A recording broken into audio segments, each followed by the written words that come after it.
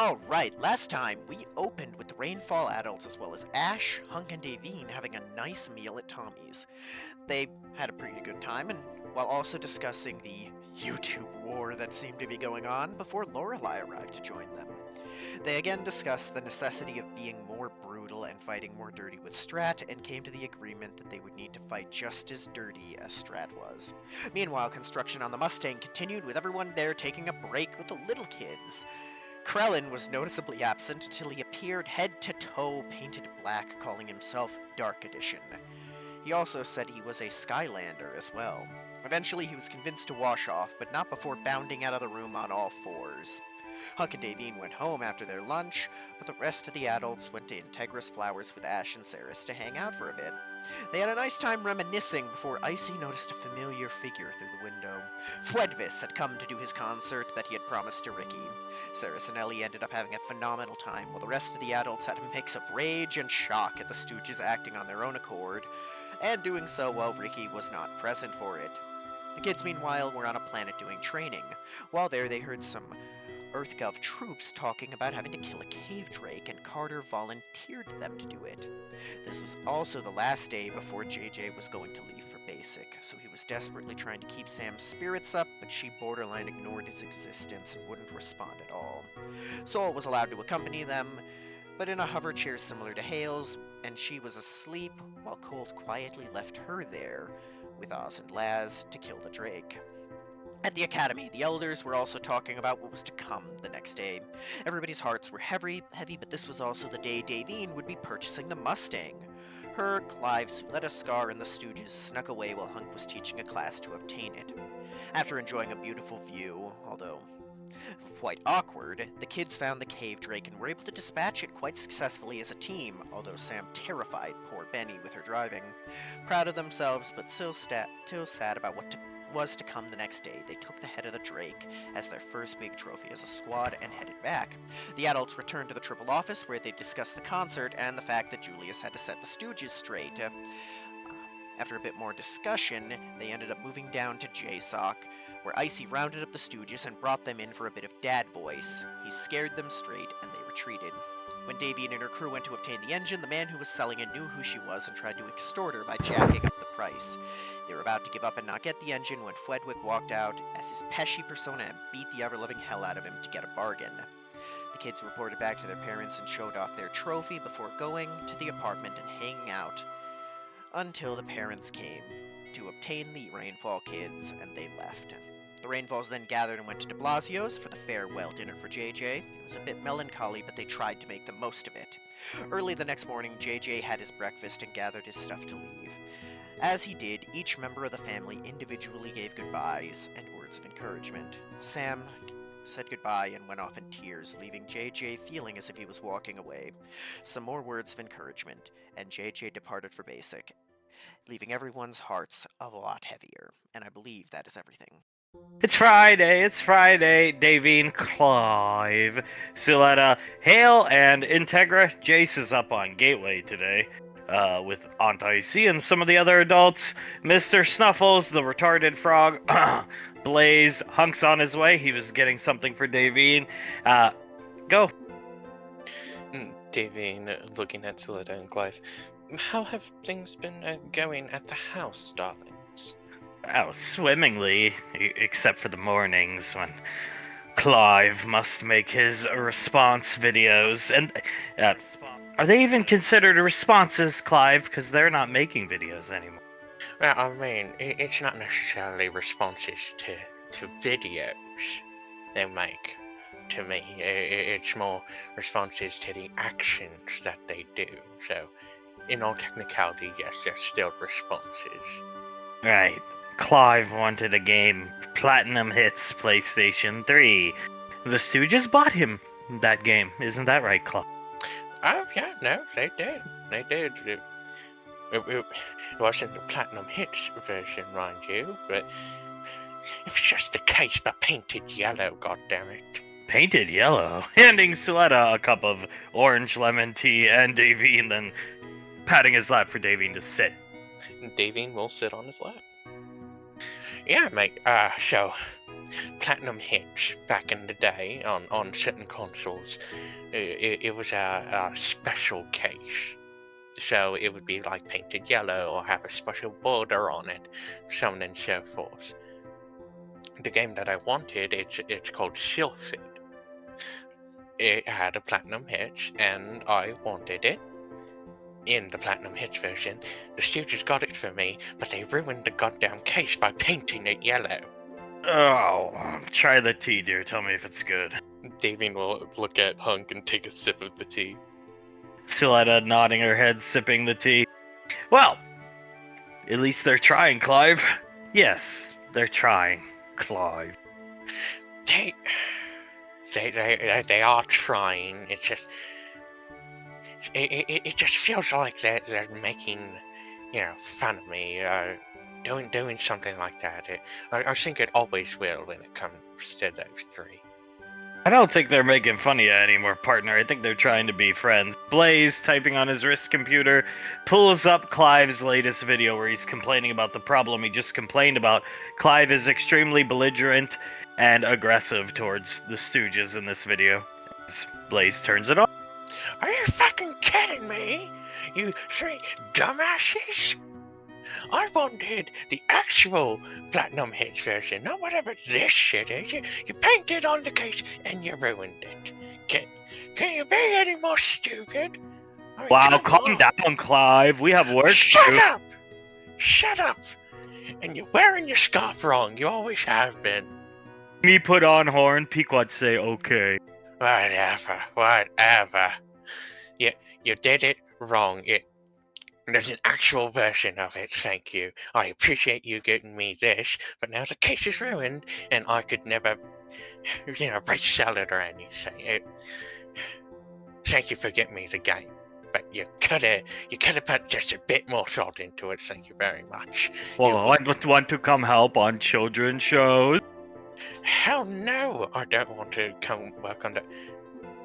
He looks, Frederick, just leave, please. Suletta in the background.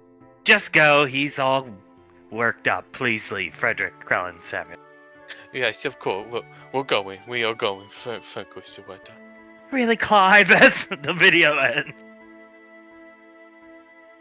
Davine just staring at her tea, clicking her tongue a bit. Tea not good?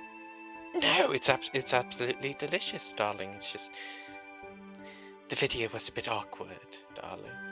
Tell you what, Clive, you mess with people enough, buddy. I mean, yeah, you back someone up into the corner, and they're gonna fight back. Trust me, I know that all too well. I would just take their trying to be kind as like a blessing, honestly, after them being so rambunctious with you your first couple months around here. I do sort of take it as a blessing, I'll be honest. It's just... It's weird that sometimes I think things and they just come out, and this was probably one of those times, but it also just baffles me how someone's mind could work like that, if you will. One of these days, you're gonna be sparring with whatever he calls himself, the Marshal, and he might not pull this as a slap punch thing. You know what I'm saying? Well, I mean, when it comes to that, don't worry about it. I can block it if he doesn't pull it. You know what I'm saying? Yeah, I heard you thought you could teach Julius a thing or two. I mean, I can, mate. I think I can. Even Shaletta said so to me. Oh yes, he most definitely can. In the most sarcastic tone of voice ever. She? Yeah, he holds her hand. God, you're just so nice to me, honey. I know, I'm the nicest and the best sister. Davy nods. I happen to agree with both of those things, Letty. And, you know what, Clive? I don't blame other people for my mistakes. I'm sorry about that, Suletta. The heart attack day. That was a day! Davy nods. It's probably one of the most stressful days of my life. Probably the most stressful days of my life. Pulling out a chair, sitting down, just shaking his head at Davy. Davine just sighs, looks at Hunk and gives him a kiss on the cheek. Well, sisters have fights, and so do roommates. But it's different when sisters have fights. It's different. Roommates shouldn't have fights, Clive. You might want to take a step or two back. I mean, yeah, you're right. You notice how I didn't say lick my sack from the back this time around? Oh yeah, that is your catchphrase or whatever you call it. Yeah, right. They just didn't seem worthy enough of that sort of reaction this time around. How is Samantha doing? Hunk just looks off into the distance. Davine grimaces and she shakes her head. She's not doing too well. Yep. JJ's been gone for, he'll look at his wrist computer, 2 weeks. Feels like 2 years. Davine nods, and it's just going to feel like it's getting longer and longer the more it goes on. I assume she spends most of her time at home alone. Yeah. Laz and I always try to get her to stay with them, but... Bed sheets still smell like JJ. Yeah, she doesn't want to really do anything past, going out on missions with the kids, and I doubt she even wants to do those things. No, I don't think she does.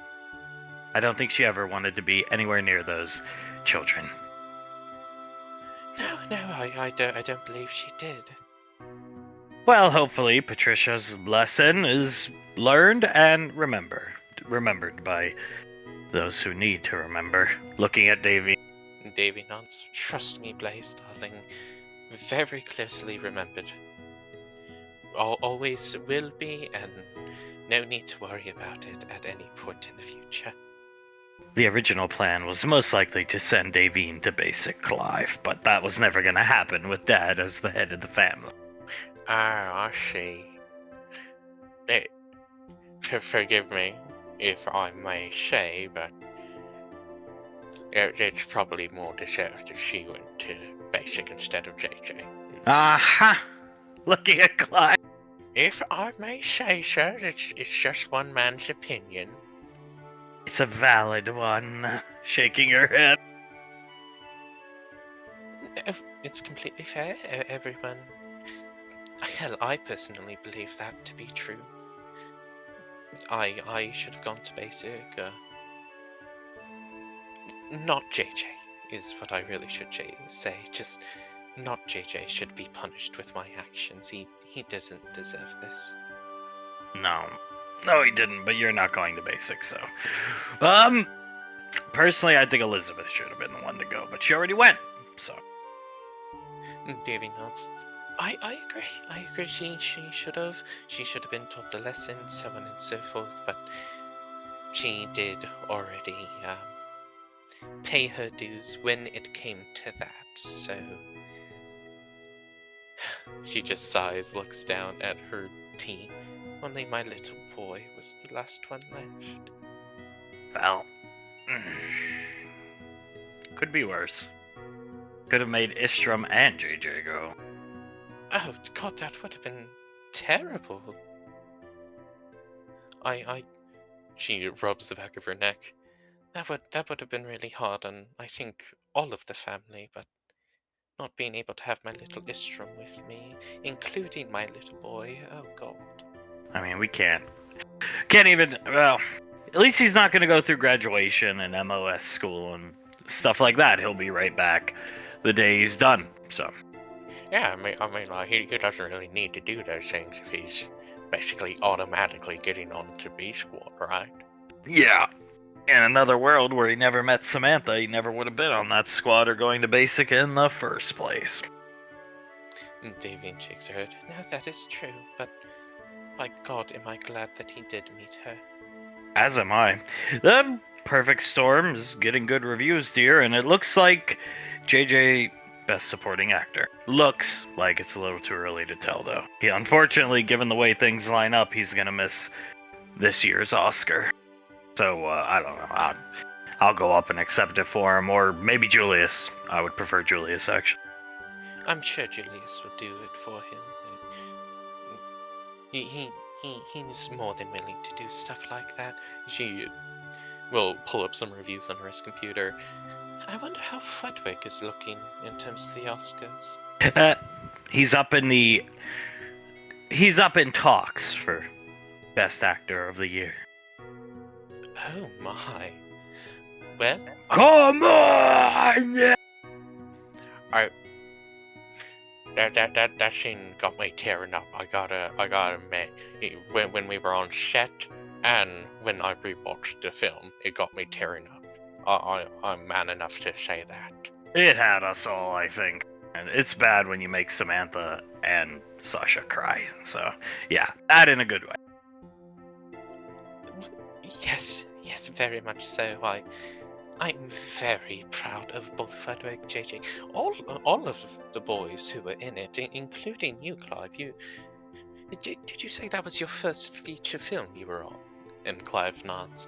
Oh yeah, no, it was my first feature film. I've acted before on like children's sets with Frederick, Krellin, Samuel, and all. But yeah, no, that was my first feature film. The children's sets are a whole nother ball game to when my darling is in charge, kissing Davine on the cheek. That is for sure. She runs a very tight ship, as opposed to the Stooges, who, well, in the nicest way possible, sort of just throw shit at the wall and see what sticks. You go off camera, change cardboard attire, come back onto camera. Yes. Exactly, and everyone has to freeze for like 3 minutes or so when they're putting on the new costume. When the children's production division first started up, Nicole and I worked very closely, Clive. And we would watch from the booth as Frederick, Krellin, and Samuel doing things like that, going off camera, coming back dressed as other characters, usually coming back dressed as the wrong character. And Frederick would just ad-lib his way through it, and we were sure we were going to make a lot of money for the family. And we were correct. Oh, you were very much correct. Neither of us actually wanted to be on the children's production, believe it or not. I don't really like writing for those type of shows. And, well, we all know Nicole only wants to write for Mommy. But, easiest money I ever made. I didn't even really have to write anything, nor did Nicole. We handed them scripts, they followed them the first couple episodes, then told us, don't worry about it. Huh, very interesting. And I assume you did enjoy being on those sets when, your daughter was on it and everything. Yeah, well, I never wanted my daughter to be an actress, but yes. Fair enough. Definitely fair enough, but, I bet it did feel good to see your daughter making some money for the family and all. Yes, at a young age. I knew it would keep Carter entertained. Oh, and it most definitely did. I'll always remember Scott telling the story, him walking in, him watching Memory and the Explorer. Carter's here, maybe you can go throw the ball with him. Carter, oh, whatever. On kissing Davine's hand. He was kind of a little bitch. Oh, yes, he most definitely was a little bitch. Little preppy kid. Wouldn't go outside. Definitely doesn't get it from his father. No, he does not. Or his mother, I would say. Maybe you would have more insight onto that, honey, but from everything that I've ever seen of Pequod, nor his mother does he get it from. No, I don't. No, and I think that's why it's a source of frustration for his mother and father. If, let's just say, JJ was a bitch like that, I assume both of us would be very frustrated with him. I would have toughened him up pretty quick, personally. I would have most definitely assisted you in... You're spending every weekday with Uncle Scar working like a man. And then at night, we're going to work out for hours and hours, which now we can do because we have our gym upgrade. Suletta lightly clapping. Davine smiles. Oh God, I love both of my daughters. Istram got that gym upgrade for us, darling. Paid out of the nose. All she has to do is openly admit she's your favorite. Davian goes to open her mouth, closes it. Oh, what the hell? Everyone already thinks so. Yes, she's my favorite, obviously. Yeah, we were thinking of a way to pay her back, get her gifts, but spellcasters are a bitch to buy for. Especially when they're in this family. You know, it's like, because you already have everything. Yes, Then it strikes Clive. Oh, you could pack her lunches. And Clive says, Clive leans back, crosses her arms. Well. Maybe you guys are thinking too big. What if you just do something like pack a lunches or something like that? Hunk's jaw drops as he looks at Davy. Davian's eyes widen. Oh, can I, honey? Can I pack little Istram's lunches? We can get her a cute lunchbox with one of the lunchboxes Pequod sells of her. Yes. Or you! Oh my God. Which one do you think Istram would like more, darling? The one with her mother. Hunk, agree. Yeah, agree. Then we'll get her one of those little lunch boxes with me on it, and I will pack her whatever she wants for lunch, be it coney stew or hell, peanut butter and jelly sandwiches, whatever she wants, I'll pack it for her. Get her some treats, Rice Krispie treat, blueberry gum, that kind of stuff. Oh yes, a lollipop, Jolly Ranchers, just some good treats, whatever she wishes. Somewhere Lorelei is clapping to herself, I'm sure. Nodding her head. Oh, I'm sure she seems very happy that you guys are very well connected with Icy. All her children, but the one that needs it the most, yes. And Clive nods. It just gives Julius and Patricia another thing to make fun of her for, because deep down on the inside, I think they're slightly jealous, but not very much. They're not jealous. No, I don't think they're necessarily jealous, darling, but they do make fun of her quite a bit for it. Well, they're her older siblings, so, you know, it comes with the territory. Maybe if Laz had done a little more of that to Carter, it'd be a little more tough. Oh, But Laz is too much of a sweetheart. I don't doubt that for a second, and...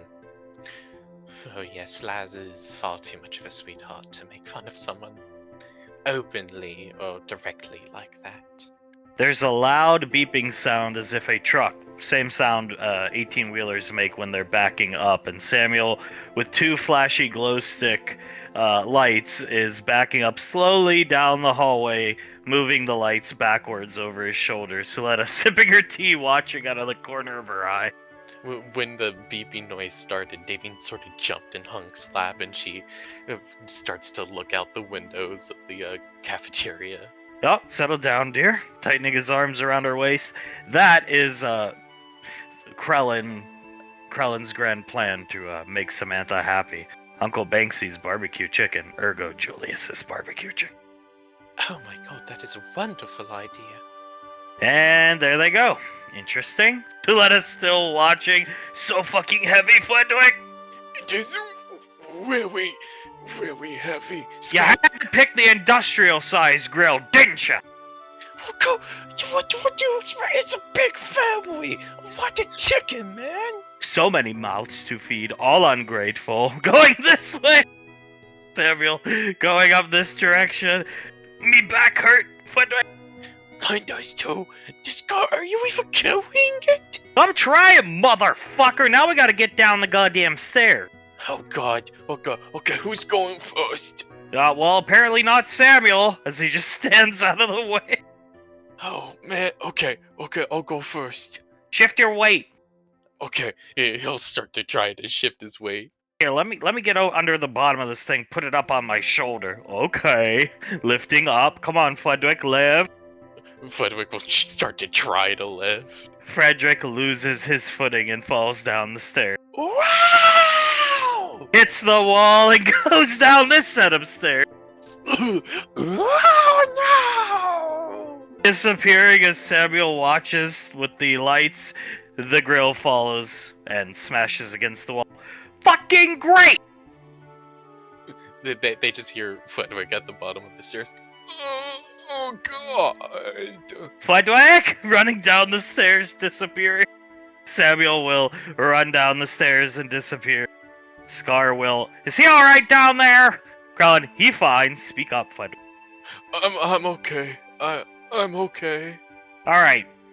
I'm gonna go get another grill. Okay, I'll be back. Why don't you guys just go to Samantha's? Okay, we'll go to Samantha's. Get the chicken. Go get the chicken. It should be down there in the freezers. Then go to Samantha. Oh, okay, yeah, no, we could do that. Oh, got my neck. Let me pick you up. Oh, thank you, Chloe. Samuel seductively beeping as they just watch Scar stop and light a cigarette. Why didn't they just have Samuel carry it? I don't know. Samuel's probably stronger than all three of them put together.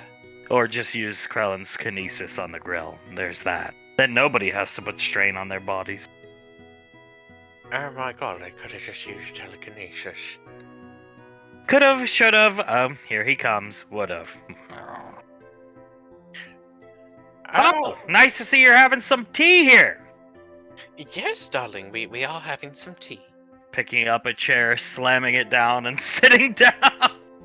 You're doing okay over there, mate? Don't like drama. We've discussed this. A lot of Samantha drama lately. Trying to, put our heads together and figure something out that will work. Thank you, Davy. Davine sighs.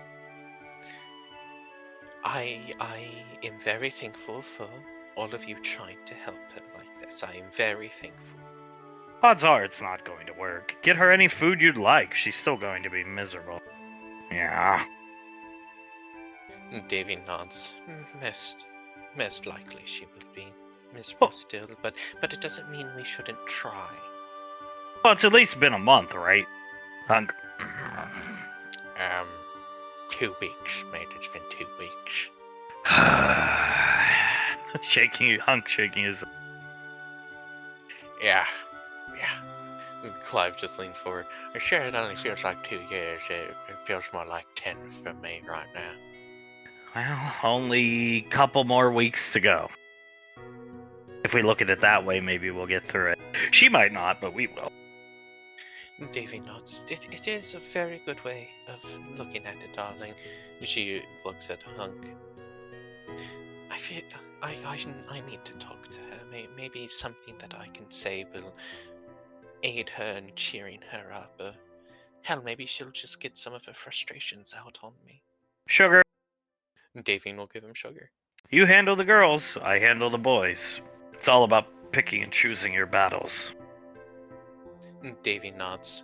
Perhaps when she gets back today, I'll help her out. Or attempt to help her out, I should say. Yeah. Wait for the right opportunity and talk to her.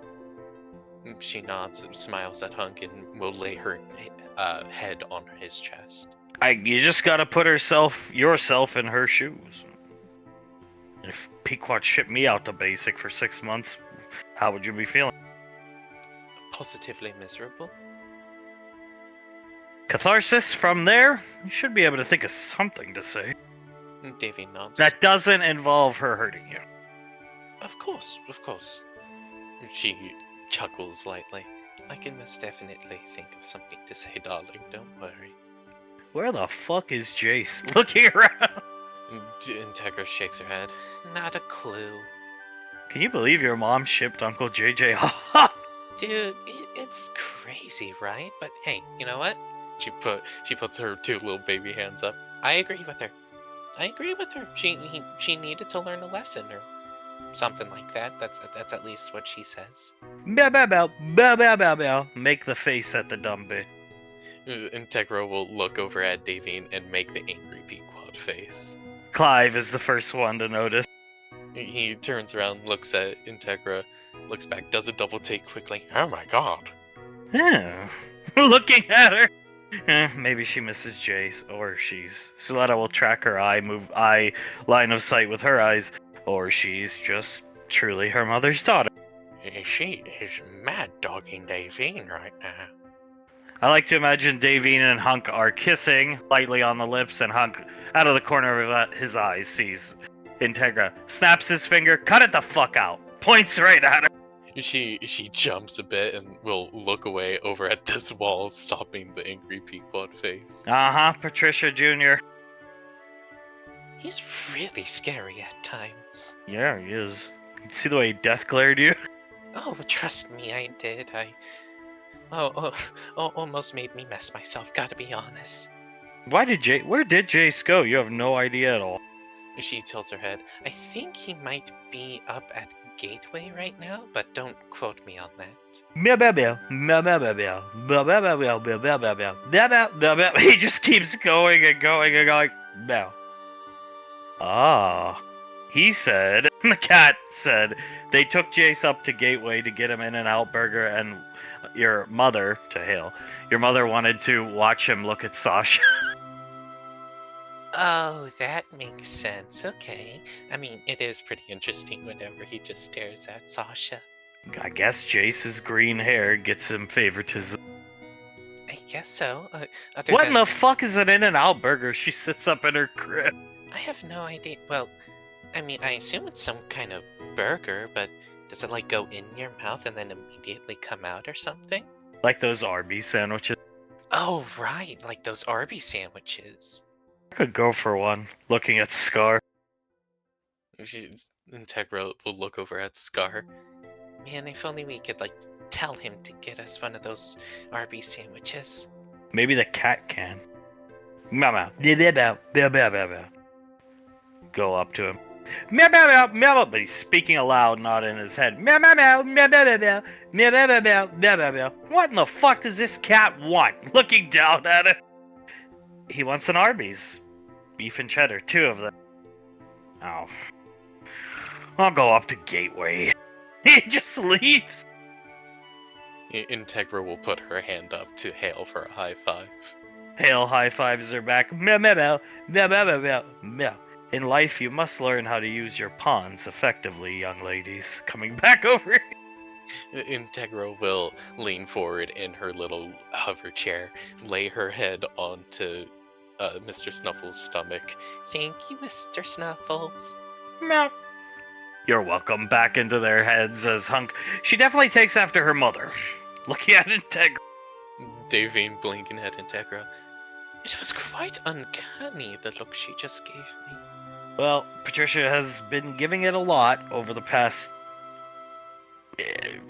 8 months, 7 months, so yeah. Davine nods. She rubs one of her cheeks. She's probably just learning from her mother, like, oh, this is something mommy does, so I'll do it to grandma too. She probably doesn't necessarily understand why it's being given. No, but she definitely grits her teeth in the same way and narrows her eyes. Suletta, it's quite intimidating. And her like little nose scrunches up. You notice that? Yes, staring at the child inquisitively. Blaze looking at her. Is still petting Mr. Snuffles with both of her hands on his stomach. Well, can I have a sip of the tea? Oh yes, darling, of course. He'll sip it. It's not bad. Orange tea. Orange with a lemon slice. Mama Lan said it's really good. It is quite delicious. My compliments to the chef, as she'll wink at Hunk. I tell you what, you know where I was before I got the tea for you? Where was that? Inspecting the paintball court. Clive actually does almost a little golf clap like Suletta. Oh my god, mate, I cannot wait for that. Yes, Clive is actually quite looking forward to it. He says he could teach you a thing or two about, well, in this case, non-lethal firearms. You don't say. Looking at Clive. I mean, you never know. Maybe I'll pull a move on you, a move or two on you that might just blow your mind. Oh, hey, I look forward to the competition. You're gonna have to work with the goofballs, though. You're up for that? We have a good, professional relationship, and sometimes that professional relationship can go into personal relationship and everything like that. It's just when they do dumb things like they did today, and yeah, I'll be fine with them. I don't think Julius and I have really finalized who's gonna be on our team yet, because, shit. I mean, JJ's gone. he's always like my third pick after Julius. Colt, Carter, and we'll need one more. Well, Oz is quite good with the weaponry that he uses, isn't he? Yeah, we can get old Oswald in on it, I think. I'm looking forward to it. I would prefer to play more of a traditional sport myself, but I think we need a break after the basketball game. I think so, and has Sasha agreed to ref for this game as well? Ah, there's no agreeing anymore. She's got the scarf on. Ask and we shall receive. Oh, right. I'm so proud of Lazuli. She managed to do what none of us could do for 20 years. Well, she is the greatest child of Julius. As Krellin likes to remind everyone of constantly. Well, I do think Krellin is correct about that. She nods. As do I. She certainly is the best child of Julius. Although maybe that won't be true for long, considering how much he talks up Thomas. Suletta, leaning back in her seat, I think Laz will be quite hard to dethrone, personally. But no, yes, he constantly rambles about Thomas. Constantly! She looks at Clive. Oh, trust me, I know. It's always Thomas this, Thomas that. Thomas will be leader of men and all that kind of. But honestly, in my opinion, I think it's baloney. Call me like biased or something like that. I personally think it's just a little bit of baloney. Yeah, I don't know. Krellin, he says he has foresight, but he never started apparently using it, or at least telling us about it, until, relatively speaking, recently. And if he did have foresight, why would he have sent his ship into the volcano and started a natural disaster? To save you from technology. Looking at Davy.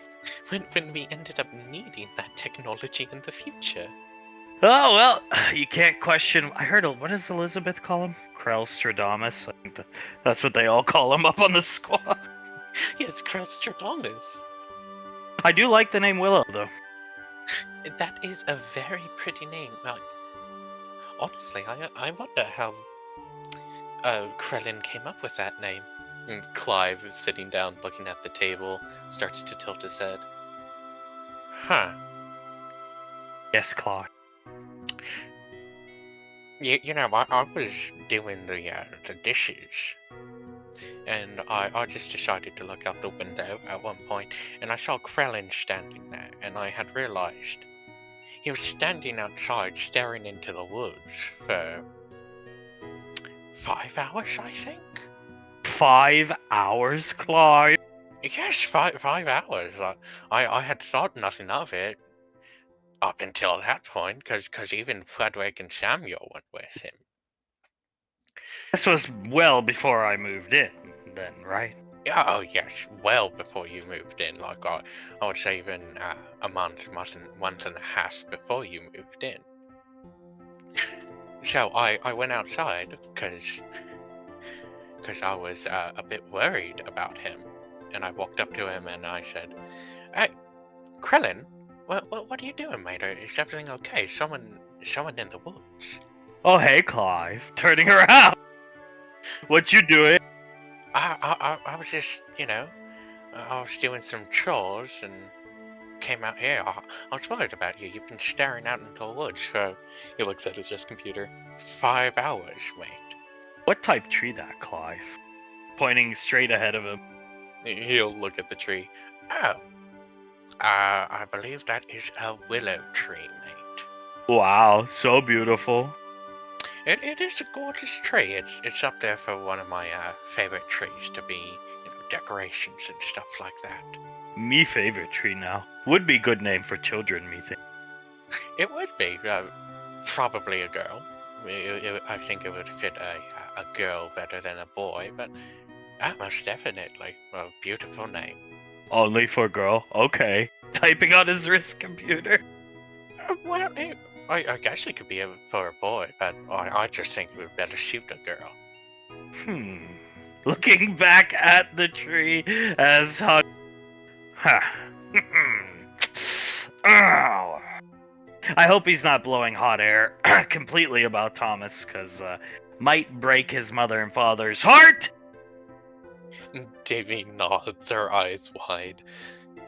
It might absolutely shatter her heart. Well, honestly, I don't really care what Thomas does, as long as he is like any of the other kids, like Carter. So picks what he wants to do, sticks to his guns and does it, and takes care of her. If he doesn't take care of her, we're gonna have problems. And I mean big problems. Like I'll stop talking about it. But yeah. Davy nods, holds Hunk's hand, and squeezes it a couple times. I fully agree, darling. If he could choose to do whatever he wants. He could choose to be a mechanic, anything, a bank teller, so on and so forth. Anything that he wants to do in his life, as long as he sticks to it and makes his dreams come true. If he also makes their dreams come true. Their dreams come true, exactly. She looks at Hale. As long as he's helping her out and taking care of her, and also making her dreams come true, then I don't think I'm going to have a problem with Thomas. I also don't think he's going to be... What did Elizabeth say about him? The next coming of Christ? Yeah, the second coming of Christ. No. And he shouldn't be, really. But he would be nice if he, kind of did what Julius did not, if you know what I mean. Well, let's put it mildly for this one. Be an absolute hooligan. Well, hooligan's okay, but just through and through good husband. No Izzy repeats, stuff like that, right? Oh, yes, I see. No, I also hope that Thomas isn't stupid like that. Hooligan's okay. All the kids should be. Is that a beef and cheddar? Scar coming back with two of them. Yeah. Here you go, fucking cat. Setting them in Mr. Snuffles' hover chair, sitting down. Who are you talking about? We're just talking about, how we hope Thomas isn't like Julius in the future. Yeah, he'll be okay. With the education system being set in place, and, I think he has people like Carter to look up to and teach him, and Memory Ann, and Soul, and Laz, he'll be okay. That is very true. We have the entire education system put in place, and... His father's probably gonna drill it into him, too, so... Most likely, I would assume so. If he was as hard as he is on those three kids, I assume he's going to be just as hard on Thomas. Those are for the cat. Hale levitating the beef and cheddars, one to Integra, one to herself. The cat just ignores them. Okay. Nodding back at Davine. I thought the cat wanted them, but alright. As did I. She looks at Mr. Snuffles. But Mr. Snuffles, they're taking your sandwiches, darling. He lets out a big, cute cat yawn and into his bed. Oh, he's sleepy, dear. Oh, okay. Well, perhaps he wanted them and just fell asleep, as Integra will start eating her beef and cheddar. Just eat slowly, don't choke. Little pieces, Integra. She smiles at Hunk while kicking her feet because she likes how it tastes. Okay, well, doing basically the same thing, Scar. Yeah, I don't think we have anything to worry about with Thomas. So that, it's kind of like the ultimate gift, I would say, getting born with one of these bonds, like Memory Ann and Carter had. Because let's put it this way. Let's just take the time travel out of the equation and all the nonsense of being a rat and a dog.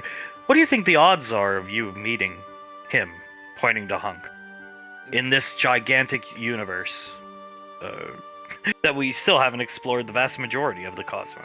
Think about it. Oh, well, far beyond 1 in a trillion, darling. What do you think the chance is, kissing Davine's hand, of Julius and Ash getting stationed to the headhunters, were? Not very high, I would think. She shakes her head. No, not high at all. Especially considering where they woke up after time travel and everything like that. Imagine this. Patricia had been assigned to the headhunters only, I think, 3 months before they were assigned. So, Davine's eyebrows go up. Well, it definitely seems like the universe has plans, doesn't it? well, it's you're born with the love of your life there, whether it's waiting for you or you're the one in the womb. In Marianne and Carter's case, I would try to tell her, he'll come around, give him time. This is a gift. You don't have to find the love of your life, and she wouldn't listen. It's a gift. It should not be squandered. Can you imagine life without Hunk? Do you think Julius could imagine life without Patricia? No. I mean, you've witnessed both of us without lives with our significant others. It's never turned out well, has it? No. But they have the gift of already having the love of their life waiting. So it shouldn't be squandered. It's the greatest gift in my opinion. It most certainly is, as she'll start to pet the top of Hale's head while she's eating her sandwich. Hunk will, he better not fuck it up. Or I'll fuck him up. Death glaring at Clive for some reason. Look at me, mate. No, Thomas. Ah, well. Honestly, mate, if He looks at Hale. I know I'm here like the least amount of time out of anyone, but this girl is precious, and she should always be protected as such. They all should be. I agree with you. Just her, it's a little favoritism on my part, which is not fair, but yeah. I mean, she does look exactly like Nicole. Yeah. So, if he does hurt her, hell, mate, I'll have some words with him. I might give him the what you howl for, if you know what I mean. Hey, I'd back you up. This Blaze, I think there would be a long line. Unfortunately for him, I think his father would be at the head of the line. Oh, yes, I would say Julius would have first dibs, don't you, darling? Moosh and Julius is pretty goddamn intimidating. It's like, yeah. Davy nods. I don't really think any of the other kids have ever been, well, they've seen him, of course, but been directly yelled at by Moosh and Julius. He ought to employ it more. He should. He most definitely should. If the kids really mess up or something like that, that is one hell of a way to be terrified of him. One hell of a way to be terrified of him. Scar lighting another cigarette. I'm on Team Thomas. I'm all for it. You listen to Krellin talk, Krellin knows what he's talking about. I'm on Team Thomas. They're gonna be great, pointing at her, and he points up the way he came to Gateway, and Thomas, just give the kid a chance. Anyway, who's less of a cocksucker to come help me lift another grill? I've got my arms full right now. Clive sighs. He looks at Suletta. Oh, Clive, we don't often get to spend these hours together. Taking his hand. Clive looks over at Scar. I'm sorry, mate. You heard the lady. Looks back at Blaze. I'll assist you. And this time we don't need the air traffic signaling lights. Scar, yeah, I don't get that. They just walk off. Now here's the real question. Do you think Samuel was producing those noises himself? I don't know. Looking down the stairs where they went off to get the chicken. Hunk, you never can tell with Samuel. Voice box thing coming along good there? Yeah, the translator is coming along smashingly here. Let me just, He'll reach into his pocket and pull it out. This is what it looks like. You hook it onto a part of his body, hook it up to him, and he'll be able to speak like you or I. Good. I can't wait to hear Samuel's thoughts on things. Who's he gonna sound like? Well, Fallout 3, mate. Scratches the back of his head. Davey knows it. Fallout 3, it's a video game, darling. Right, yeah. I think I've seen Elizabeth play it once. I'm sure you have, Donna. She does play it. I don't think it's one of her favorites, but she does play that game. Okay, Fallout 3. All right. Well, there's this large robot in it that long story short, you take control of. It helps you out on, your missions and everything like that. He's gonna sound like that. I believe his name is Liberty Prime. Oh, Samuel Prime, sipping your tea. Clive starts to laugh. It should also assist him in better matching Optimus Prime's voice, because it's like deep and almost robotic and everything like that. Certainly won't be beeping anymore, I'll tell you that much. Well, I think that will probably make Patricia very happy. She finally talked to one of her 3 favorite children. Oh, I'm sure it will make her very happy.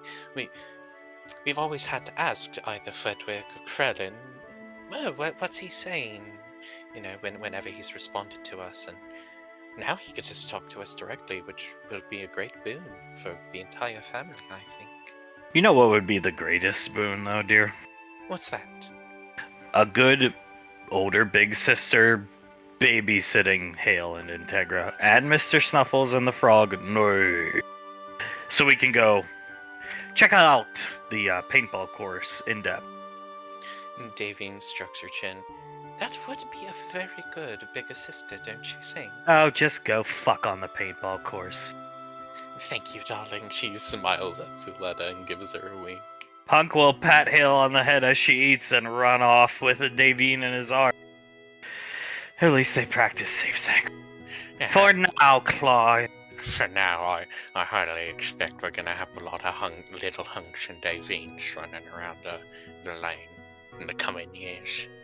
Suletta squints, turns her head slowly towards Clive. What would you do to Thomas if he, Izzy'd her as dumbass did to Patricia? Twice, mind you. This Izzy problem was a 2-time thing. Well. He looks down, messes with the translator a bit more, and puts it away. I'm actually not sure on that. I guess it depends on how bad the mess up is, I guess. Like, Breaks her heart. breaks her heart. Oh, well, I think that one's a bit more simpler. If he just broke her heart or left her a mess of a human being, let's say, I'd probably try to kill him. Clive, I think the Rainfall family could have used more uncles like you. Kissing him on the lip. He kisses her back. Well, thank you very much, Miss Suletta. A long time ago, I think we could have used more of you. I would have. He holds both of her hands. I definitely would have appreciated being with you sooner. Well, we're here now. Let's go take the kids for a walk as they eat their fast food. Yes, let's see. You don't think Mr. Snuffles got that for them, do you? No. Looking at the cat snoring in his seat. No, not at all. Right. He looks at the two of them. They do look cute with their little sandwiches, though. As he'll stand up. Yes, they do. Come, girls. She'll clap her hands and their hover chairs will follow.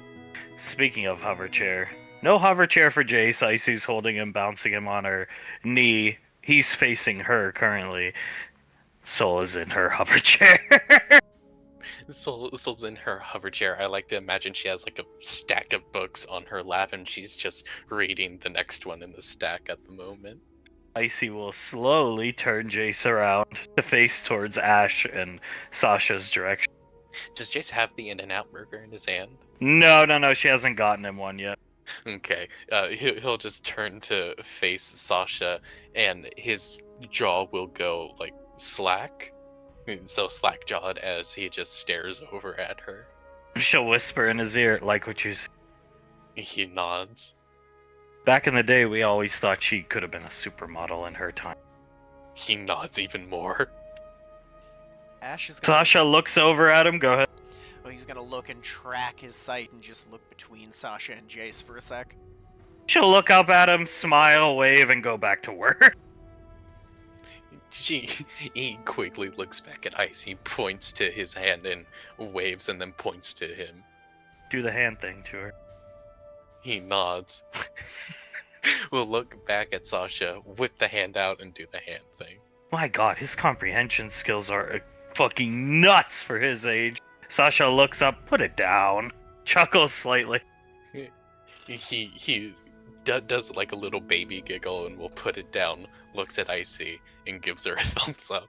She nods her head at him as Sasha will wink at him and look back down. Pequod getting angrier and angrier as the seconds pass. So, reading her book, she'll look over at her mom. You okay, Mom? Your face is starting to turn red. She'll slam her hand on the desk. Sasha will cover her ears. Icy will cover Jace's. Stomp her foot. Julie, yes! Echoing throughout the station at the top of her lungs as Julius is coming back with egg salad sandwich. Motherfucker! Holy shit! As he'll run into the office with the egg sandwiches. About fucking time. Yes, I'm sorry, honey. I'm sorry. I'm here with the sandwiches. He'll walk up to her and give her the sandwiches. She hands one to Soul, and she'll take the other one and sit back down. Icy taking her hands off his ears. Even after 20 years, you've still got it. Just gets worse and worse, I think, the older I get. It's not that bad. I think they might not have been able to hear you on the bottom ring this time. Sorry about that. Oh, looks at Sasha, who removes the hands from her ears. Towns, huh? Takes off his headphones. Nothing. They're used to it, I guess. I'm sure they are. It's been a while. Maybe looks over at the others. Maybe warn me if she's about to do it. It's been so Yeah. Just when she stands up and slams her fist off something is the telltale sign.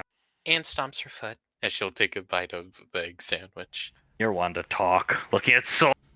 Well, I only know that's how it goes because I do it to Colt. You mean you more like kind of like stretch your leg out in your ridiculous chair? It is a comfy chair. You wouldn't call it ridiculous if you had one, Mom. Yeah, that chair's getting scrapped the second that baby's up. She looks at Pequod. But what if we need it in the future? Like, can't we just keep it in the storage facility?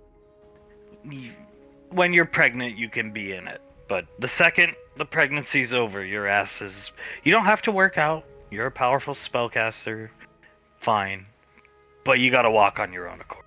Of course, yeah. And as soon as I'm not pregnant, I'll walk on my own accord, but we can't scrap it. As she almost... It looks like she starts to pet the hover chair almost.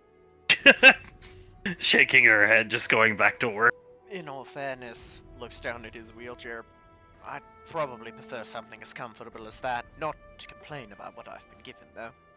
Eats her sandwich. Pequod finishes it. Points at her chair for Julie. Julius will pick her up and sit down and set her down on his lap. Always amazes me how quick she can eat, Jace. She just like scarfs it down. He nods, puts up 3 fingers, and then does 3 biting motions. Like, she ate it in 3 bites. God, he is so smart! Kissing him on the cheek. He is quite clever for his age, isn't he? But it's not affection from me he wants, I think. Sasha, I'm busy. Icy, sorry, Jade. He does a little shrug and will give Icy 2 thumbs up. He's definitely not going to be into redheads, I think, that's for sure. No, that is for sure. I think it's brunettes for him. Just a hunch, though. Yeah. Mash is gonna look at Jace. You're keeping an eye on your siblings and cousins, yes? He gives Ash a nod. Good boy. Seems they're gonna need you to keep them in check. I mean, you appear to be the smart one. He's going to be the responsible one, I think, patting his head lightly. Which is a burden, but he'll manage.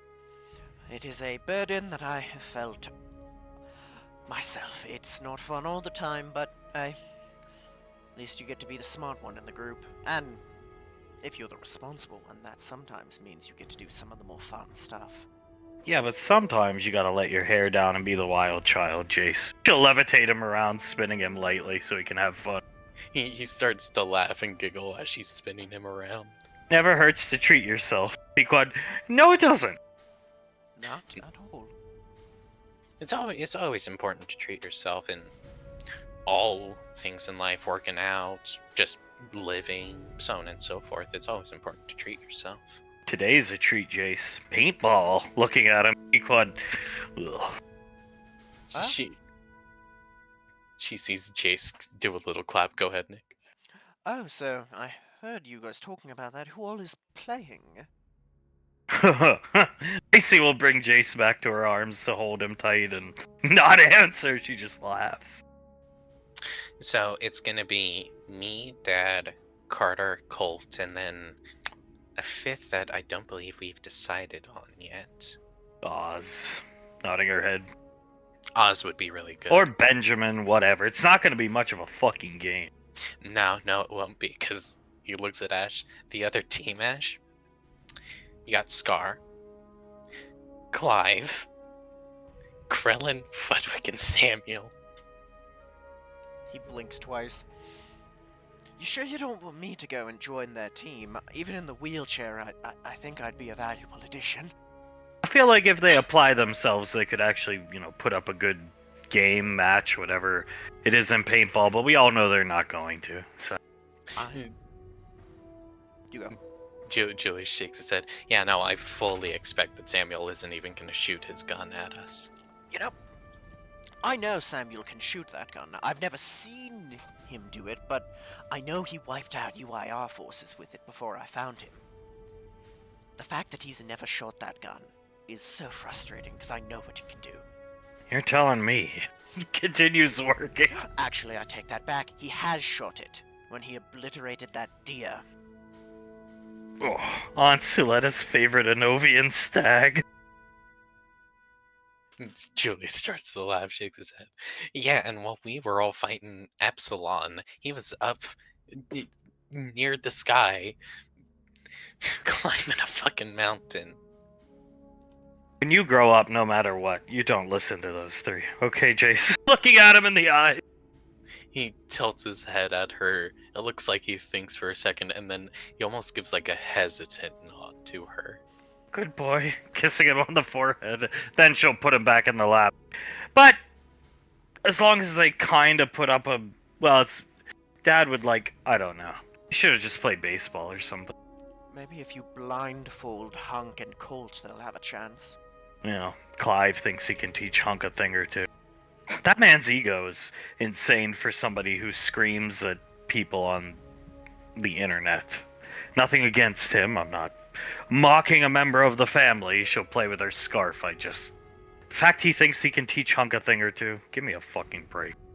I guess when your ego has been decimated, as much as I assume his has over the years, then once you find something you're at least adequate at, or average, or hell, maybe you're even really good at it, you start to blow that out of proportion.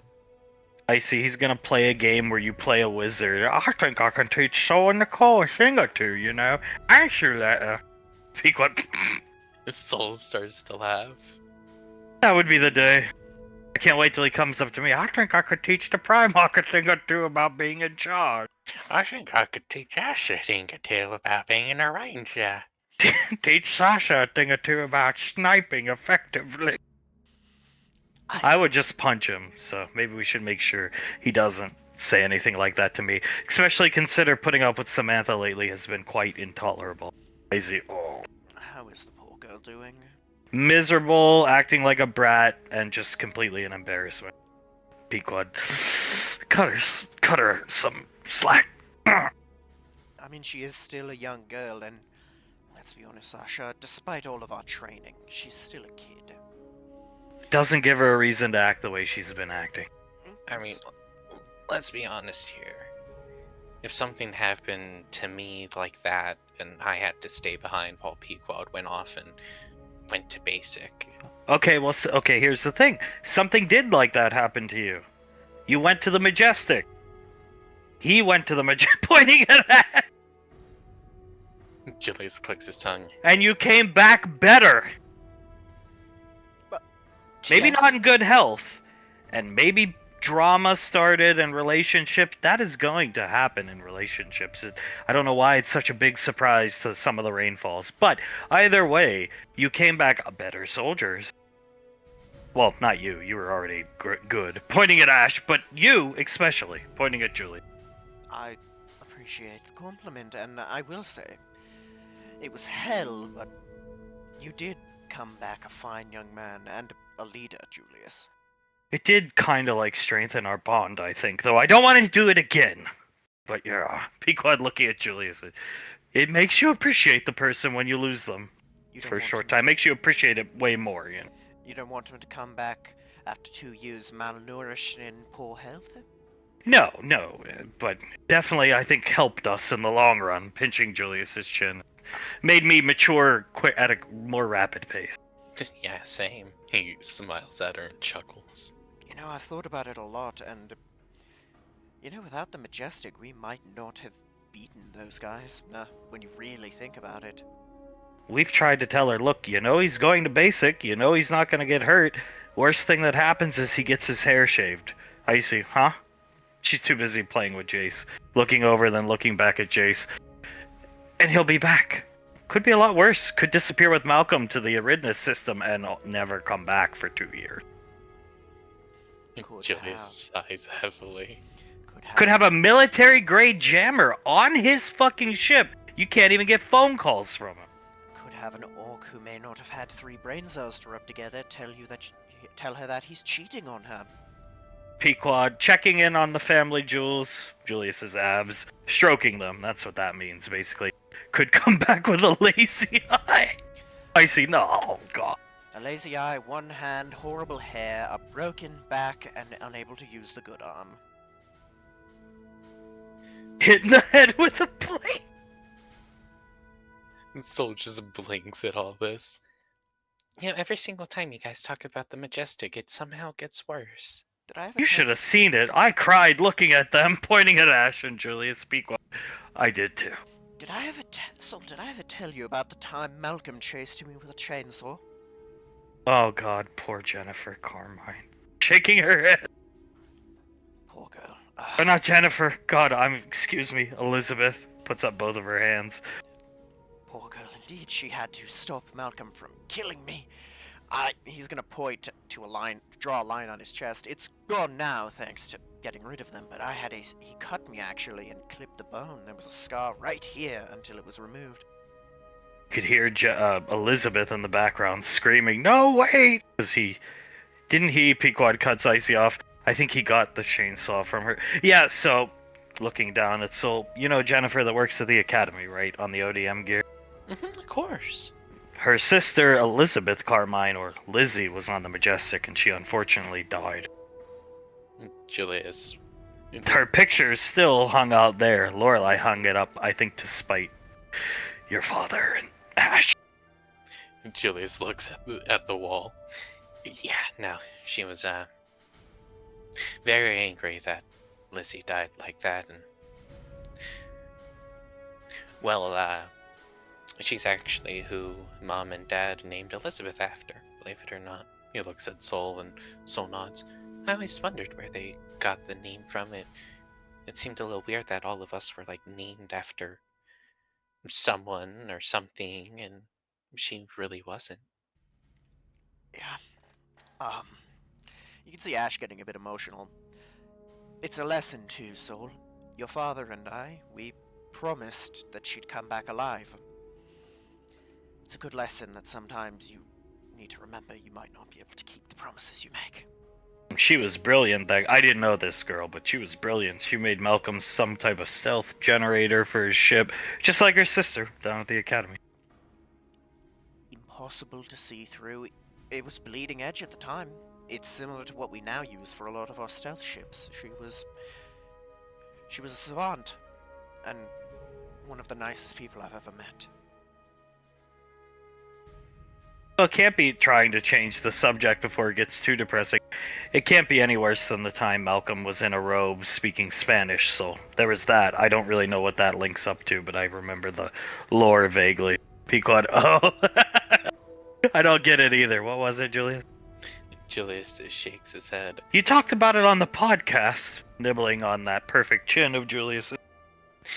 Oh god, it's been a while, but I believe he would speak Spanish to her, and he was dressed up like a cultist, wasn't he, Ash? It was a red robe that covered partially his head with a hood, and he walked around with a lantern that had like fog coming out the bottom of it, and he'd say things like "Oh, shima," in just random Spanish. Yes, PD, Davine. Yeah, and exactly. We looked some of it up, and it was like, you know, not direct quotes, of course, but like, "Show me your breasts, Davine," and shit like that. Pequod laughing at that one. I think one of them he called me a white devil. Show me your breasts, baby. Dad, any time of the day, basically. Julius starts to laugh. Well, remember the time that we had to help stop your mother from killing him after he just entered the women's restroom? Yeah, no. Trust me, I remember a lot of that shit, Ash. He used to hang cameras in the women's bathroom. Big tape camcorders, apparently, so. Oh my god. Yes, he used more analog technology because he didn't want to be spied on. He tried to fax the former Ranger General. Fax? An old form of communication from the 20th century. The way it basically worked was it would scan a piece of paper with writing on it, and then another printer would print out that piece of paper wherever the fax was sent to. The Ranger General did not have a fax machine, and there was no network from which to send them over. Soul just shakes her head. Oh my god. And he could not remember Gondar's name. Gurak Gundar. Talent, or you could call it dumb or luck. Gundar. Ah, that time. Yes, he called him Gundar, Grundark, Gondlock, Glue Dark. Gludark. My favorite one he got wrong was his friend Ruga on one of those colonies, who had his name on his uniform, and Malcolm called him was it Reuben? So this is my plan, Ash. We don't need to talk to anybody. That was minutes before he teleported us onto a tower and cast silence on me for 8 hours. Oh, is that what that live stream is about? Yep, stream's still up to this day, honey. Nodding her head. The guy who made that stream made a lot of money in the early days after the Majestic, when Malcolm was like the big thing, seeing Malcolm movies and stuff like that, yeah. Oh, I don't doubt it. If it's been up all this time, then Jesus, that's a lot of credits. That it is. Looks at his hand and opens and closes it. Yeah. You know, we had to build a new hand for me from scraps on that ship after it got cut off. She just rubs the back of her neck. She looks at all of them. You guys certainly went through a lot, didn't you? And there's a good reason that everybody's so grateful to General Lorelei. They were also accused of basically every war crime imaginable. And technically speaking, they were perpetrators of those war crimes. Dereliction of duty, she starts listing them off. Pequod, not by choice, but yeah. You mustn't forget nuking a colony on 2 occasions. What the... Lorelei protected your father and Ash. Well, again, not by choice, honey. If we knew any of that stuff was going on, we would have mutinied. We didn't find out about the nuke until the movie dropped. Basically, the day the ship went down, a mutiny was about to take place. He shot Ash, and then they got shot out of the sky, and we were tailing Tewas. Points at Icy, and there they were. Well, thank God you guys were tailing them. She will hold Julius's and Pequod's hands. Yes, really thank God for that. Otherwise, they probably would have died there. Well, they would have ended up with Uncle Scar and the teleprompter.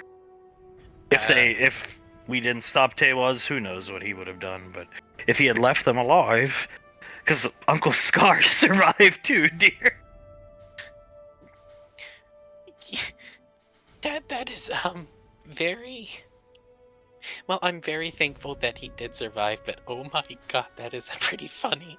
Do you remember when he showed up at the apartment? I know I was being mean to him. I was going through problems, and I shouldn't have been. But he just walked in with a teleprompter. Nice. General Rico, let me keep this. Can I join your team, Julius? Julius covers his mouth and starts to laugh. Then he came up to me and asked me, and I was like, yeah, okay, you can join. Nice. And then he just sat down in the recliner for hours. He just sat there for like 20, well, more than 20 minutes. It was like at least 7 hours staring blankly at the wall. Better than the gym. 1, better than the gym, and 2, the man had mental issues, like brain damage mental issues, Nicole. You can't really fault him for that. And he always used to brag about taking the royalty checks from my father. Well, I took them. I needed the money. He debatably made the right choice there. Julius still said, depends on who you ask. For him, it was definitely the right choice. For us, I think we made the right choice, Ash. There was no rainfall in his future. None of our future back then, so yeah. Yeah, that's exactly what I was thinking. He made the right one for him. I'm happy with the choice I made.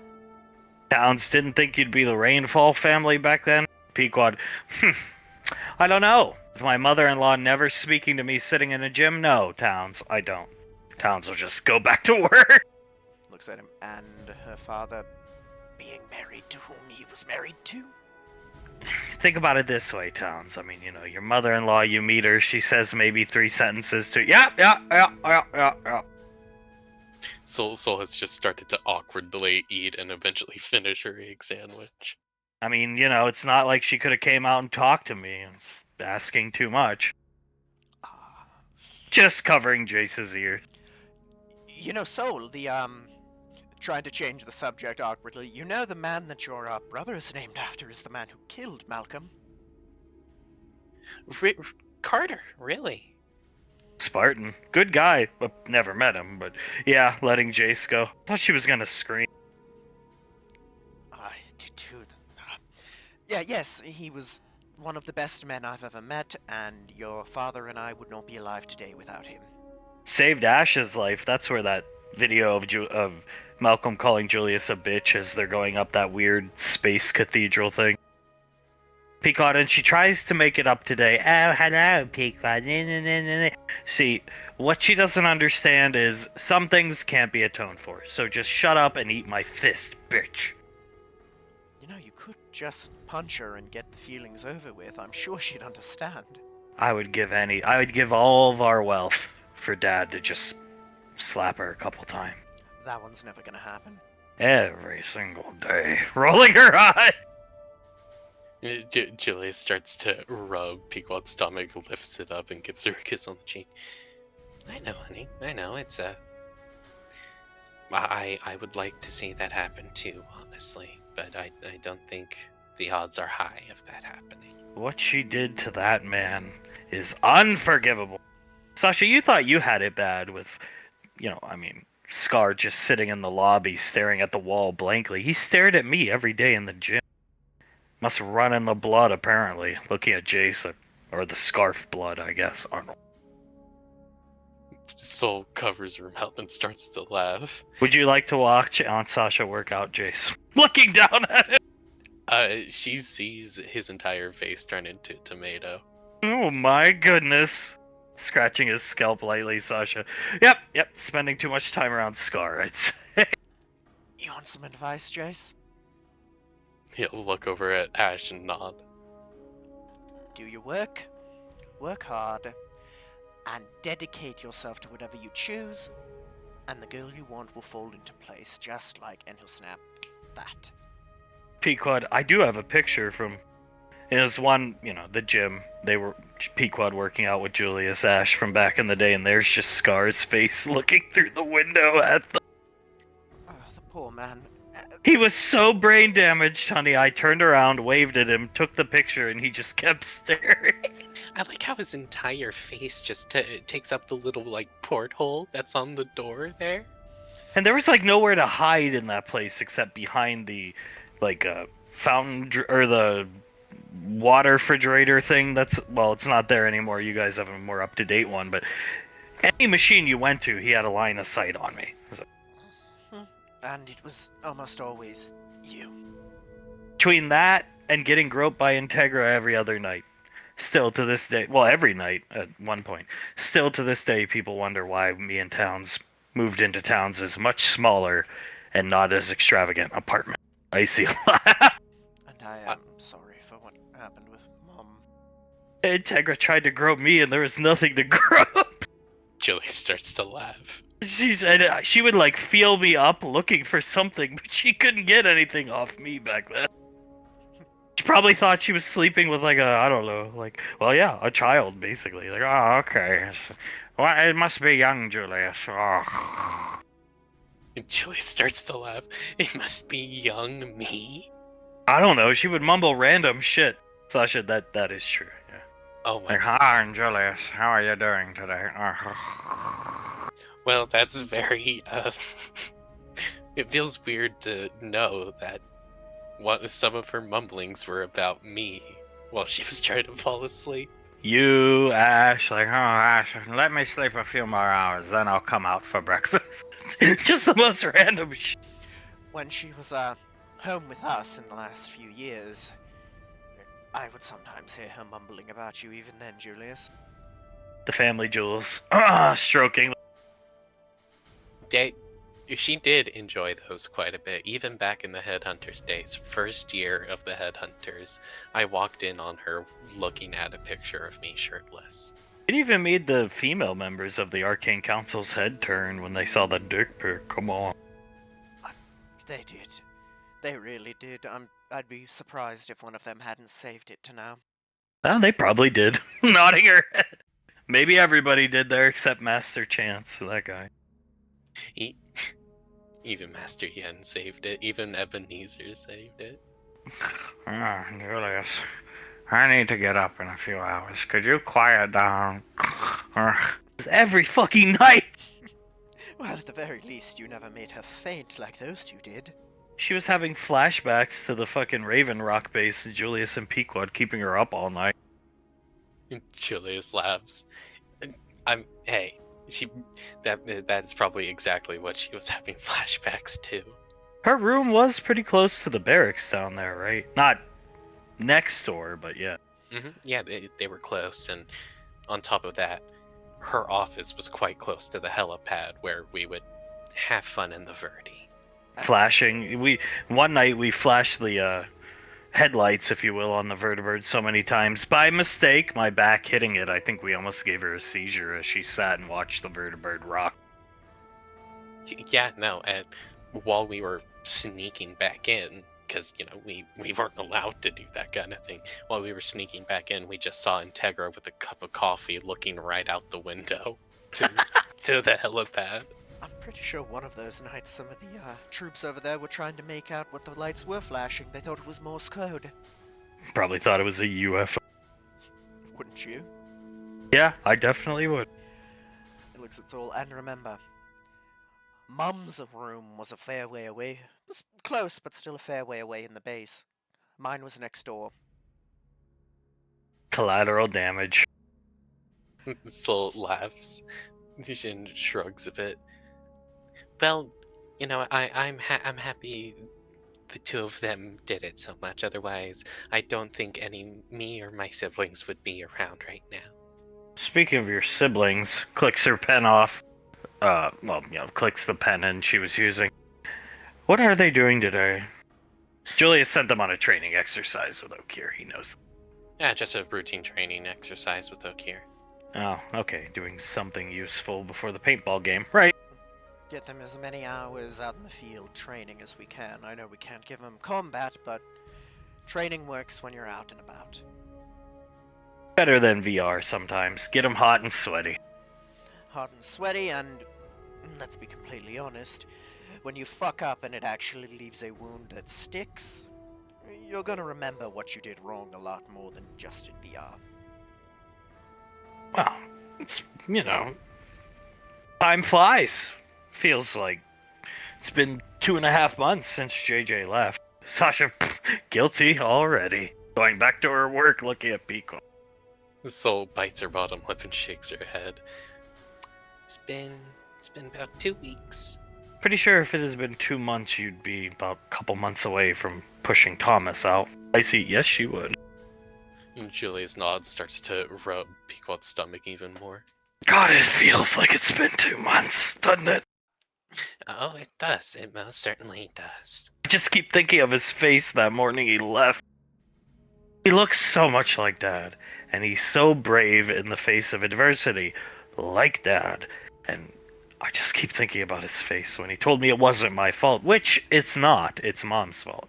You know that, right? Looking at Soul. Soul nods. Trust me, I know it. I wasn't blaming you at all. Good. Nodding her head, playing with Julius's hair. You've got nothing to be guilty about, Pequod. You did the right thing. Sometimes the right thing is not fun. Believe me, Julius and I know from experience. I just want to set a precedent so Mother knows next time she defaults to her degraded brain cells from Gallia, she thinks better. Trust me, honey, I think... I think I'll walk away from the man today and ruin him again. Oh, there's repercussions. Never mind, I'll actually be a good wife, something I shouldn't struggle with. I think you did what you're setting out to do, honey. No ifs, ands, or buts about it. She's he looks at Icy. Have you seen the way she's looked at Sam over the past 2 weeks? Yeah, it's hard not to look at Sam that ways. Yeah, most definitely. Jace, not a lesson, Jace. Never, ever, ever walk away from your significant other. Or let another guy touch you, Jace. Or girl, I'm sorry. His head recoils a bit, and then he nods when she corrects herself. In Soul's case, it was another guy looking over at Soul. Either way, you know what I mean. You'll learn in the curriculum. You don't have to. Why do we even worry about him? Putting him back up in the air, letting him spin around. It's hard. He's a little one. It's hard not to be a little worried about his future. Although I think you're quite safe. I think we need to worry about Clive's future. Anybody see his new YouTube video? Pequod? We try not to watch because we just end up making fun of him. But yeah. What was They tried to do something nice. I'm angry, and I'm going to yell about it while Suletta scolds me in the background. I see pulling Jace back. Yeah. He really went from being the victim to equally bad quickly, didn't he?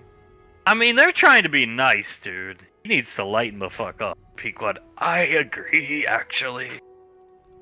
I do too. Yes, they fucked with him for a while, but that doesn't give you an excuse to act like that. Again, looks at Icy and Julius. You two fucked with me more than enough for me to understand that.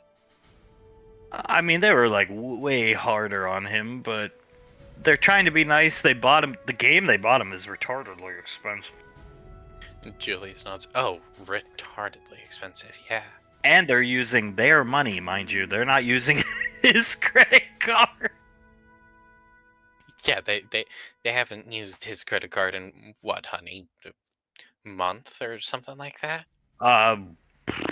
Well, since we gave it back to them, didn't we take Clive and Ashes away? Yeah, no, we took... I want to say Clive and Ashes away, yeah. I can't even remember. I'm pretty certain it was those two. I know mine was one of them. Yours is of the most coveted, because apparently it was limited print. I'm very happy that they enjoy it so much. We own Snarf's Workshop. We have our own, well, we have 3 card games, actually, and They don't understand the card games, but they think the credit cards are basically a card game. I really hope they don't start to make like card game rules and play with those credit cards. See me play Ash credit card, me insta win. Soul starts to laugh. By power of KFC. Oh, God. Frederick, oh man. Oh man, I really didn't see that one coming. You know, I've really considered renaming the family bucket at KFC to the Krellin bucket, just to make him happy. Put his face on one side, the ultimate gesture of friendship. Wow, me on bucket now, Frederick, look at that. You think they'd enjoy it? Probably. Nodding her head, most likely, as long as Colonel Sanders' face is up. Of course. I'll either do that or maybe I'll let one of them design a special meal and call it, I don't know, the Fredvis meal. Well, you know, not just for Samantha's sake, Pequod going back. But these 6 months need to go by quick. He's so brave. Julius clicks his tongue. A lesser man would have yelled at me or blamed me. He took his punishment for his mother. Ah, God, I just hope all of their kids after Elizabeth are more like Dad and nothing like Mom, except looks. I see, come on. She has more good qualities. I hope the kids inherit her dedication. That's a big thing I've always respected her for. Yeah, I guess. Either way, I'm gonna make it up to JJ. Soul will look at her. Yeah, how so, Mom? JJ is, when his time in the military is over, I'm gonna offer him, I'm not gonna force him, a chance to take over Rainfall production. I see. Holy shit. Look at you, Jace. It's a hell of a gift. That's like a serious gift, Mom. It is our biggest earner, what keeps the lights on, because the children, well, not to get too much business talky, but yeah, I'm gonna offer him that job. And Julius and I have already talked about it. We'll build him a studio, a small one, with like a small sound stage somewhere on the lane. And Samantha, well, I don't exactly know yet, but I was just kind of hoping she'd be his secretary that, you know, keeps it. She basically do nothing. She's earned a life of luxury. She saved my children more times than I can count at this point. And Julius nods. Basically, she'll be around as eye candy for JJ, which I personally think she would quite enjoy doing for him. Start a fashion line or something so she can wear the clothing for as her jaw drops. JJ, and there you go. She has her mom's looks. Supermodel, remember, Jace? Oh, Jace starts to vigorously nod his head. You see, he agrees. Pequod looking over at Jace. That's not a bad idea. Fashion line, she can be a model, and in her free time, she can just relax and play the role of trophy wife if that's what she wants. Be his hot assistant that keeps him on his toes and perky, yeah. Sasha, she would like that, I'm pretty goddamn sure. Yeah. Holy shit, that's a good idea, Nicole. Rainfall, fashion, and makeup.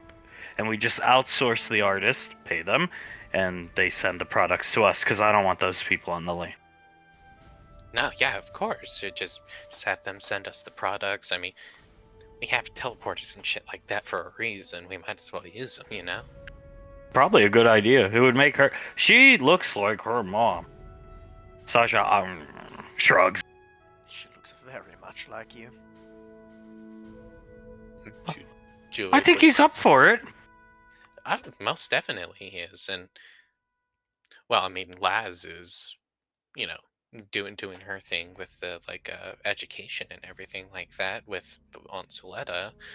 So what if Oz helps him out? Like if, as an example, if he's a CEO, what if he's like the CFO or COO or something like that? That would be a good idea, because it would keep Oz in one centralized location, so Laz always knows where he is. And Oz is too... Maintenance is a wonderful thing, takes a special type of person. I appreciate everybody that does it. He's too smart to be wasted on maintenance. Just like Clive is too smart to be wasted on maintenance. Scar, on the other hand, I see laugh. Pequod actually sees Jason nodding along with what she's saying. I mean, if that's what they want to do, I wouldn't. Again, I won't force them. You should do what you enjoy at the end of the day. But, yeah, no. I should be somewhere. And probably has. Wrangling the Stooges might be hard for JJ alone. So, Oz would be a good CFO, I think. Soul nods. And along with that, the four of them are really close with each other, so I think it's a good idea to keep them together like that. I already offered Elizabeth as long as she stays mature. Doesn't hurt mom and dad again. Doesn't do anything too stupid. I would like to hand off the workshop to Benny and Elizabeth. I see. That would be a good idea. I think they'd do wonderfully with it. Those two have exactly the kind of mind for games that would make it even better. They handle some pretty ridiculous paperwork for Mr. Wiseau. And they're always doing it in their free time. One of them at least is, while the other plays a game or, does something. So I think they'd be good at it. As long as she doesn't fuck up, though. That is true, and despite what some people may say, young Benjamin is very intelligent. And one day, Vice Primarch, gesturing down to... So, her smile, which was already there, she's having a good time. It just widens even more as she sort of blushes at her mother. Thank you, Mom. What about Carter? Smacks her lips. Carter gets his band. I want a band, I'm gonna start Rainfall Records. He gets a band. Problem with Carter's band is I'm going to take the majority of his band members, like Elizabeth and Benjamin. Colt can do whatever you want him to do, honey. I assume you'd want to be set up with Colt, yeah. Secret Service. Okay, well then I'm gonna take Colt. I'm gonna take the vast majority of Carter's band away from him to utilize them for the family, and Carter needs to make his own way. He caused irreparable harm. It's funny to laugh about Scar cutting the grass, becoming manic, basically. It's funny, but he caused a lot of harm, and he needs to atone for it. So, he makes his own fucking way after 4 years. Band, gone. Sorry. I see. Oh, Jesus. Head recoiling.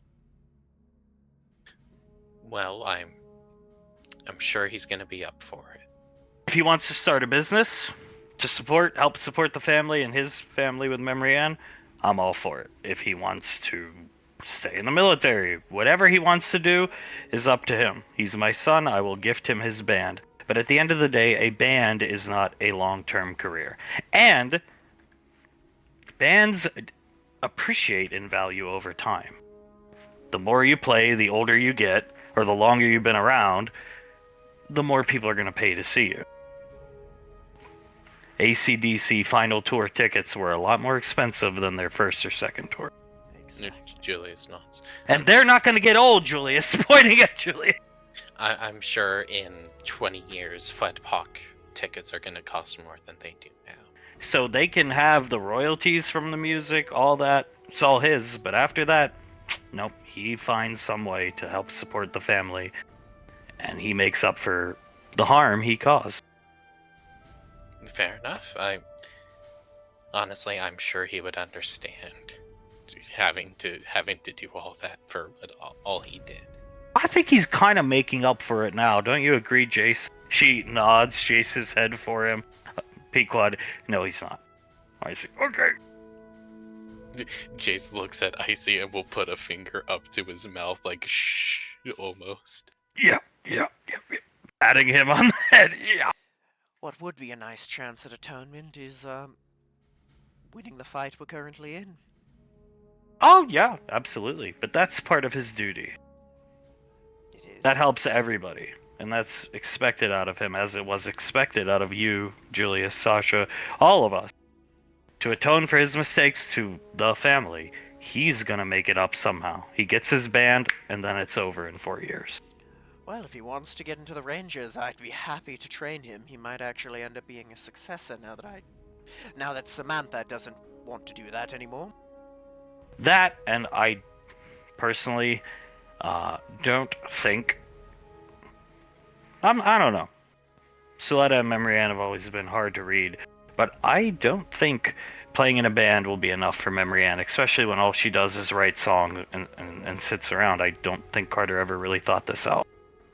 I think it's a childhood dream he wants that I will give to him. But all dreams come to an end. She glares at the door. You know, he's growing into a leadership position quite rapidly. Maybe staying in the military would be the best thing for him. He does look so good in his uniform. And if he keeps climbing the ranks at the rate he is, maybe he'll reach colonel before too long. He's got the chin with the beret on. He looks like... You could really put him up there and get women to sign up. Yeah. That too. And as he matures, he's becoming a lot like you, and points at Julius. Julius nods. In all reality, after the ban is done, it'll be up to him. I think he has a place in the military, but, that's my own decision. Or that's my own opinion, I should say. I think staying in the military does, in a way, serve the waving her scarf around family, no? Because aren't you guys like a military family first and foremost? What? Yeah. It's actually, in some ways, better than starting a company, if that makes sense. I mean, if we started another company, that's just more paperwork the family would have to deal with, another building we would have to buy or build, so on and so forth. So, just staying in the military and helping out however he can in the military would probably be better. Hits Ash on the shoulder. I could actually promote Julius. That would be interesting. Finally! Finally, oh my. What would you end up being? He'd be a general, so he'd be right under me, and I could give him a lot of the stuff I don't want to do.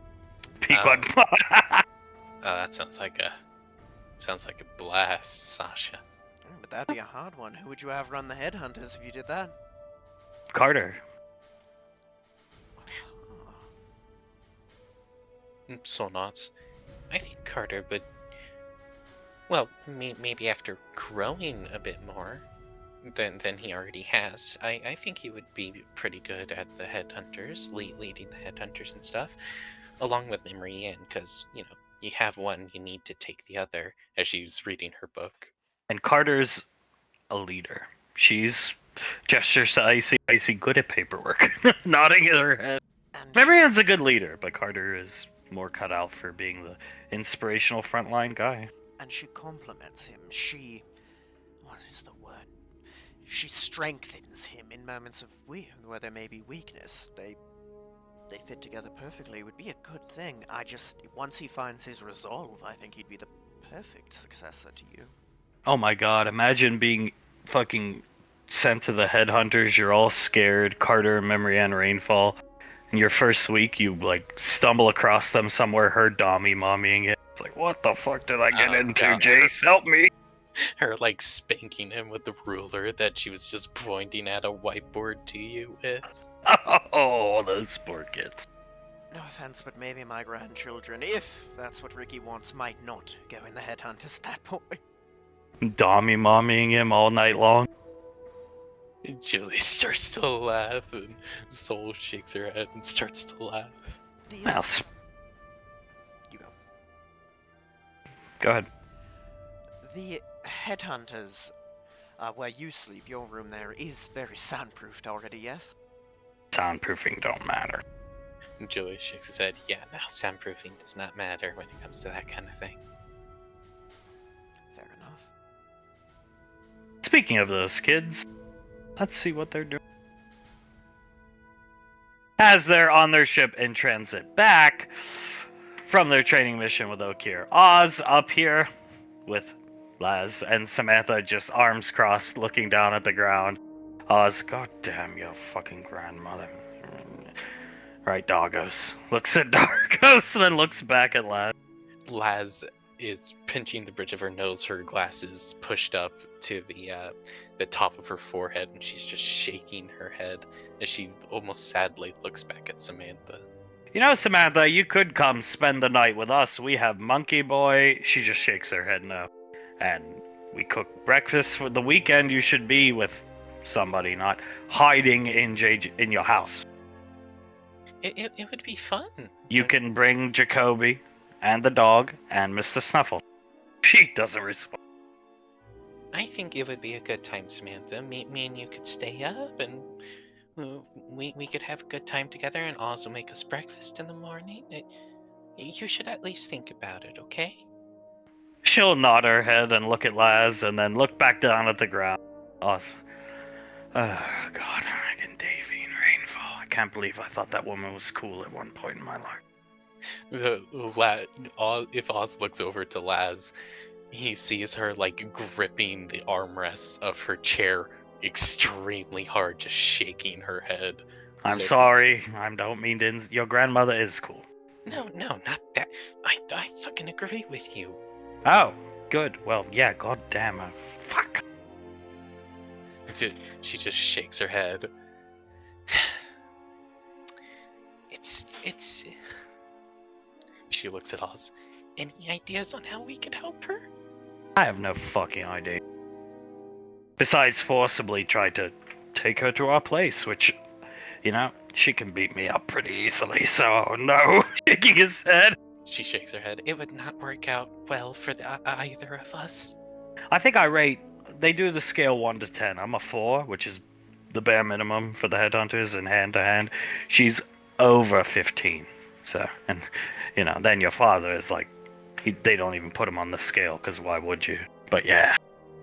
Laz nods. Yeah, she was trained not only by Okir and Bash, but also my father, and you have to beat Okir to get to my father. She points to herself. I don't think I could beat Okir at all. And then, even if you beat him, you have to get to your father, and you just get rickrolled by your father, so... But, either way, Davine... You know, I see why Aunt Suletta was the way she was when I first came around. The Laz nods. Yeah, no, definitely. I honestly thought she was kind of a bitch, you know, like, good God, woman, cut Davine some slack. Then the more I got to understand things, it's like, yeah, and now we're seeing the effect. Laz nods. Yeah, no, we're definitely seeing the effect. Your goddamn grandfather at Yankee fucking Stadium. I really think sometimes I'm just too nice for my own good. Cause sometimes I just want to say these things, but then Grandpa will, like, you know, glare at me and stuff and that kind of thing, and she just sighs and shakes her head. He can't be glaring when you're in charge. That woman should have to take the courses. And you know what? Elizabeth should too. Oz sees Laz start. And you know what? Your fucking brat of a sister should too. I love her. I would take a bullet for her. But she's a fucking brat. And a nincompoop. She should have to take them too. Oz starts to see Laz sit up in the seats as she slowly looks over at him. Now, Marianne and Carter? No, I don't think so. Honestly, because, you know, turbulent and all this type of stuff. But all it was, blow it out of proportion, I know. And things went south for a while for your family, but Carter was insecure. Your sister, a bumbling fucking brat. And the others I'm not even going to get into, but what were you going to say? Your mind is just so sexy. You think they'd actually force them into that? Your grandmother and grandfather cannot be separated for extended periods of time. She shrugs. I mean, neither can Sol and Colt, but I'm sure we would force them to do it. Elizabeth and Benjamin? Neither can Elizabeth and Benjamin, but hell, I think Grandpa and Grandma would be on our side forcing her to go into the classes. Before you came to the headhunters, I would hear them talking, Elizabeth, the girls, when there was like a thin red line drawn down the middle of the base. And there was all this sexual tension between Memrian and Carter, and Soul and Colt. And the girls in their barracks, the boys in theirs. And then there was just me and poor Ricky caught in the fucking middle of all this ridiculousness. And then Benny, who was always eyeing up Elizabeth. It's like, I'd hear Elizabeth talking, like, oh yeah, I haven't been home in a year, haven't called. I wanted to pick up, one day we were in the mess, I wanted to pick up my frying pan and hit her over the head. Like, multiple times. I thought about it. And then, Ricky stopped me. But, Ricky said something like, well, I don't have the best relationship with my parents either, but at least I called my mother. I almost hit Elizabeth. Laz starts to laugh. It would have done her some good. It's a good thing that man can keep, what do you call that, limit break. It's a good thing that he can limit break. Otherwise, I never would have been allowed to date you. Laz shakes her head. Honestly, even if you did that, I still think you would have been able to date me. Because Grandpa and Grandma, they were really, the entire family was super angry at her. They all probably wanted to do something like that to her, so I think they honestly would have been proud of you. I would have been the first arrest at the headhunters, though. Local pilot arrested for assault. That is true. You would have taken that honor away from Ricky. Laz chuckles. She'll reach over, put her hand onto Oz's thigh. But that's a good idea. Make those three go into the classes and have to take those classes with the kids. Davine coming over here, sitting not in between them, but in the seat behind them. Davine should have to take the classes once a year, every year. Oz, so she speaks. Laz turns to look at Sam.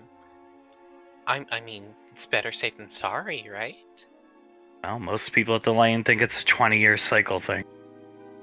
That would go pretty far into preventing that 20-year cycle, as Laz will start stroking her chin. She smiles and shakes her head. Oz, well, at least once. She should have to take the whole course once. And the course should be based off her, like the PowerPoint pictures and stuff. All her. Because she's the cause of all this. Laz nods. And she'll have to pass it 100%. Might struggle with that. Laz shrugs. Doesn't matter. She'll take it until she passes. I agree. Looking out the window, blink. Laz will reach over to Samantha, put her hand on her knee, and start patting it for her. We could have some fun. You should come to our house, like we were trying to say. She blankly looks out the window. It'll be fun, Sam. She smiles at her. It'll be good. Trust me, honey, okay? We can watch movies. We watch Not the Perfect Storm, because JJ's in it. She gulps big. Laz I really like that movie, though. That's such a good movie. Your grandmother might be a fuck-up in a relationship, but that woman could produce a film. Laz nods. She's a very, very good director. She has the Oscars to prove it. I thought the fucking beret thing was ridiculous. Like, look at her. She's so hoity-toity. Meanwhile, she gave her husband a heart attack, but, oh god, that beret gets results. Almost. It makes the entire ship run a bit tighter, doesn't it? If she's wearing the beret today, I'm just gonna punch her in the face so I can watch the beret fall off her head. And then they can expel me from the family. I really don't care. Well, they won't expel you from the family. She'll continue to just pat Sam on the knee. If that's what you want to do, then I will not stop you, and I don't think I could even if I wanted to. Physical violence, last resort. It's been, at least a couple months. Going through is bad. Laz will look over at Oz and just slightly shake her head. She's not going to say it out loud in front of Sam, but she'll subtly cover up her mouth. 2 weeks, she mouths towards him. Sam nods her head. It's been exactly 2 weeks. Glass clicks her tongue. Off by a few hours because he left Sunday morning. So, but in my mind, exactly 2 weeks. Well, look at it this way. That's just 2 weeks down, and 2 weeks sooner that you're going to be able to see him. Okay?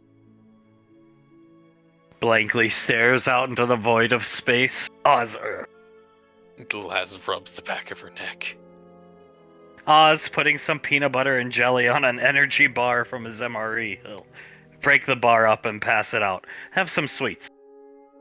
Oh yeah, no, these are really good. You should have them, Sam. First strike ball with some blueberry jelly and peanut butter. Sam will actually eat her. Laz will eat the piece that she was given and smiles at Sam. See, that was good, wasn't it? She'll nod her head, blankly staring out into space as she eats it. As down hero puts his arm around Colt. I like being down here away from Samantha. Not that I have anything against her, just I think she's gonna kill me. Most days. Elizabeth nods. Same here, honestly, but I'm sure for completely different reasons than you. Yeah, when Elizabeth has her mask off at home, Elizabeth gets death glares from Samantha because she looks so much like Davy. I just feel really bad for her. Makes it really awkward to be around her. You and me both. Benny's shaking his head. And Her and JJ didn't do nothing. no, they didn't, and I mean, it's not like she's my biggest fan to begin with, right? Well, you should have seen how much everybody cried the morning JJ left. Elizabeth was bawling. I had to comfort her for hours. Marianne. Sure, Benny. Whatever you say. Right, Carter? Kissing him on the cheek. Carter chuckles. Right.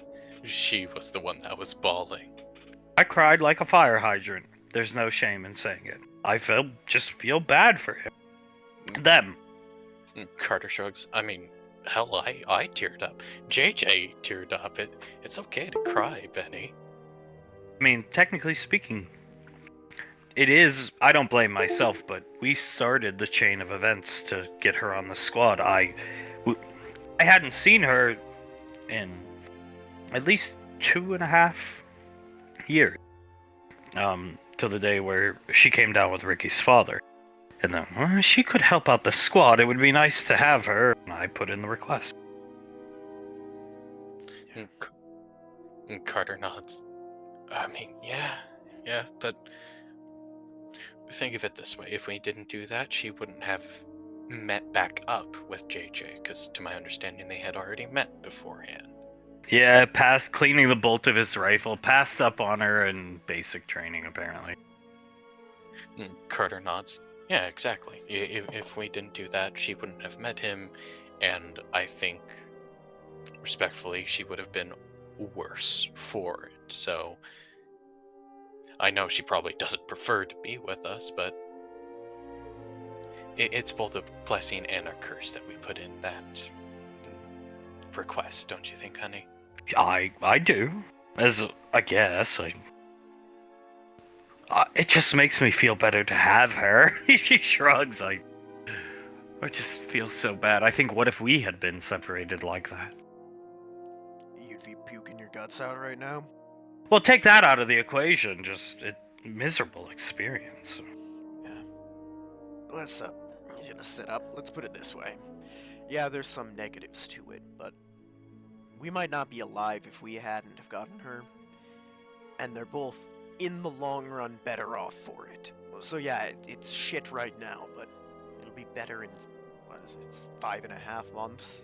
JJ passed up on her, looking around. Colt, he administers the test for the ODM Academy at basic training. And I guess they kind of locked eyes or something. I don't know, you'd have to ask her. Which is probably not a good idea right now. Putting the bolt of his rifle back in. Well, a little bit of Davine in him, don't you think? Yeah. That, and, I mean, come on, let's be honest. Look at her. She's one of the most beautiful girls, like, ever. I can see why you might be hesitant, right? Probably thought she would shoot him the fuck down. And would you want to, looks over at everyone, would you want to get denied by someone who's that pretty? No, looking down at Elizabeth, Colt, no. Elizabeth looking up at Benny, and she shakes her head. No, not at all. You guys got it easy, looking at Carter, you and Memory Ann. I went through life thinking I'd just be a virgin forever. Memory Ann. It is a blessing. Yeah, to be honest, I was kind of scared no girl would want to be with me if I was constantly in that bunker. Same, and I didn't even have a bunker. Meanwhile, these two, oh, Carter, I love Carter. I've loved him since I was 12. Memory Ann, shut up. I mean, longer than that, weren't you guys supposed to be like soulmates from birth or something? All right, let's. When you put it that way, they do have it pretty easy. You know that, right? Colt, yeah, they do. Looking over at Memory Ann and Carter.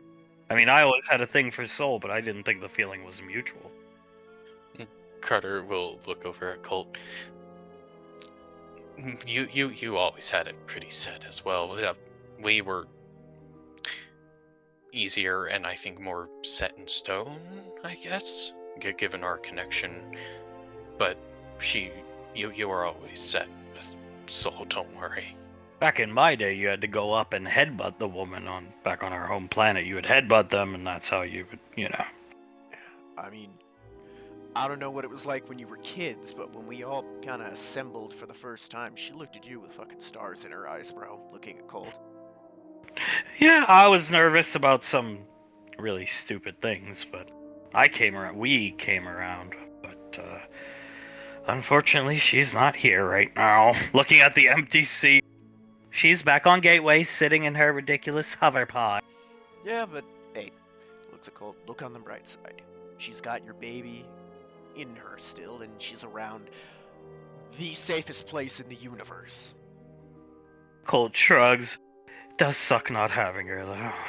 Jesus fucking. But I'm not carrying myself like a child about it. Yeah, but at least you get to go home to her. Yeah. Benny nodding his head. Oh, true. Looks over at Sam Benny. gets to go home to the lane. Yeah, A but whole family of people willing to help. Memory Ann, who one of them just so happens to be Davine, who caused all this, and it's probably hard to control oneself around Grandma Davine in this circumstance. Carter will look over at Colt. Who would you rather spend more time with? Like, one-on-one time with? All of us? Or just you and Soul? Oh, me and Soul. Even if she is in the chair and wanting pampered 24/7. Carter looks at Colt, probably exactly how she's feeling right now. Well, maybe he should have joined the military in the first place. he probably shoulda, but coulda, woulda, shoulda, it doesn't matter. Given who his dad is, he's cut for it. He's made for it. I do agree with that. Elizabeth nods. I definitely agree that he's more cut out for it than probably even I am. And me, looking down at her, putting her on her lap. It was only a matter of time, probably. I mean, yeah, dude, he's perfect for it. He would have got bored being the fucking test administrator. Wouldn't you get bored doing stuff like that? I would. I don't even know how you do that shit. I would. And I mean, look at him. He's the kind of guy you put on recruitment posters and have as the face of the damn military. I mean, like, just with how he's pretty much always been, he's always pushed himself in training. He's always pushed himself to be better at the ODM Academy, and eventually he would have gotten bored with it, realized he couldn't push himself any further with it, and did something such as join the military. I mean, he's got better stamina than even I do. What are your plans for after the paintball game this weekend, Ricardo? Just going out with Dad. Good. That's good. I'm excited for this paintball game, Carter. Checking in on her family jewels. Carter smiles at her. As am I, yeah, most definitely. I can't wait to see your dad at this point. Show Grandpa Hunk a thing or two. Be sure to put a paintball right between Father's eyes for me if Granddad doesn't get to him first. He's getting so fucked, dude. Father needs to be knocked down a peg or two, you know what I mean, Carter? Yeah, we need to keep his ego in check, I think. His ego grows as the hours pass, I believe. Chuckling to himself. Kinda does. I think a peg or 6 might be more apt. Real talk. Looking around, taking his helmet off, has Clive ever shot a gun? I don't think so. Not to my knowledge. Does a light gun count? Benny saying, Marianne, no. Elizabeth shakes her head. Then yeah, no, he's never shot a gun. Because he shoots light guns with us when he comes to join us at Nicole's game room. Cold, I'd be willing to bet my entire month's salary he's never shot an actual gun, and pellet guns don't count either. I think I could teach Hunk a thing or two, mate. That's what he's going around proclaiming. Yeah, when he's never shot an actual weapon in his life. My God. Didn't he also say something similar about snooker? Yes, and he also has been saying, I think I could teach Julius a thing or two, you know that. Marianne, oh, Father. He could teach the Colonel a thing or two about what? Fighting. Martial arts, yeah. Yeah, hand-to-hand combat. Goes back to cleaning his rifle. You know, how open do you see him chuckling? How open do you think your dad would be to a sparring match, Marianne? I don't know. His ego is growing so rapidly. He'd probably accept one from Julius. Benny, I think I could teach Elizabeth a thing or two about shotgun. Elizabeth starts to laugh. Like, puts a band-aid on Uncle Scar's wound. I think I could teach Benny a thing or two about being a combat medic. I think I could teach Marianne a thing or two about being a cryomancer. Marianne. Oh, Father. Good guy, but I think stuff gets to his head too quick. Yes. Rapidly. I mean, to be fair, he did end up with your mom, so that is something to boost the ego. Looking at Ricky, like really staring at him, helmet's on, but have you ever seen anybody else with Kai blades before? No, I'm pretty sure I'm the only one. We had to develop the technique from scratch. I think I could teach Ricky a thing or two about Kai blades, honey. Elizabeth starts to laugh. I think I could teach Oz and Lass a thing or two about piloting. Tapes a, what do you call those things, butter knife to the palm of his wrist. I think I could teach Ricky a thing or two. God. That's basically his logic. He does something vaguely in the realm of something and then gets a huge ego about it. I think I could teach here a thing or two about hammers. I'd like to see him try. Don't even think he could pick this hammer up. Marianne, he couldn't. I Like- barely can. Like, he just puts his cup on the ice dispenser. I think I could teach you that a thing or two. About ice magic. Reflects moonlight with a mirror. I think I could teach Soul a thing or two about lunar magic.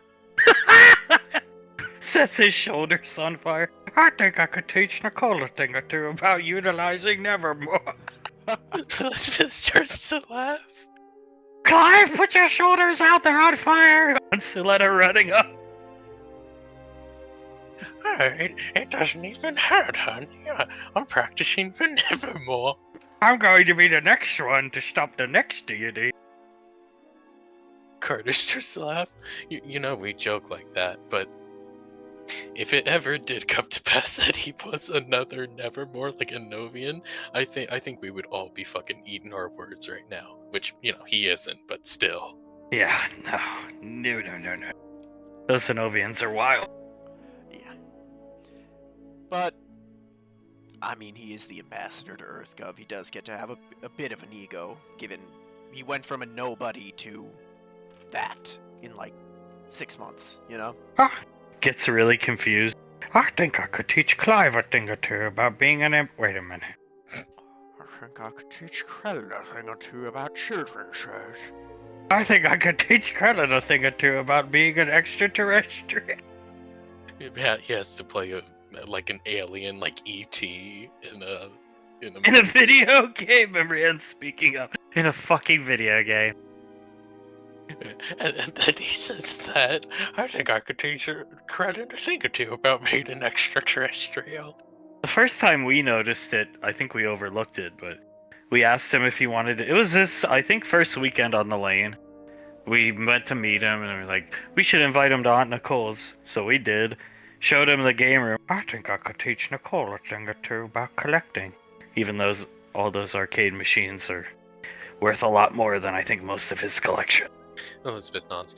Yeah, no, we sort of just wrote that one off as, you know, being a bit foolish, but then we started to see a pattern begin to emerge.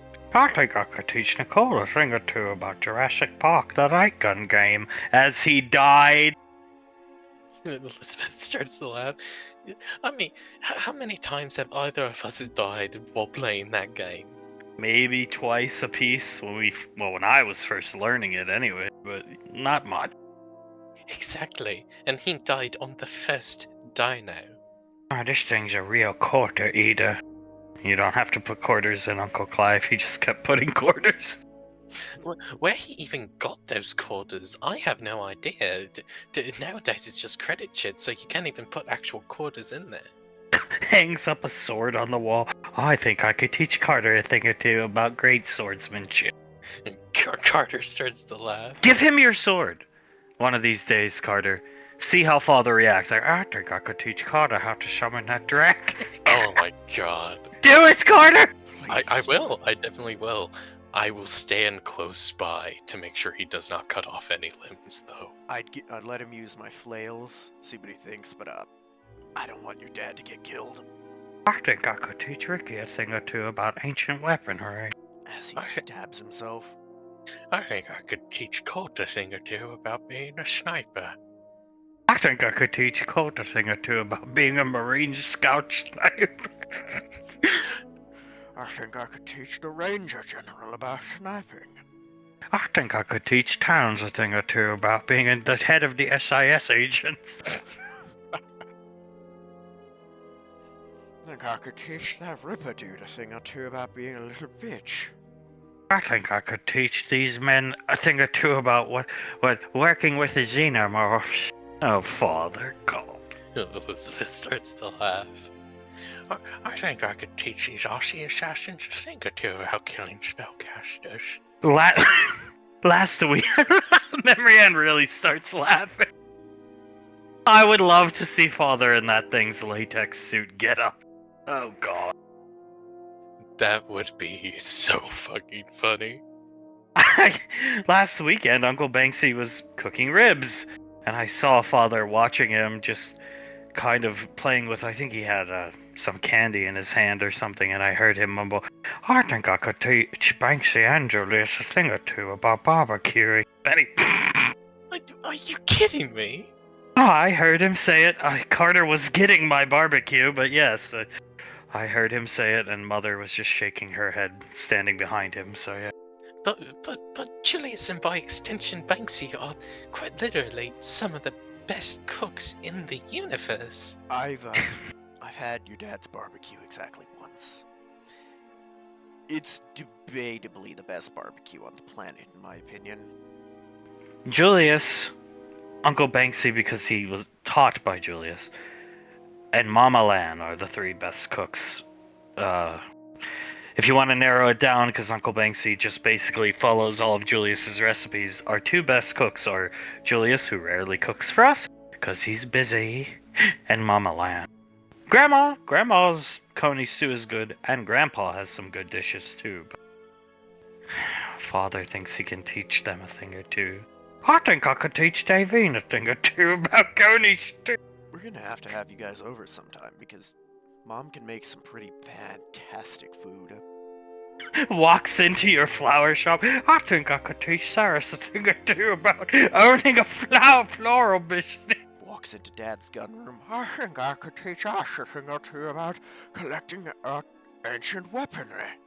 I think I could teach the Ranger Major a thing or two about being a championship shooter. Elizabeth starts to laugh. Carter looks around real quick. I think I could teach JJ a thing or two about being an ODM gear user. Oh, I would pay to see Father try to use that gear. You know, Dad's got a 50 cal BMG. What do you think would happen if your dad tried to shoot it? Oh, Father seems so not into guns. I mean, I can only imagine. Did he look? How did he look holding the light gun?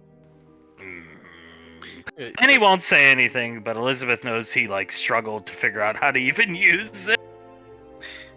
Elizabeth will. Yeah, I'll be right back.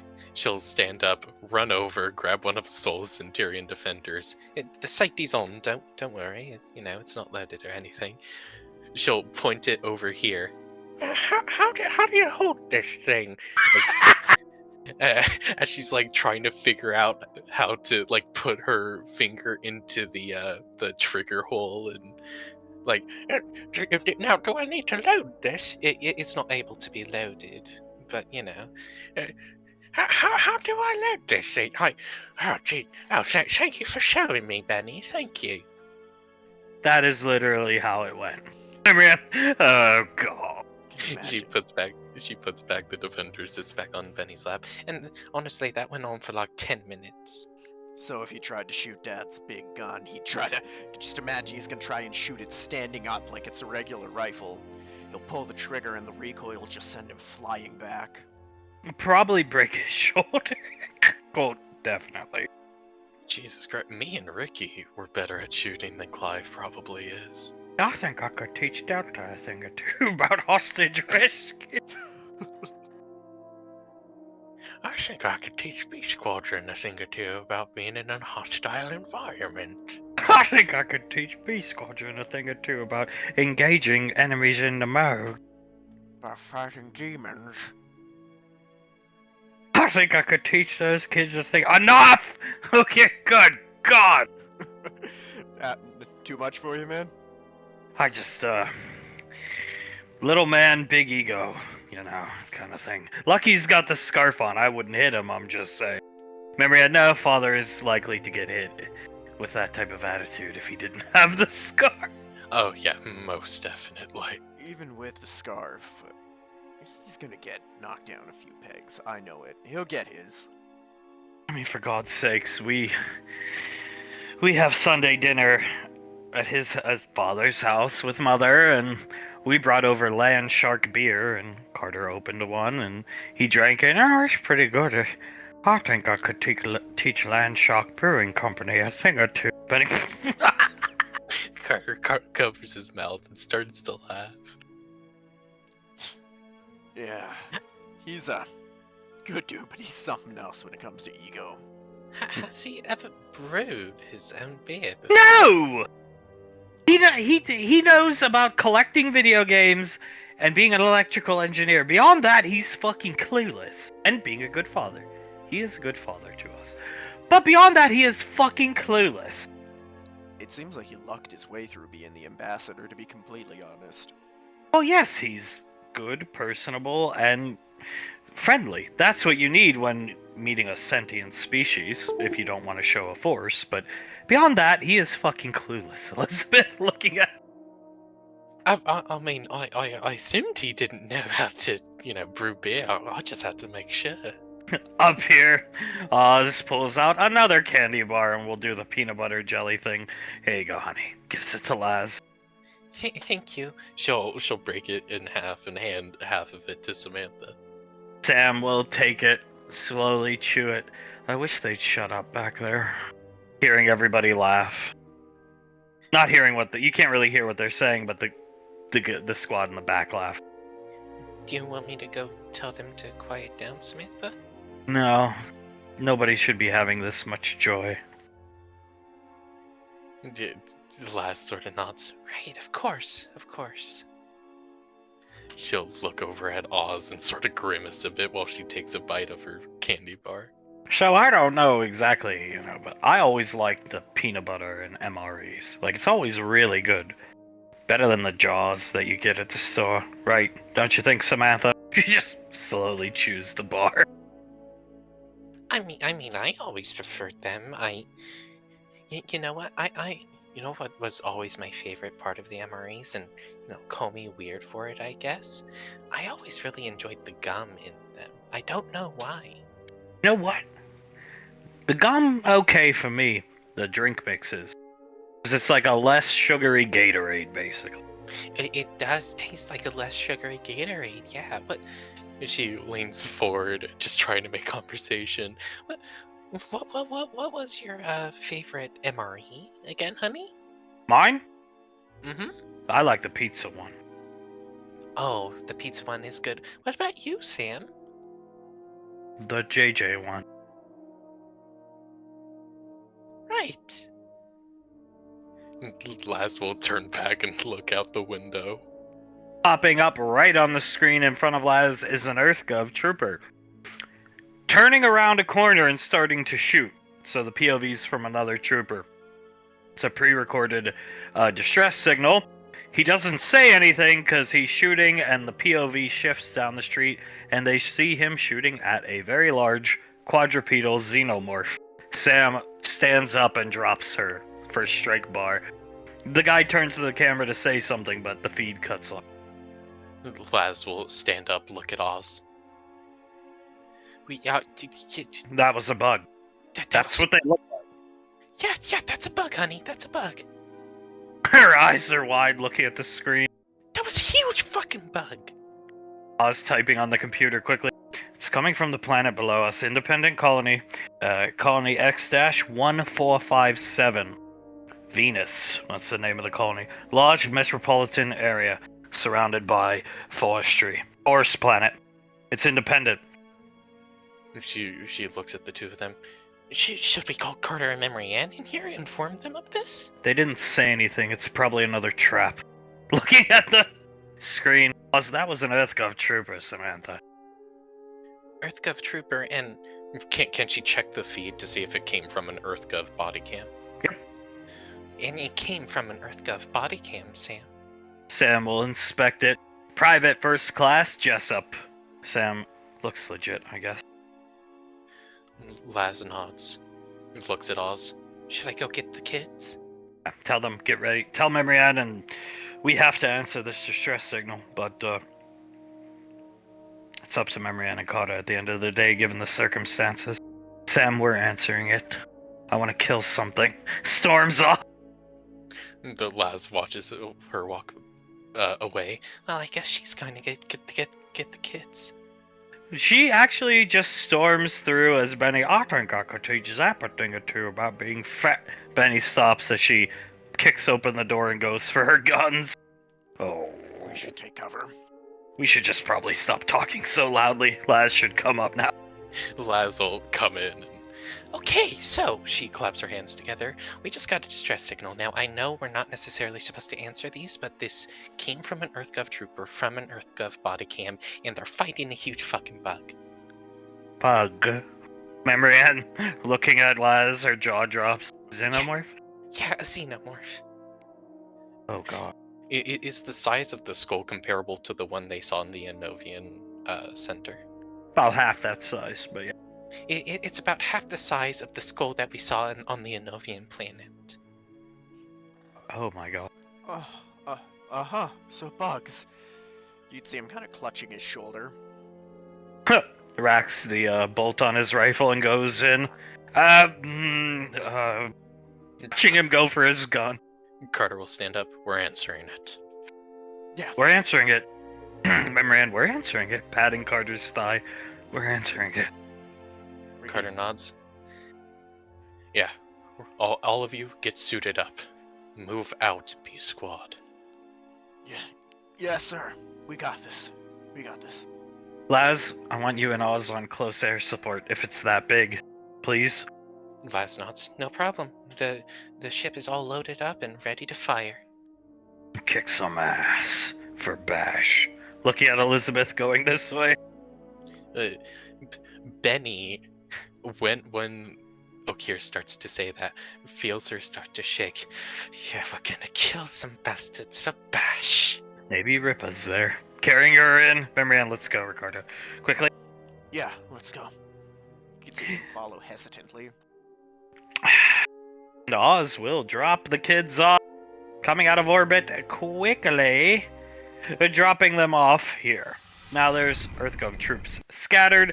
There's no gunshots going on, but there is a large bug that barrels through this building, lets out a shriek. Memrian freezes in place.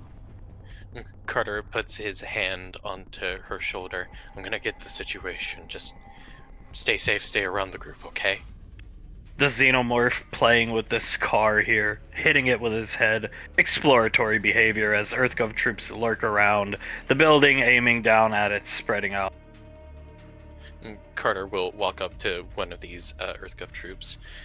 Lieutenant Carter, Rainfall, B Squadron. Sir? He's hunched behind a car. He nods over towards the xenomorph. What the fuck's going on here? This colony sent out a distress call 2 hours ago. We're with 3rd Infantry Battalion. We were in the area. We answered it. We got here. That thing was running amok in the western portion of the city. If you look at it, if Carter looks at it, he can see it's filled with bullet holes. They've been fighting it for quite a while. Apparently it came from underground. Under the city somewhere. And then the other thing showed up. That really started to fuck us up. Half the battalion's gone, sir.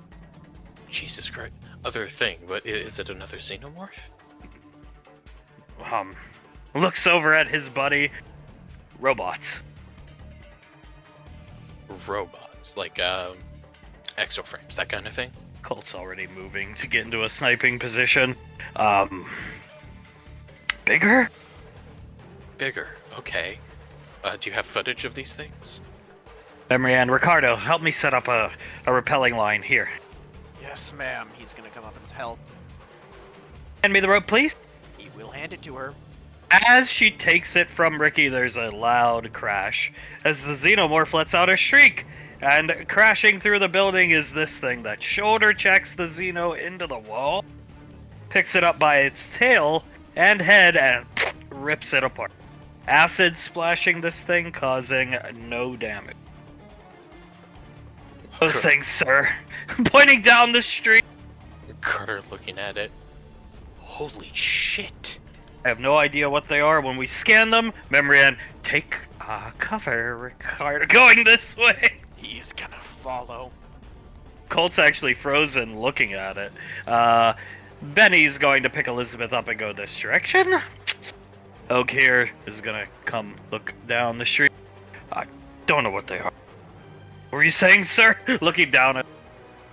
Carter just watching it. Shit. Samantha, next to Oak here, go. Snap Colt out of it.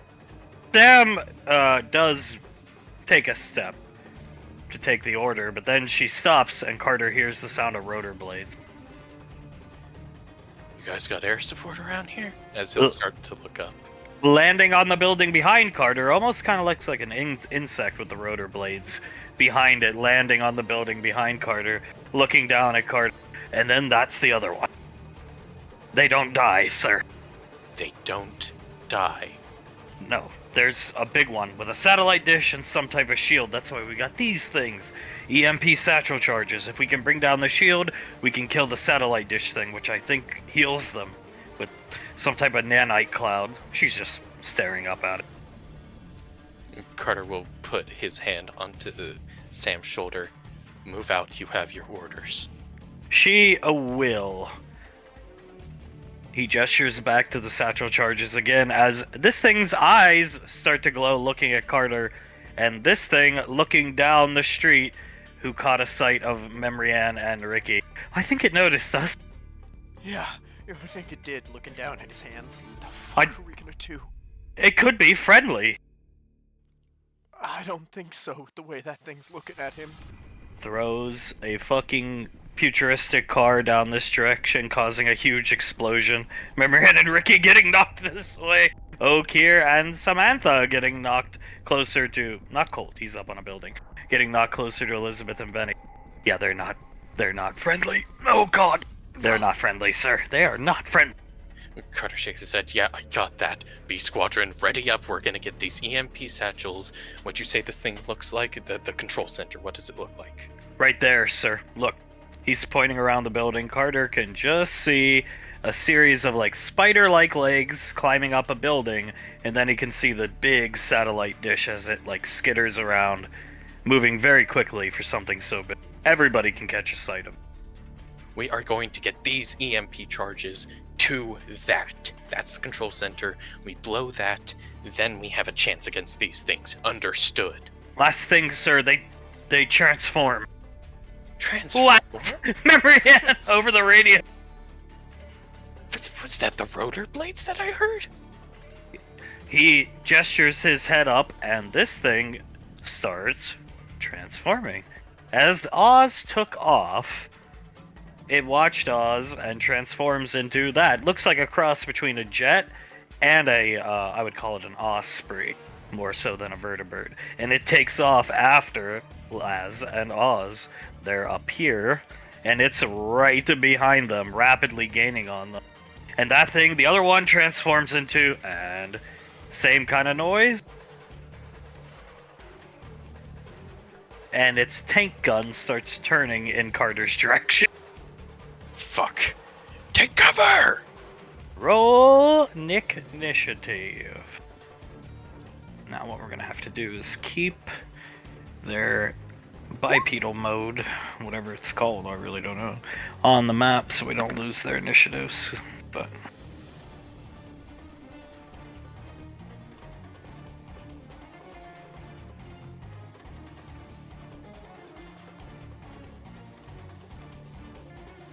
now, you know I hate JJ, right? Yeah. Of course, who wouldn't? I do not want to see him at the end of this session. He deserves basic for 1,000 years. And so does Sandra, his wife, Sarah. And she will fall into my loving arms. I will pamper her better than he ever could have. Much like Hale. And if Hale's family and mother refuse, I shall kill them.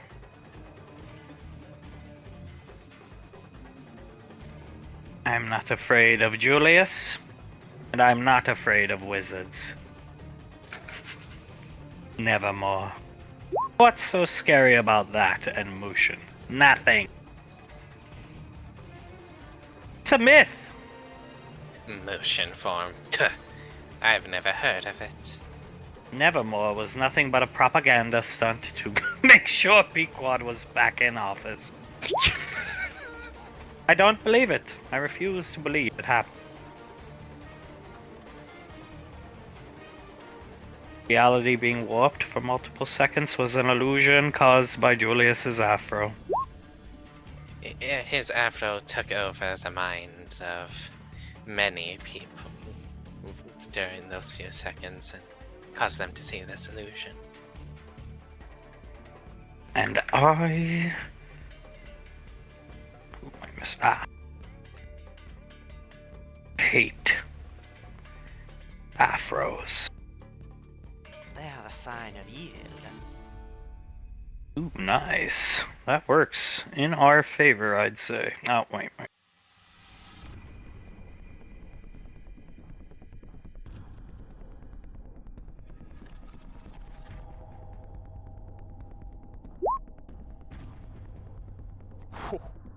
Perfect.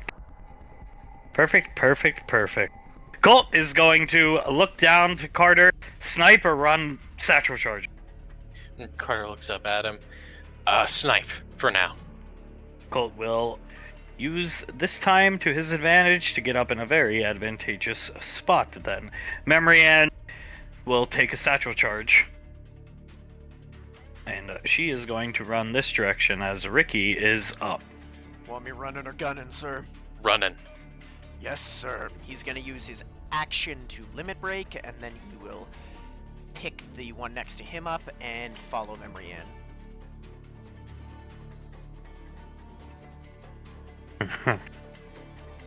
in. Carter sees Sam get in the car and start hot wiring. Carter looks at her. He's gonna trust her on this. He trusts her. Benny is going to... Orders, sir! Carter will look over at Benny. Get over here, start running charges. If shit starts to go south, start helping us out in battle, okay? Benny will grab one charge. Carter. For the first time ever, tailing Laz. Oz, we have something on us 6. Don't tell me it's one of those things. Can Carter get onto the radio? Yep, he better. Oz Laz, start shooting that thing down. Yes, sir. As Laz will turn on some of her weaponry. And the way I have this balanced is she can take 2 actions whenever it's available, but certain things reduce her actions. So Sure. One It's right behind her, so she can take some shots. One action is going to be a sticky plasma grenade onto that thing, which won't explode until she fires her minigun at it, which will deal that plus the sticky plasma grenade damage at it. Nice. Alright. She hits it. Anything else for... No, sir. It's its turn now. And it takes the hits and starts flying this direction. And it will land here and mid-air swap over right in front of Ricky and Memrian. Good God! Looking up at it! Fuck. Carter, you can't have everybody run these things! Looking up at it. I am aware of that. I'm not going to run them. Elizabeth isn't going to run them. Sam and Okir aren't going to run. Is that clear? And Elizabeth will nod. Yes, sir. That's clear. Let's see.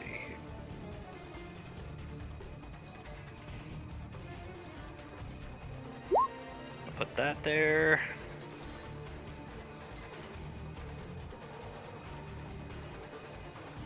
Gonna put that there. And we will split 5 and 5 between Memrian and Rick. Yes, sir. Memrian getting riddled by Carter's orders. She lets out a shriek. And we will go to Elizabeth. Elizabeth is going to...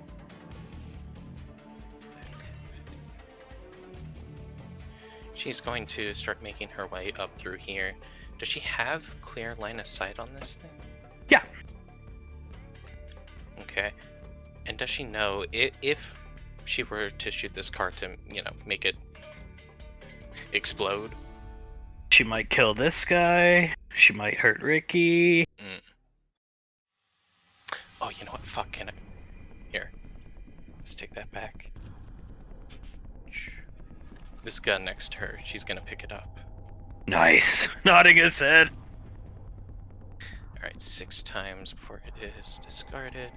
She is going to pick it up, run over, back to where she was. Now, if she fires this gun at the robot, will it affect those around it? Shoot it. Okay, she will shoot it. Blue trail follows the grenades. Hits this thing and its head turns right towards Elizabeth. Photon grenade. She looks at it. MGL 140s. They're 5 photon grenades. Just keep that in mind. They're all around here. And they do not like it, because now it's staring right at Elizabeth. And it's staring right at me. You guys better stop moving those charges, please. Emrianne will come over the radio, copy that, but she's getting up bleeding from her gunshot wound. Carter's... Okay, Carter is going to point to these 3 EarthGov troops here. I want you guys to start moving up, start to regroup with the rest of your squad. In the meantime, if you're not able to get there beforehand, start firing upon this one here. He'll ping it on the map so they can see. Lays the target if you're able to. Copy that. Loading their gun. Start moving up, stay safe, stay good. As he will... 5, 10,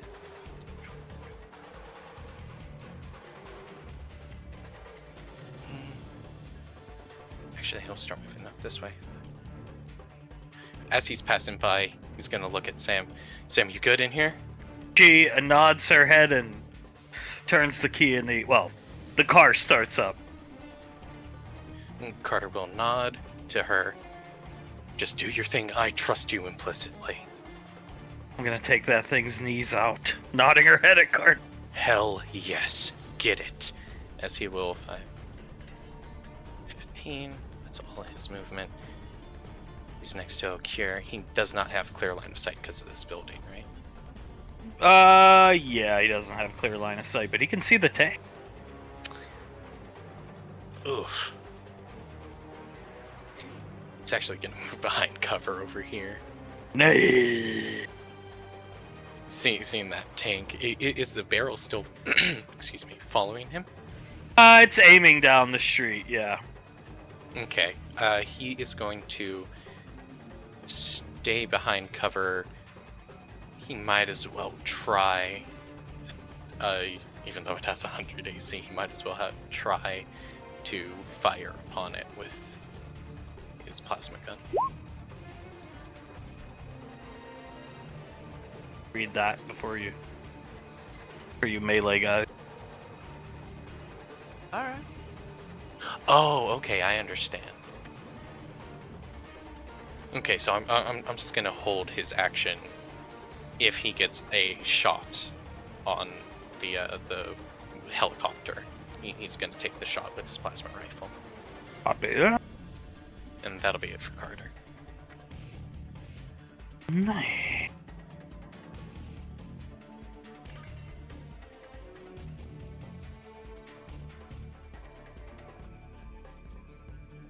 So, I've discovered shapes don't do well anymore. I shall freehand. Consecutive beam coming down this street. So you're good here, Carter, Okir. You guys are good. You step out here, you take the damage. You step out here, you take the damage. You do this, you take the damage. It keeps firing a laser beam out of its cannon, we'll call it. Okay. Blowing up. This car, that car I'm gonna let go. These 3 cars going to explode. But nobody's damaged because.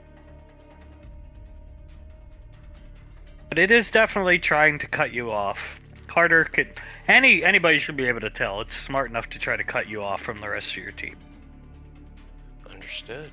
Move the troops up already. They don't move that much, but they moved up, took their orders from Carter, which means we go to the top of the order. But for the sake of things, I'm going to put Ricky at the top. Go. He's gonna look at Memory Ann. You wanna go fast, ma'am? Marianne, we need to split up. Like, completely split up different directions. They're going to chase us down. They know what we're doing, she gestures to the beam. Alright, I'm gonna try and cut through here. I'll keep its attention. Yes, ma'am. He is going to dash on his action, so he gets double movement speed. Make sure to take your satchel with. Yes, sir. 5, 10, 15,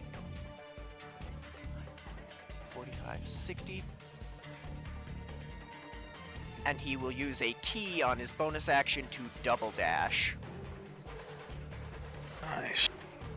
Don't worry about this here, we just have to keep them on the board so we don't lose. 10, 15, 20, 25, 30. He gets to there, and he's going to throw the satchel charge at the big guy. Which, let me find it.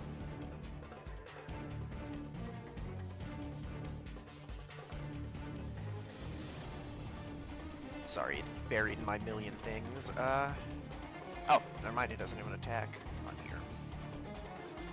Satchel charge? Yeah, when I looked up its page on my, thing. It shouldn't have an attack, you just need to get a number of them to it, and then the shield will go down. Whether it keeps it down forever or not is TBD. Okay, sorry about that. Well, then he is. So you got one in the goal. Sir, and then after that, he is going to haul ass with the last 30 movement this way. And Benny's gonna pat this guy on the back. You should get back with the rest of your squad, man. Just be careful. Copy that. Loading his gun. Memory anniversary. Oh my. We'll come this direction. Bust into this building with these EarthGov troops. I'm gonna give her an attack with her pistol as she ran in on the big dude, the big dog. Let me see here. To expedite the process, I'm gonna move Elizabeth up under Memory Ann. Elizabeth, take her turn, as I will do Cole and Benny. Okay. This thing's attention is still on her, so she is going to. On Ricky from Cole. Yeah, she is going to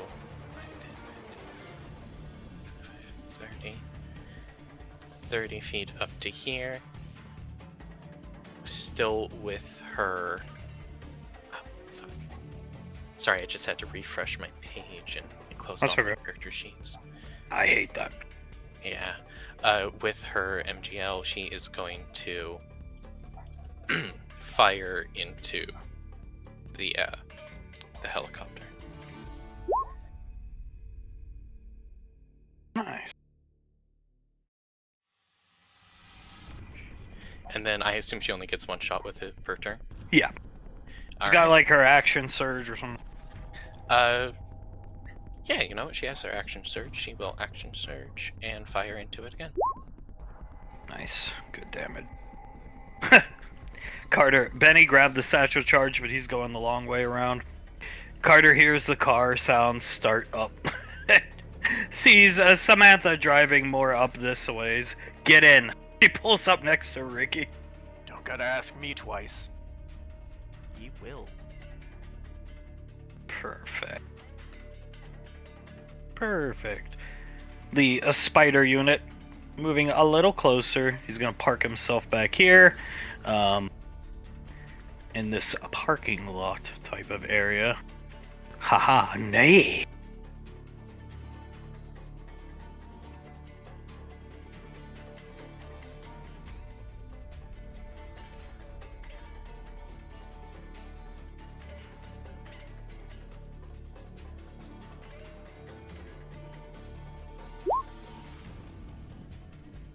So, it's one of its hands is a energy blade, rotor blade, like the helicopter. We'll get Laz and Oz. They can come in right after this. He does it to the building, and Carter sees the building Memory Ann ran into start to collapse. This guy come tumbling out. This guy come tumbling out this way, and Memory Ann not coming out. Then he'll whip around.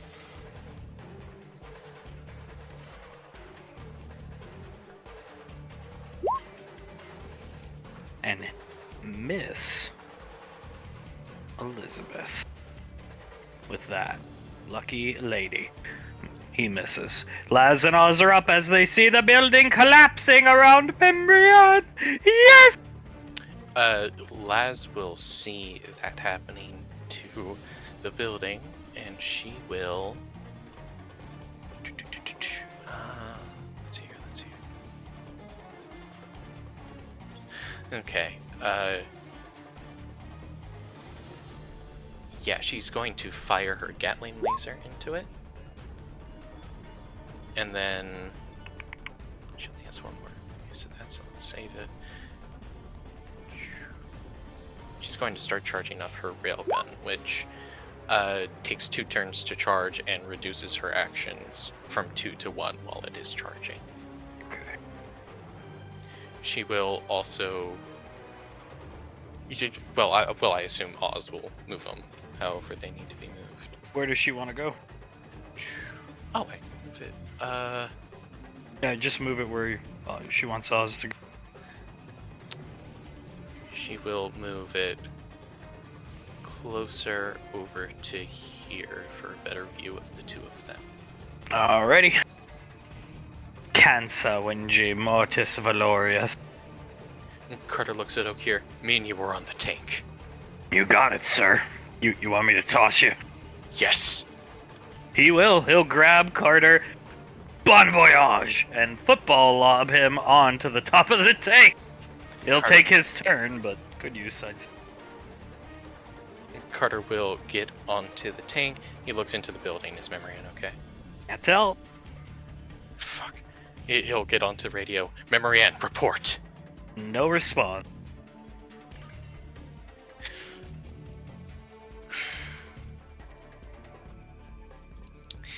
He's going to... Fuck. He's gonna make his way into the building. Trapped under rubble. Fuck, Memorian! She's unconscious. He'll check her pulse really quickly and get onto the radio. Benny, Memorian's unconscious. Fuck. Benny's taking the long way around. I'll be there. Stay in the fight.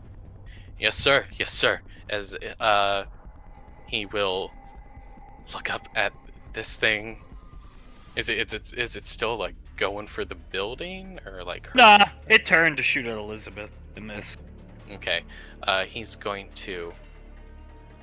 I'll keep by her until you get here. Understood, Benny? Copy. He is going to come back out real quick. Point to this EarthGov soldier. Go through this building. Meet up with the rest of your squad. Understood? He'll nod his head and scurry off this direction. He nods, and there's not much else he can do at the moment, other than attack the tank. This thing will get 18 points of damage from our EarthGov troop. Okay. This grouping of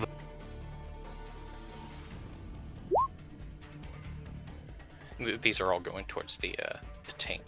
Yep. Electric Fury, static aura onto it.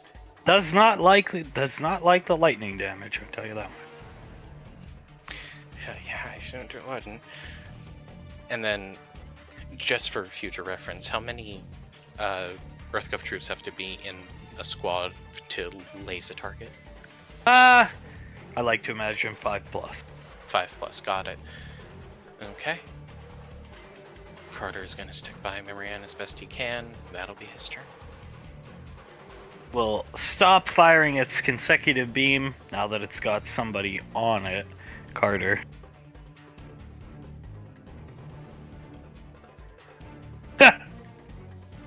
It misses, but Carter sees basically a giant Gatling gun pop up next to him and start, he has like that 1 second of, oh shit. Then he ducks. All the bullets going right over Carter's head. And it does something interesting. It's going to start trying to get Carter the fuck off of it by driving through a building. Starts crashing through a building. Strength check of 20 or higher, or you go flying off. Shit. Neek! Carter left on its butt as it stops here. We will go to the top of the order to Ricky, who I'll just take Samantha's turn for her now, because she's gonna change of plans, get out. Yes, ma'am. He's gonna get out. She's going to close the door and drive straight into it. And Carter sees her jumping out of the side, throwing a grenade into the car. So,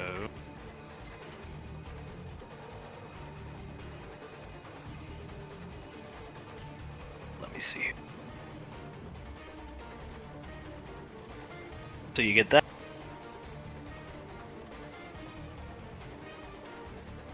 Yeah. Plus 2 lead.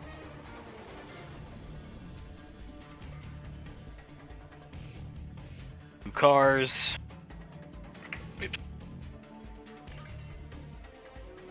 There we go. 32. We'll just take 32 and times it by 2. And I like to imagine this car got taken in the explosion, so she gets 2 of those. And this thing actually lets out a shriek, like a vocal shriek, kind of like sounds sort of similar to Uncle Blaze as she goes rolling down the street. And now Ricky can take his turn. Colt, gave the buff to Ricky. Granted, you're always going to hit this thing in melee range. Maybe it's more advantageous to come here, run more satchel charges. It's up to Ricky what he does. He takes a sec, looks around, and he will bonus action spend a key for dash again, and use it to spend 65 of his 80 to get to Benny. Give me that, you go help her. Copy that, handing it to Ricky. He will then spend the last 15 he's got to get to here. And, while he's running, pull out his LAR, look at that dude, knowing he always will hit, and 3 shots. Nice. Doesn't like the laser damage. Lightning lasers, does not like. And he'll get a charge, and that will be Ricky's turn. Carter hears Memory Ann lightly coughing. Carter will look over at her if he has line of sight on her.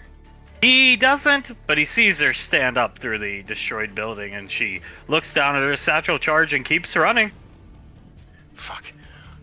Benny, start hurrying up. She's up and at him. She's going over to the control center. Benny will try to catch up with her as Eliza is up. Benny will go this direction. Eliza is going to go over here. Sam! She is going to toss her over the MG3, or L, that she's using. Sam picks it up, looks at it, and gives it back to Elizabeth. I have other plans. She nods. Copy that. Huge scrape on her face from sliding down the street. Well, we'll get you looked at after this, okay? What does it matter? I don't have a man to look at me. She stands up. You gotta focus up now! She will death glare Elizabeth, actually. I'm sorry, okay? As she will start shooting over towards,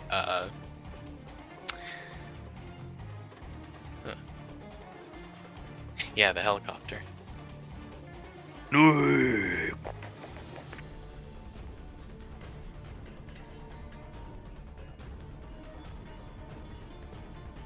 And then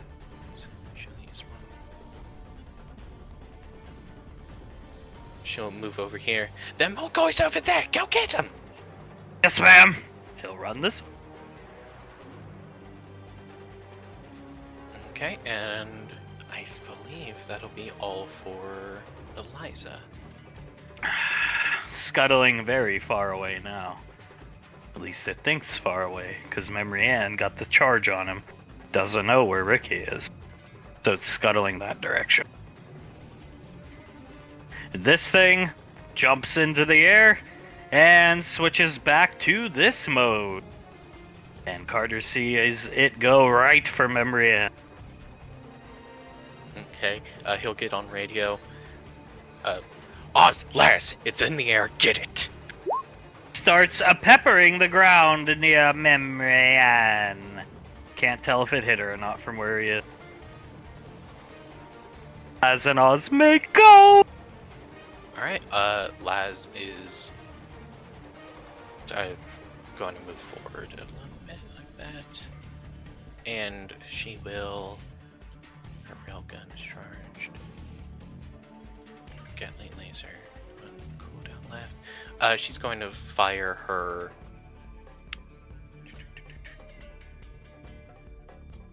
missile launchers into it. There it is. Well, her full missile launchers right into the side of this thing. Copy that. And that's all she can do since her railgun is still charging. Go ahead, Cancer, make my day. Cancer is going to 5, 10, 15, 20, running head first, trying to save his girl. Is she good? She is ducking under, I like to imagine, a portion of the parking lot. Carter! Waving him in as it's still shooting around. Carter slides in next to her. Are you good? Are you okay? As My head's ringing and things are dizzy, but I'm good. Okay, good. He'll look up at this thing. These things don't like lightning. Do you think they don't like ice? He'll look down at her head. Carter smiles at her. Only one way to find out, right? Nods her. Could they... Actually, no.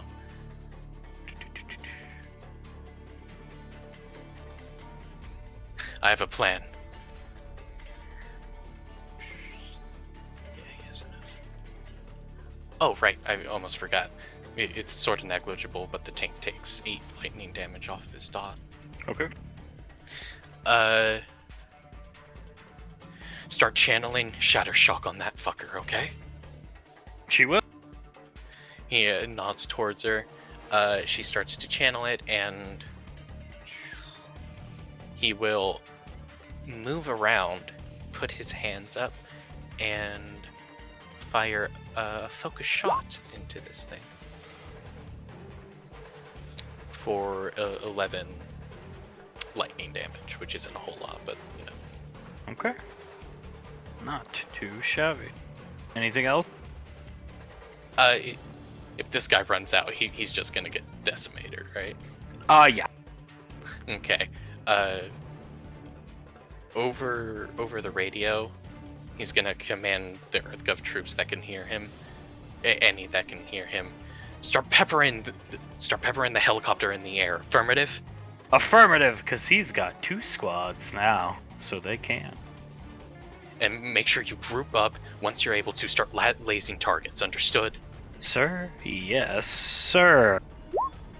We'll be putting that on Carter for Carter's next turn. He's moving into position. He's slow. He big guy. No, understood. Crashing through the building here. And he'll actually switch out. Ricky, yeah, I imagine Ricky can see it. It goes back into its bipedal mode. And the big cannon on its back starts to glow orange as he will fire it. Well, we'll see here, actually.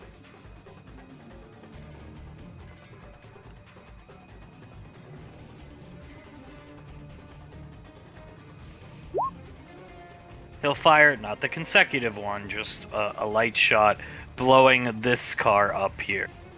Maybe aware of Ricky's presence, but can't be sure. No damage is done.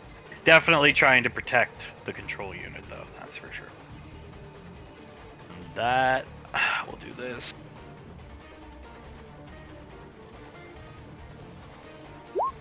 Take 31 and 31 from both squads. I've moved them, so they can't move anymore, but 62 onto this thing. Back to Ricky and the top of the turn order, who I hate.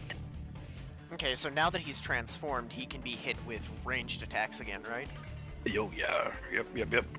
Well, knowing that he can't miss it, and it's a good idea, he will, before he starts moving... Give me a moment to move this. Sorry.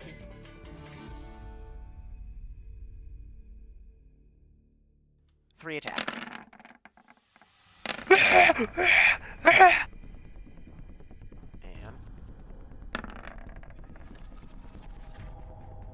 And then he will move his 40 feet, ducking through the buildings to do it. He'll move 35 of his 40 to get to here.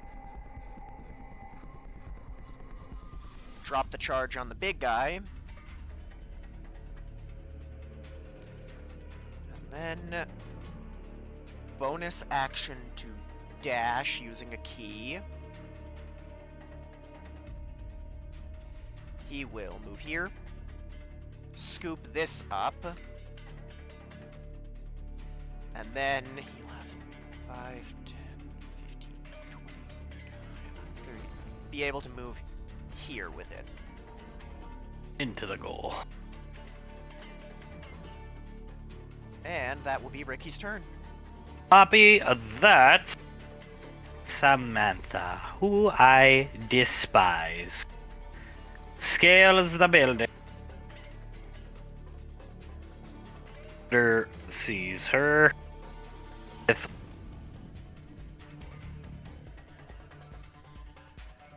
some type of rocket launcher. He should know what it is. It's a Stinger missile launcher, futuristic. shooting it in the Osprey whirly blade thing rotor, and it actually starts to spin out. Going into this building, swapping out to catch itself before crashing, landing here. Putting the third charge in has disabled their shielding. But it's still looking right down at Carter, remember? Understood. Who I truly despise. This thing can't move because it's EMP'd, and you can also damage it during this time. Good to get damage on it when you can. But unfortunately, we'll let Laz and Oz go first, see what they do. Carter notices this thing is disabled, right? Yeah, he has to, because she's been shooting it with higher damage values and nothing's really stopping it. She shot it with one rocket, and it almost brought it out of the sky. Carter nods, watching that happen. Fuck, they got the EMPs down. He gets onto the radio. Last railgun that fucker! As she will listen to her brother, and since her railgun just got off of charging, shoot it. The control center. That's 2005-58. Let me move these charges off the board. One more railgun hit, it'll be toast. We'll just balance it like that. One more railgun hit, it'll be toast, guaranteed. But the shielding goes back up. She sees the nanite shroud shield go back over this thing. We need more EMPs on that thing. Carter nods. Ricky, Elizabeth, you got that? Oh, sir, I got it. Okay, I'm coming with a present for you. Copy that. He's looking up at he's not in a good way in this type of fight, the poor guy. Okay. And she'll start to charge her railgun again with her other action. Alright. Not so fast, Cancer! Jumps down and will try to do the same thing it did to Memory Ann. Read careful. Only now to Carter and Mary Elizabeth.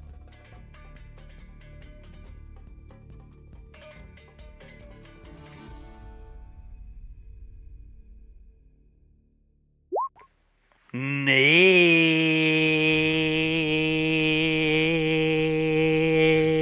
Boom. Sam and Carter work well together.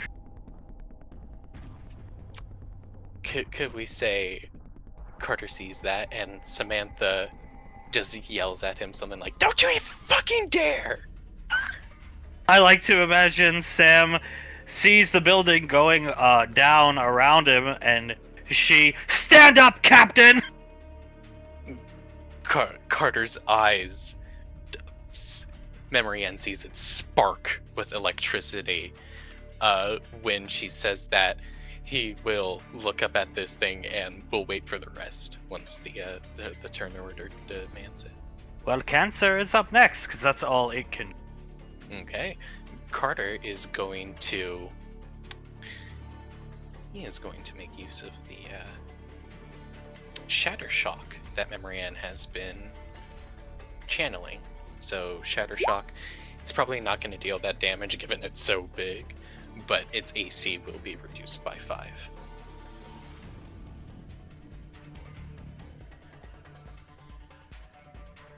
There we go.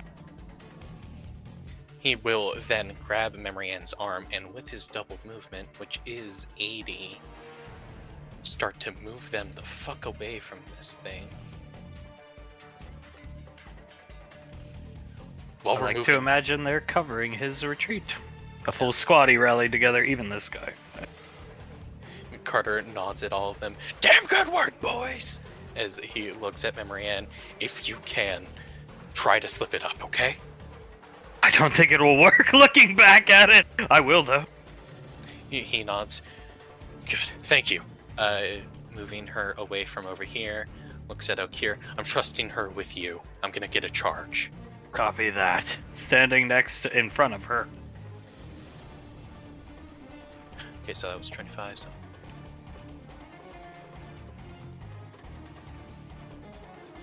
50, 75. So 75 picks up one of the satchel charges and will start moving up this way. Or there, like that. And that will be Carter Winjay's turn. I hate cut. Alright.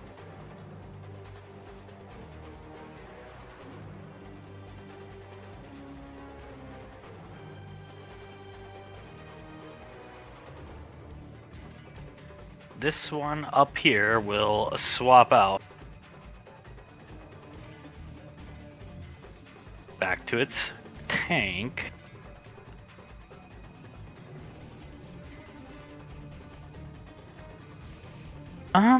Let me fix something real quick. I'm not gonna say what it does. Copy and paste and then it won't.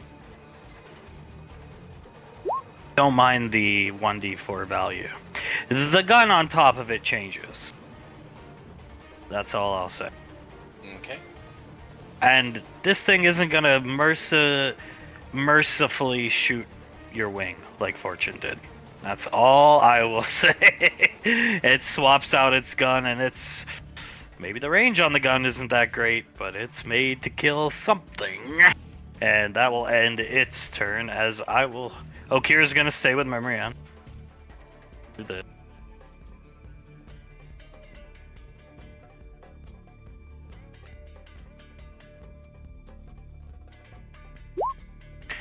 $49 points of damage on this thing. Let me put this over here because we're not using it.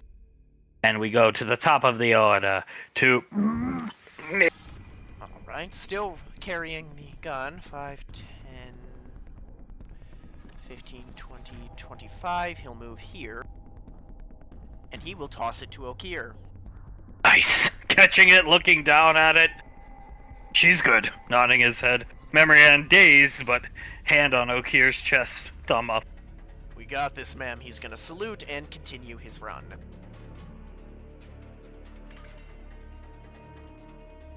He has 15 left, so he gets to here. He will look at that. Use his action to take 3 LAR shots.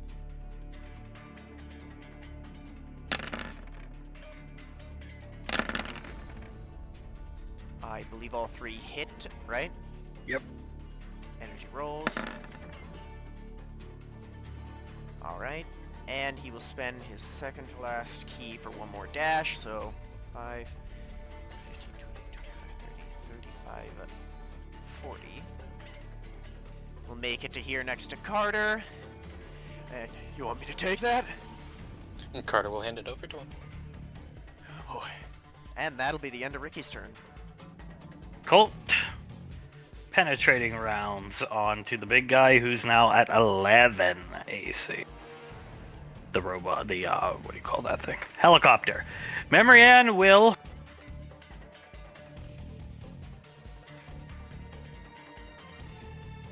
do as ordered.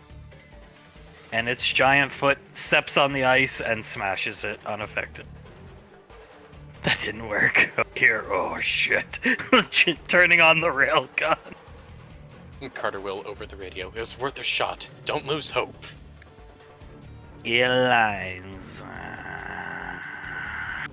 Eliza will, as ordered, 30, move here. As she's moving, the chopper changes into chopper mode. Okay. She moves there. She will actually dash as her action, run over, pick up the EMP charge. With her 10 other movement, 5, 10, start moving her way over towards the control center. Who I hate, Eliza. Oh, I understand, so do I. Poor Benny. Poor Benny. He's gonna grab one of these babies. Regroup with the rest of his squad and do as ordered and check on Mary Elizabeth as Samantha will... Yeah, Carter, I'm sure, could see it. Samantha goes up the street, tactically, of course, not just casually, and disappears somewhere in a building here. Carter trusts her. Scuttling away to a more defensive position back here. The chopper flying over this direction.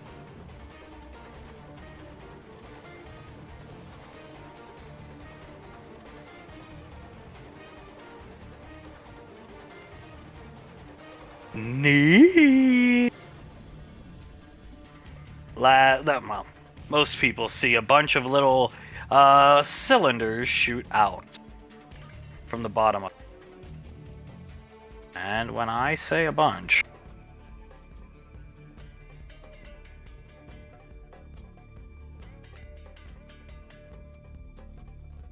I mean a bunch, Nick.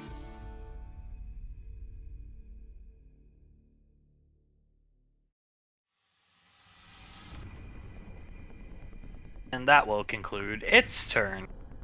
Laz. 1 second, I'm gonna measure something.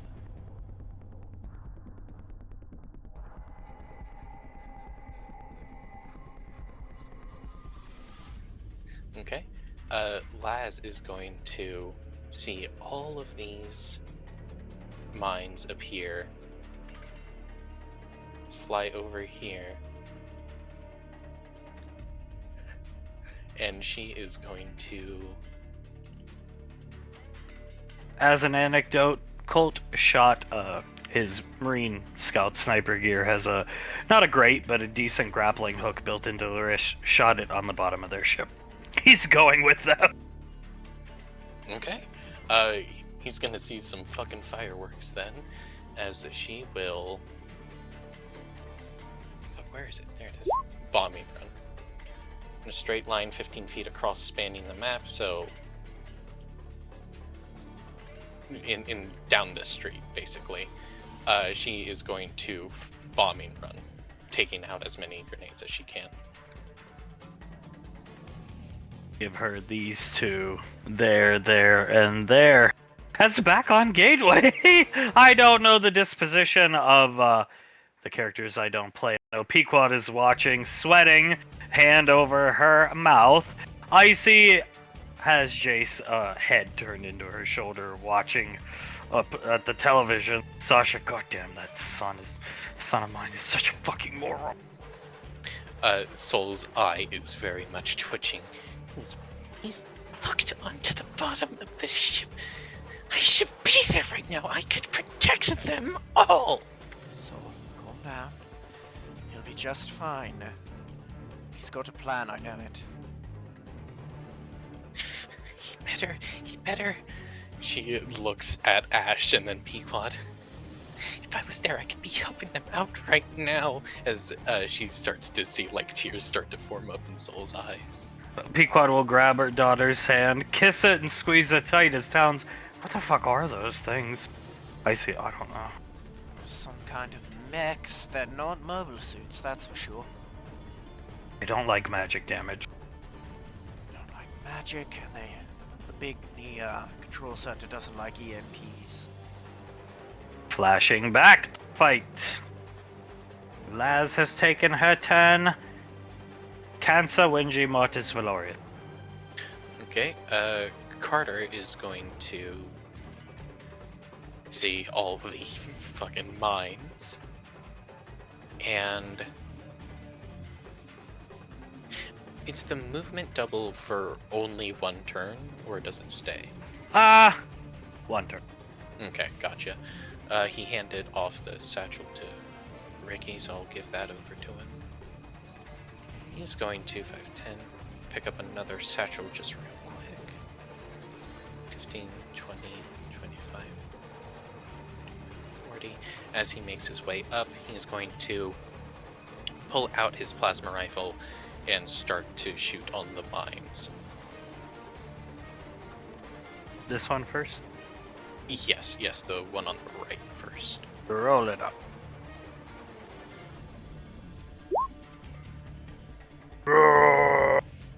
he'll shoot the other one as well.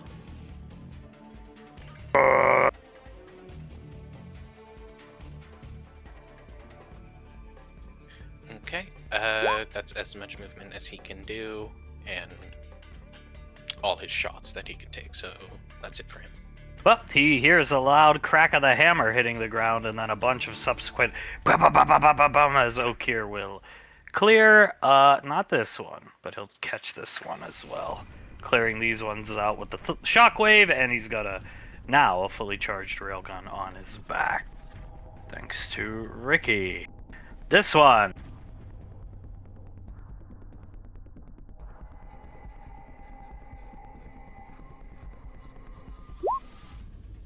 Swapping guns.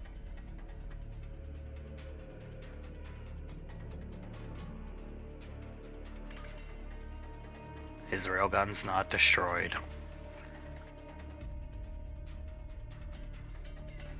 The consecutive beam will go like that. So Okir will take some damage, but he'll be okay. He's built to take damage. Getting wider this time. Second time he's fired it. A little bit wider. A little bit of a bad drawing, but that is okay. The troopers.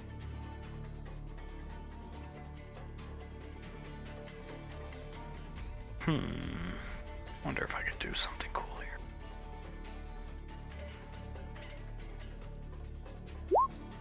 $45. Round number. I'll take this out. This, and they'll put the remainder. I'll take 10 minus 10 and 10, and then the rest will go on the chopper mode. And we go back to the top of the order with Nick. Understood. He's gonna move 5, 10, 15, 20, 25, 40. Alongside Carter, and on his turn, he will look. He's got shots on both these, right? Yeah. Pull out the LAR and keep going.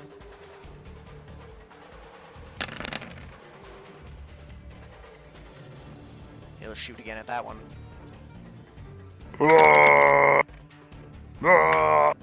Now they're both dead.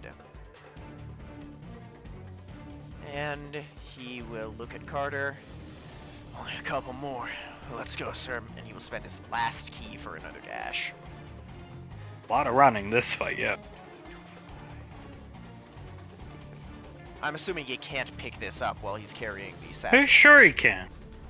Then he will grab this on the way by. You should be able to move him to take him with you. I cannot. Got it for you. Oh yeah. Perfect, and he's going to continue his marathon. Might not be this thing's turn, but it's in constant aerial. I like to imagine it will fire off. It's not his turn, but it will fire off at Laz. Now you do a bombing run, that means you come up at this direction. So as she was coming up this direction to drop her bombs, it shot at the bottom and Colt goes fucking flying because the vibrations and ricochet of the ship getting hit with a mounted machine gun. Colt goes flying, crashing into a building. Coming back here! Sasha standing up, punches the table. She notices that when she punches the table, I imagine it dents, right? Yeah. So it just like almost magically reforms, just given the gravity and things that are starting to rise around Soul. She fixes the table through just pure gravity and will as everything in the room starts to rise. Ash like 5 feet in the air. Soul, darling, please.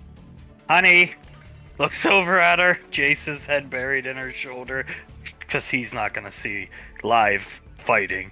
Soul, settle down. He's hurt. He got hurt. I could have prevented that. Let Ash down. She is going to try and take a deep breath, and things in the room will start to lower. Ash lowers to the ground completely. In through your nose, out through your mouth, baby. Looking at her, Pequod, still squeezing her hand. It's okay. It's all right. Look at me. And he'll look at her. He's all right. He's a soldier. He's her son. He's their son. He's fine. It comes with the job. You've got to be able to see him maybe get hurt.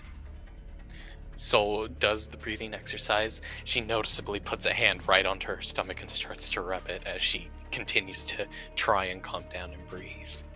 Trust him, alright? I trust him. I trust him. I just don't like to see him get hurt when I could have prevented it.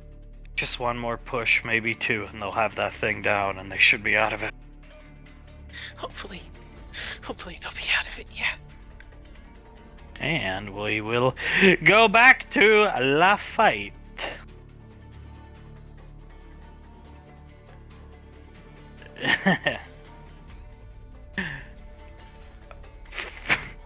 I forget whose turn was it. Ricky just went. That Okay, yeah, took a it's shot. cold. It's cold. It's cold. Right, it's cold. Colt will pick himself up. Slowly but surely, looking up at the helicopter, but he's definitely staggering, getting up.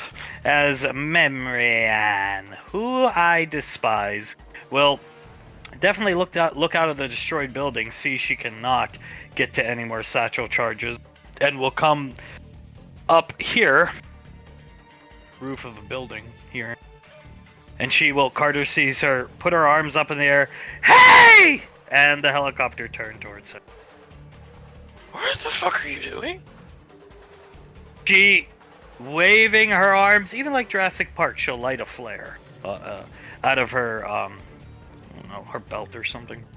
Light the flare, and she's waving her arms, and the helicopter starts flying right towards her. Oh Jesus! I hope you have a plan, Memory Ann. Distraction! Jumping off the side of the building with her plasma rifle. Helicopter flying over. Colt ignoring him instead of attacking him, and that will be the helicopter's turn. And Memory Ends. So we'll skip KR1 when it comes to his turn. Benny, you can take Elizabeth, and I'll do Benny and Samantha, because Benny's turn's super simple. He got a grenade launcher. He's going to help Memory Ann. Okay, gotcha. Elizabeth sees all these mines. I assume she saw Memory Ann just jump off the building, so she knows that the mines are probably coming towards her. She's gonna run up to about here, pull out her shotgun, and shoot the two nearest to Memory Ann. This one and this one? No, to Memory Ann. So that one and that one. Okay. And she will bonus action Fighting Spirit to give herself advantage. Odd. Astral Selection Spirit. There you go. Almost had a slip there. After that, I believe she... 15, I think. So 15... 20... Can she hotwire this car? Sure. Take her rest of her turn. She'll hotwire the car? Copy that. This thing is going to stay put where it feels most protected. Back here, surrounded by all of its mines and its tank buddy. Samantha, who I despise, appearing on top of the building.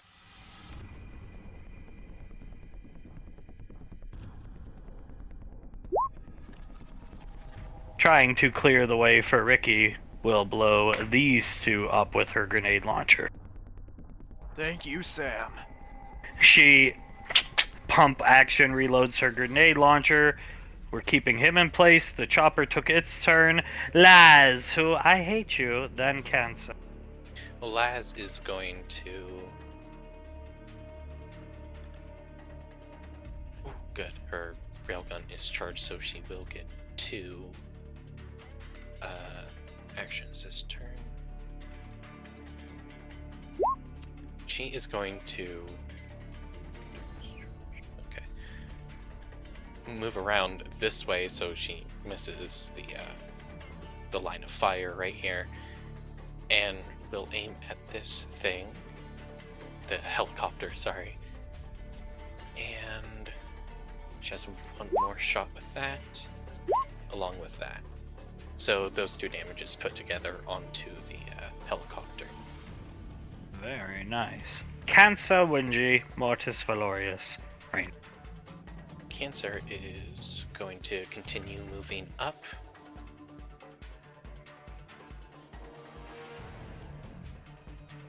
You can make it right next to Ricky. If he were to use his action to dash, he couldn't throw the EMP onto the... Nah. Okay, gotcha. So that's where he will stay put. He's going to point to this EarthGov troop and to this one. There are mines traveling all around this place. Take him out. They'll hook up. Copy that. He'll... that'll be... Actually, no. He's going to use a focus shock against that mine right there.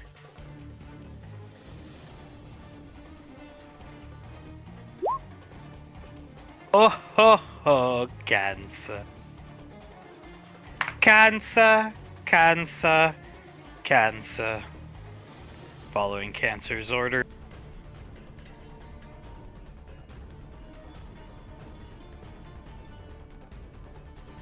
You thought it would be that easy, Cancer, did you? Sorry! The ultimate cock-block of bots! Firing its cannon in this direction, trying to cut Ricky and Cancer off. But luckily, Cancer giving orders to these guys, they got out of the building in time. Nobody need to die here. Okir shot his charged railgun from Ricky at the bird. He's gonna charge it again and put it on his back. That will end his turn. And we go to Ricky at the top of the turn order, as I'm actually gonna take this EarthGov troop and just clear out these mines up here. Good leadership results in good rewards. Ricky's up. He will take his main movement speed to get up to near where Salmon. He will use his action to dash to here, and he will put his EMP on it while using the rest of his movement speed to get back near Sam. Okay. Very nice. That's all he can do. Colt scrounging around in the buildings, holds up an EMP charge and will put it to his back, and he'll scale the building here. Whistles sharply, catches Ricky's attention, and Colt will take his turn chucking one all the way over to Ricky, and Ricky deftly catches it with no problem. Gets a big smile and salutes Colt. He chambers around in his rifle as then Ricky hears Memory and Jesus Christ! She's running around up this direction as the chopper chases her. Elizabeth is up. Shouldn't really be a laughing matter. She's basically coming close. She's not dying, but she's a lot of bullets hitting around her. Elizabeth is going to, with the car she hotwired, could she move next to Memory Ann and then move past, like, getting Memory Ann into the car? She got a phone book to sit on? Yes, she does. Yeah, she can do it. She can do it, yeah, absolutely. Alright, she is going to, with some pretty impressive driving, that should impress Benjamin over there, make her way through this parking lot, dodging through some cars and rubble and shit, as she slides up, hand on the handbrake, pushes in the clutch real quick, drifts this thing like in Tokyo fucking Drift right up to Memory Ann. Get the fuck in! She dives in headfirst. You are an angel! As she will, oh, thank me later, and continue moving past down this street over to here, as she'll toss Memory Ann the satchel charge. She will take it. Rand's got it. We'll put them here, and here. Benny, who I despise more than anything. Looking at Elizabeth, giving her a two-fingered salute for helping save the Captain.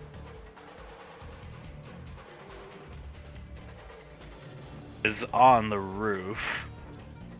And he is just gonna keep pouring it down, trying to get this stupid fucking chopper off of Elizabeth and Memriette. He will fire grenade into the chopper.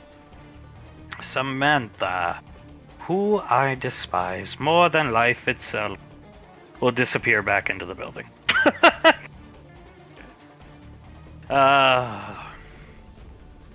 Nick.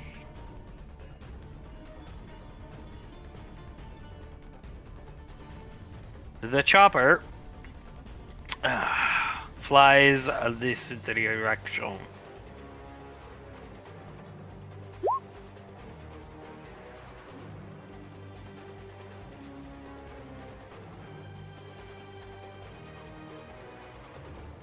(13 AC).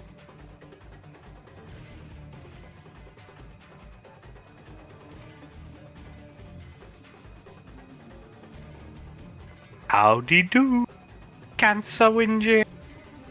Don't want to drive that car into these things. All I'll say. That will conclude the chopper's turn, staying hovering in the air. The satellite dish, air quote, is going to stay put. And Laz, then Cancer Wingy. Okay. She's already used her bombing run. So. Sorry, Laz! Woohoo! Choose that. She is going to fire her laser Gatling gun into the chopper,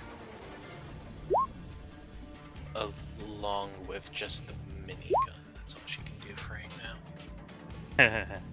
As Carter is watching his big sister laying the smackdown on this thing, a large billboard of Lacrell James comes falling down, crashing atop the helicopter, knocking it out of the sky, and Carter hears it start transforming.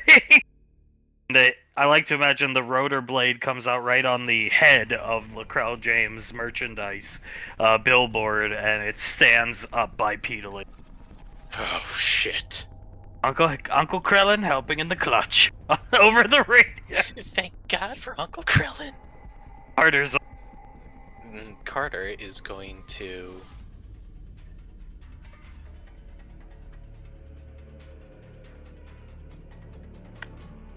Can you hold 2 satchel charges at once or only one? Yeah, sure. Yeah. Okay. He will use 35 feet of his movement, run up to Ricky. These are yours. Alright, he will hand him the railgun, get it to Colt. Carter will nod. He is going to move just that much more feet. Can he get it up to Colt, or has he used too much movement to do so? Grappling hook. He gives Colt a hang 10, points at the helicopter, looks towards the EarthGov guys. Mines now, Sir, raising their rifle. and Carter will, since he can, attack this thing, and all of them hit.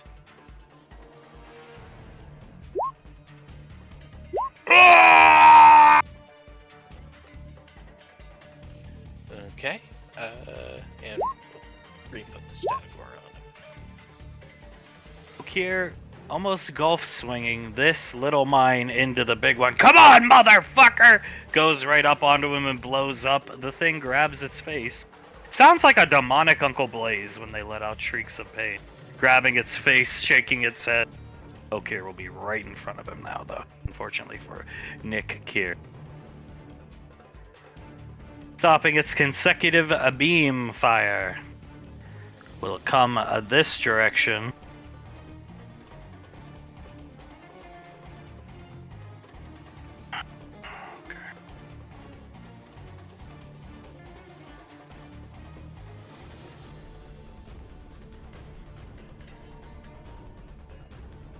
Oh. The last line of defense, Ricky. Okay, so Dex check of 18 or higher.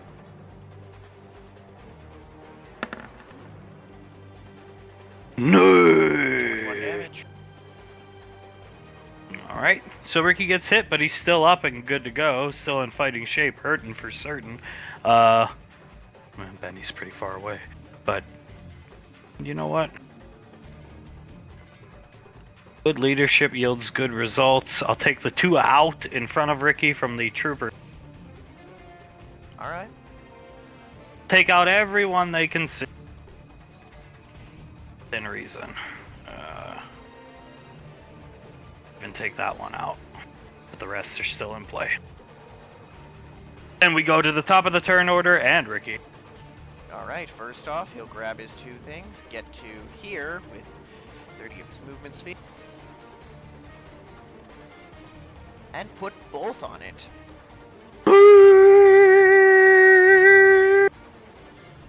Or Shields down. he's gonna smirk. Attack, attack, attack, attack. He's gonna smirk, look at the tank. Nice try, dipshit. And he's going to throw his grenade on it. Call, Colt, have some fun. I'm gonna kill it. It dies. Then something interesting happens. There's same kind of like demonic Uncle Blaze shrieking. And the tank is almost forced back into bipedal mode. And this thing, you can discern, probably can't go back to its chopper mode. But we'll leave it at that. Alright, and Ricky is going to use his movement speed to get inside the building here. Copy that. And that'll end his turn. Letting out a fucking shrill, getting hit by the railgun, but it will quickly spin around in Colt's direction and ignite its hand rotor blade. They're still up for a fight. Memory Ann in the car with Eliza. What are we doing, Elizabeth? There's mines in front of us! We're gonna pick up Benjamin, and then we're gonna fuck those things up. Okay! She gives her a thumbs up. Oh, I guess we don't need this anymore. She'll throw it out the window. I guess not. She will put her foot against the dashboard. And she'll blow these 2 up in front of her, shooting out the window. I'm gonna take Benny's turn. He'll jump in the car with, "Hey, babe! Getting in the back seat!" Ain't that beautiful? He'll get into the back seat, and now it will be Eliza. Eliza is going to... You got some heels on you, babe. I do. She is going to make her way down the street, hang a turn here, up towards Ricky, so Benny can heal him.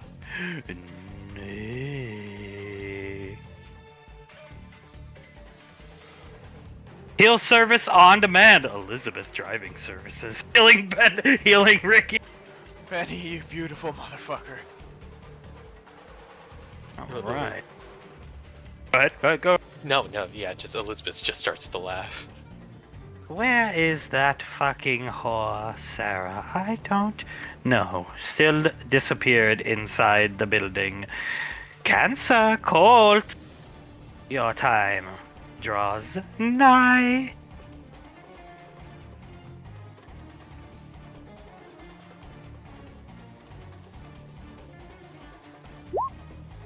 Nick.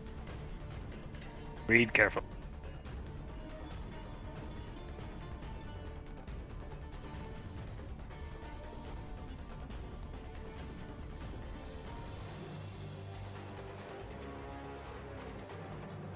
Gotcha. He's okay. They're okay. But people here at the epicenter. Okir gets hurt. The Earthgov troops definitely get hurt, but they stagger back to their feet, helping each other up. Laz! Bring it on! Laz is gonna see her little brother in trouble. Look at this fucker. Sayonara, bitch! Railgun. Oh shit. Going right through! It grabs its chest, starts staggering through the destroyed building, leaking out very weird globular black oil, we'll call it, this direction. It's still up, but it's wounded soldier, definitely. Oz is going to move her over to here, and she still has one more action. She's gonna just fire a minigun at it. Falling to its knees, trying to aim its Gatling laser in one last, Gatling gun, in one last ditch effort. But I like to imagine she shoots the arm up and it explodes, and he is dead. One tango down, one to go. Fuck yeah. Well, Cancer, it seems you've led your men properly. Gergoth is the true leader of all men, though.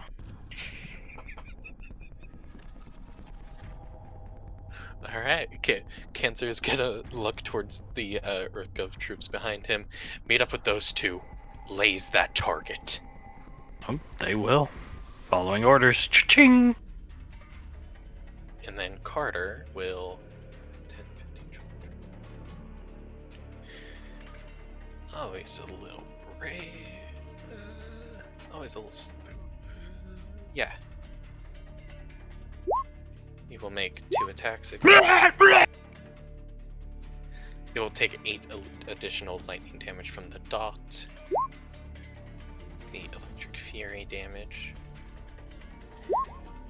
And then it's probably not gonna work, but hey, extra damage is extra damage. Electrical overload on this fucker. Oh, where are you? Oh, yeah, that's right. It makes it. Nee. It still takes 20 lightning damage though. Copy that.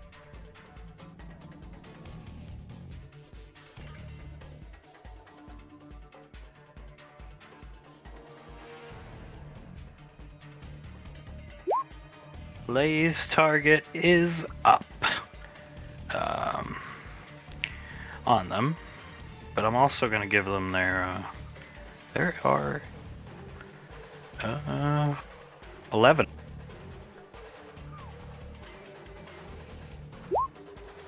Pretty points of damage onto it, but now it's his turn, Cancer.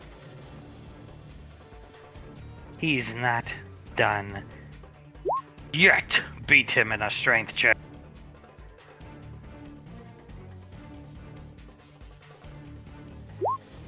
Oh, so close. He tries to arm swipe, basically, to push Big Turtle Man out of the way, which he succeeds. Ugh, slamming into the wall next to Ricky. Carter going this direction, and he starts booking it this way. That shoulder cannon glowing, like he's charging it for like a final explosion type of shot. You alright, old man? Ah! Shakes his head, looks up at Ricky. Where am I? Looking around. Fight big monsters. Come on, let's fuck shit up. Holding her action the whole time.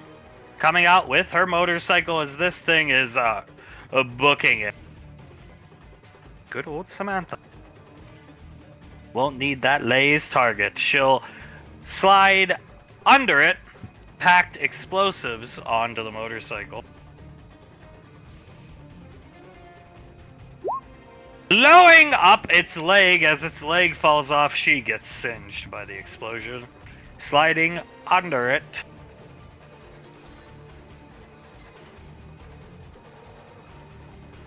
And she will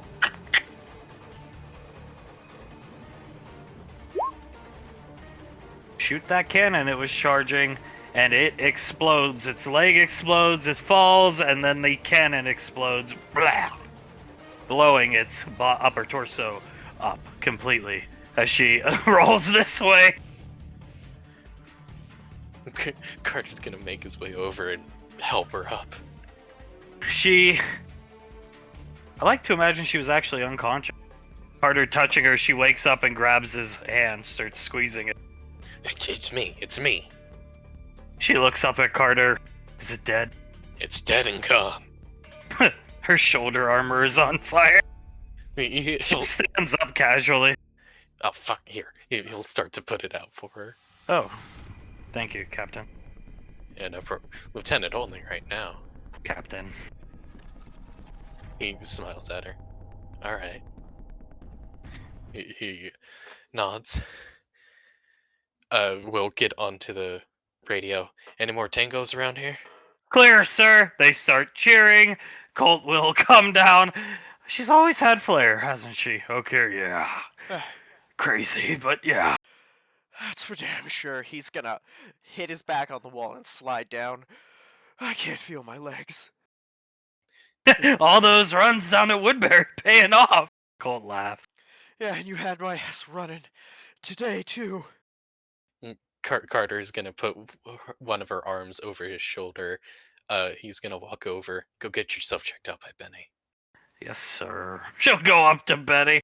Always find a way to do something cool, Samantha. Starts scanning her. She goes back to brooding as Laz and Oz land so they can talk. Carter looks around.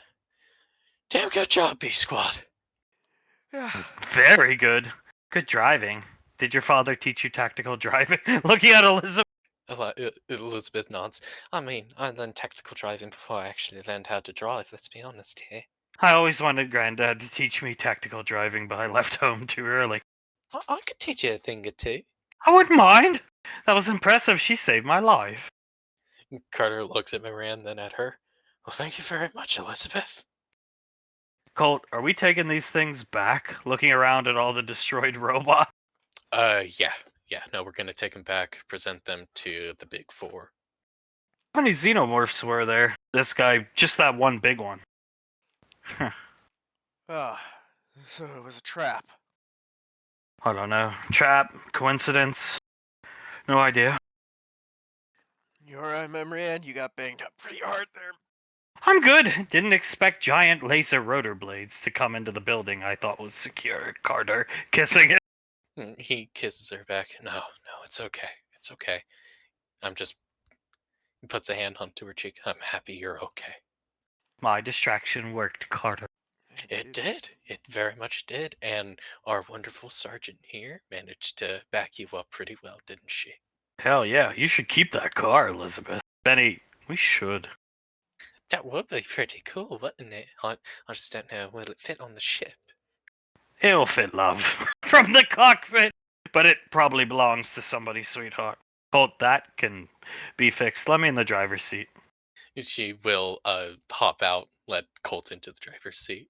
Colt, taking after his father with electronics, will begin to wipe the ID registry so whoever owns it doesn't own it anymore. Hey. Coming back here. It's over. Sasha finally sits down, grabbing her hand. Icy will let Jace's head go. You didn't need to see that. Shaking her head at him. Now you can see this. Turning him to Sasha. Jace, a bit worried about her, actually will just smile and wave at her and give her a thumbs up and tilt his head in question. She'll wink at Jace and...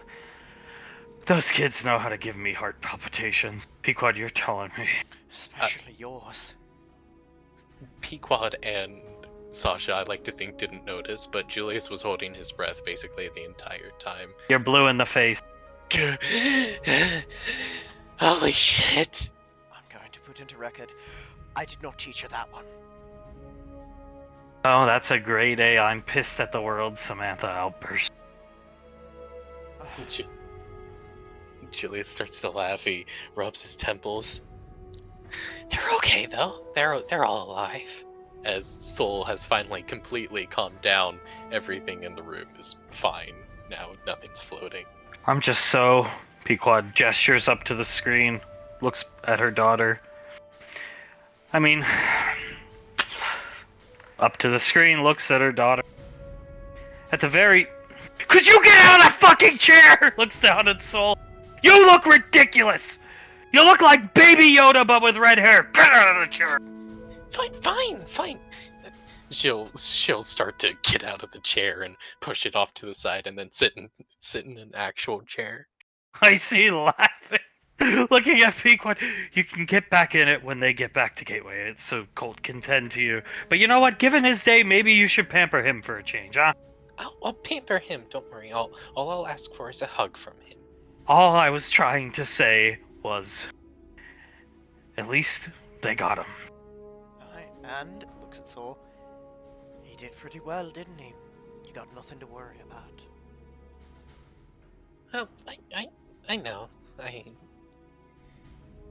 I'm always gonna worry a little when I'm not able to help them. I think that's just human nature. It is. Believe me, I know the feeling. There's plenty of times either Ceres or motions to the rest of them. They were in areas I couldn't help them.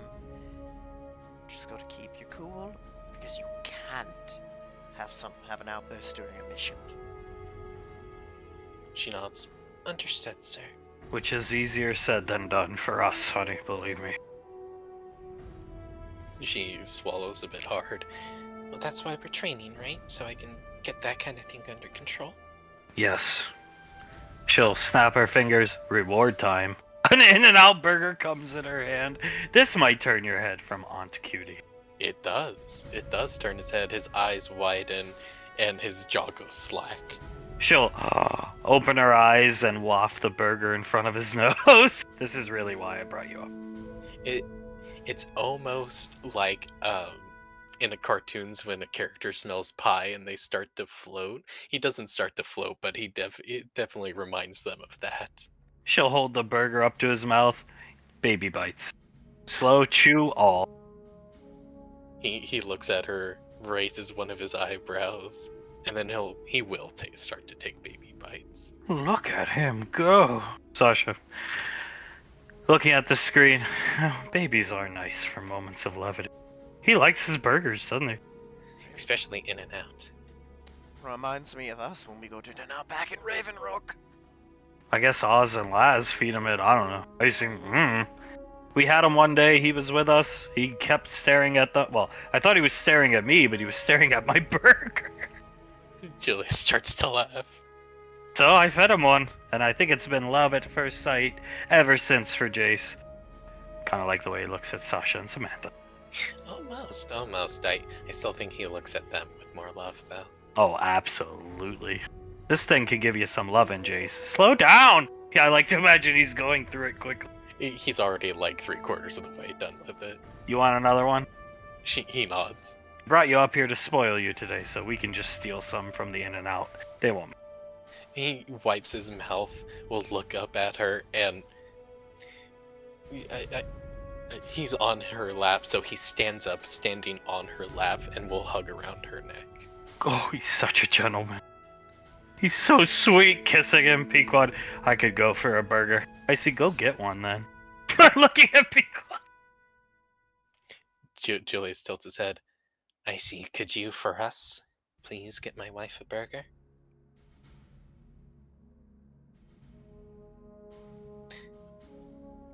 He'll open his mouth, stand up, or I can go get one myself.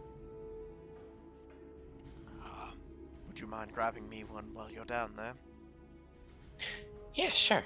I can get one for you too, Ash. Thank you. He will start to make his way out to get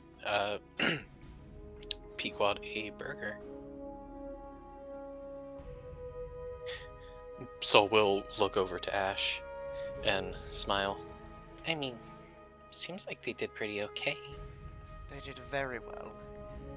That was an unexpected and difficult fight. I mean, to be completely honest, Alpha 9 would have even had a little bit of trouble at the beginning of that fight, even at our best. It's not easy when you get ambushed by enemies like that. No, I doubt it is easy. Believe it or not, me and the rest of the squad have been ambushed quite a few times.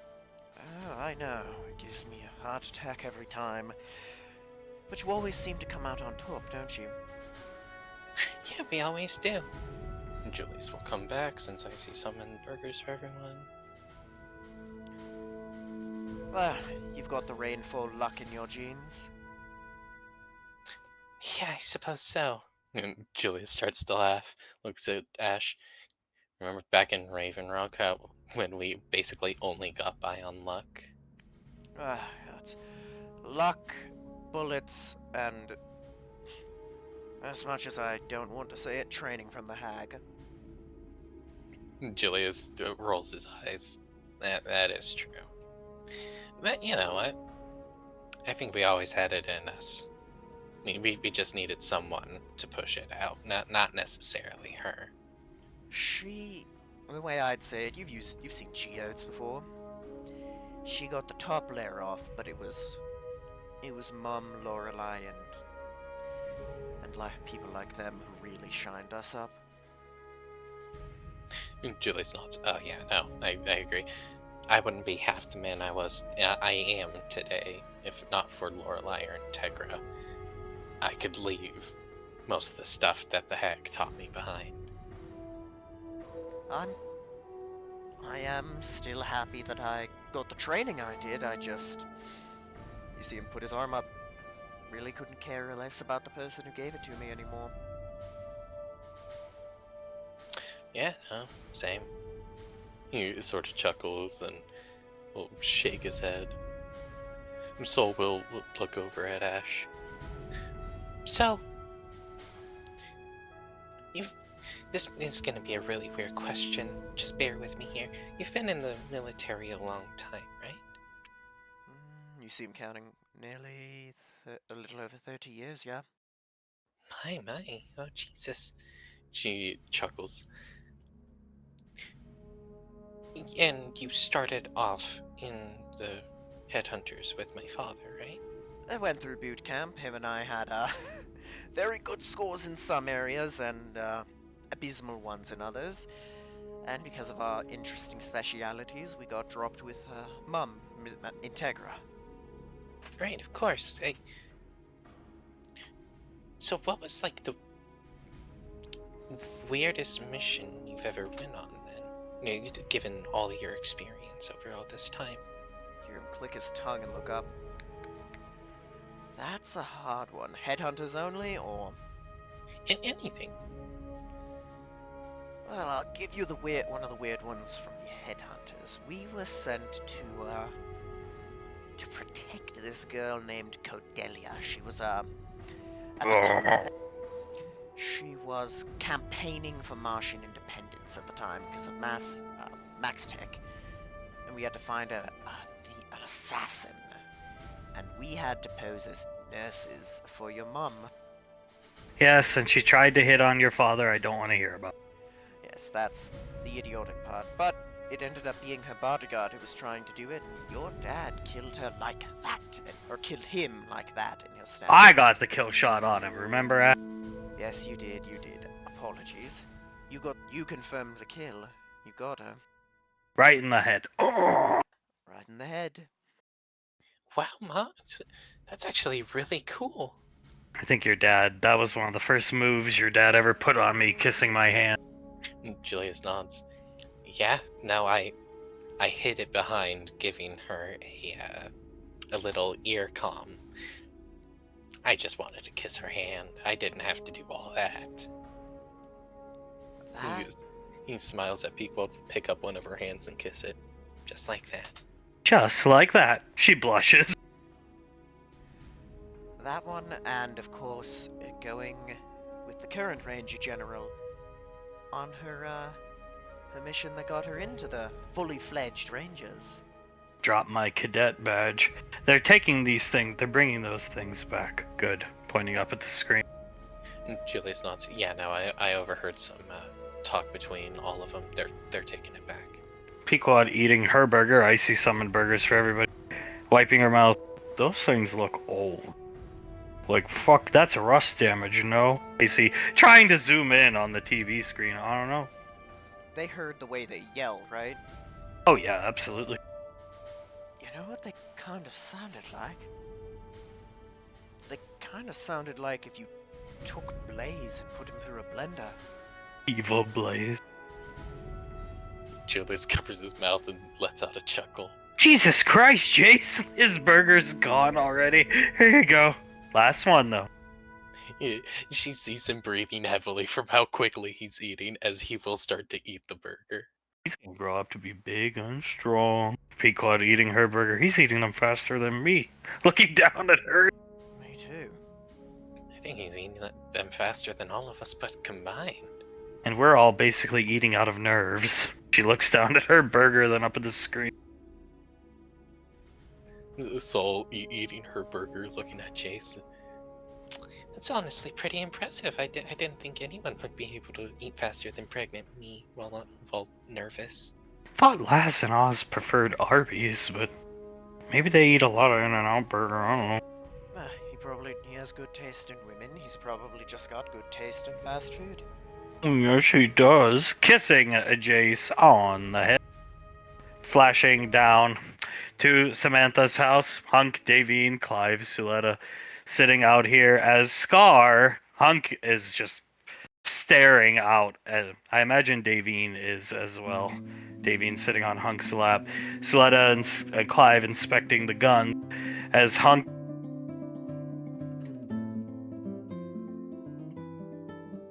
Hello?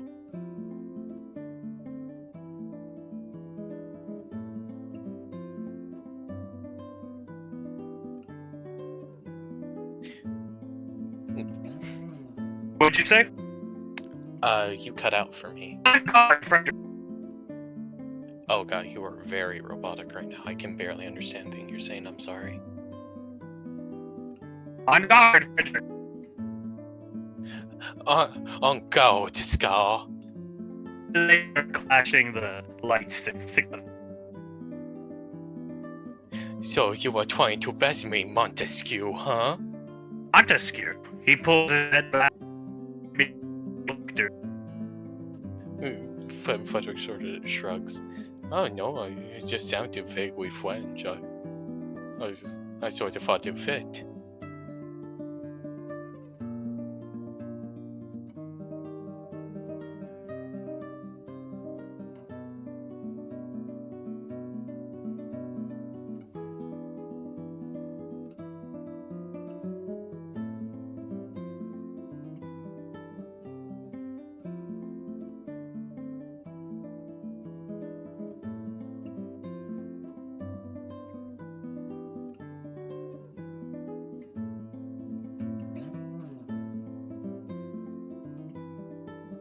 I don't know, honestly.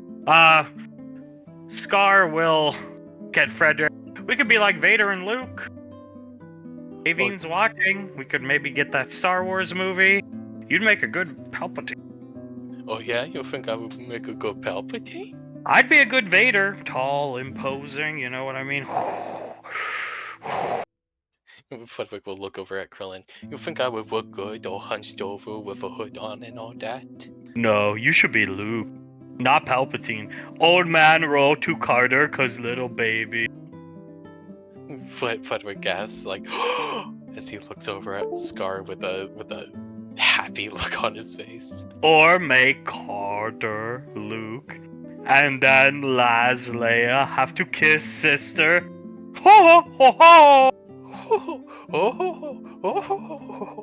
Oh, for fuck's sake, Banksy looking over his shoulder. Cook chicken, house husband. Stay out of important discussion, Scar.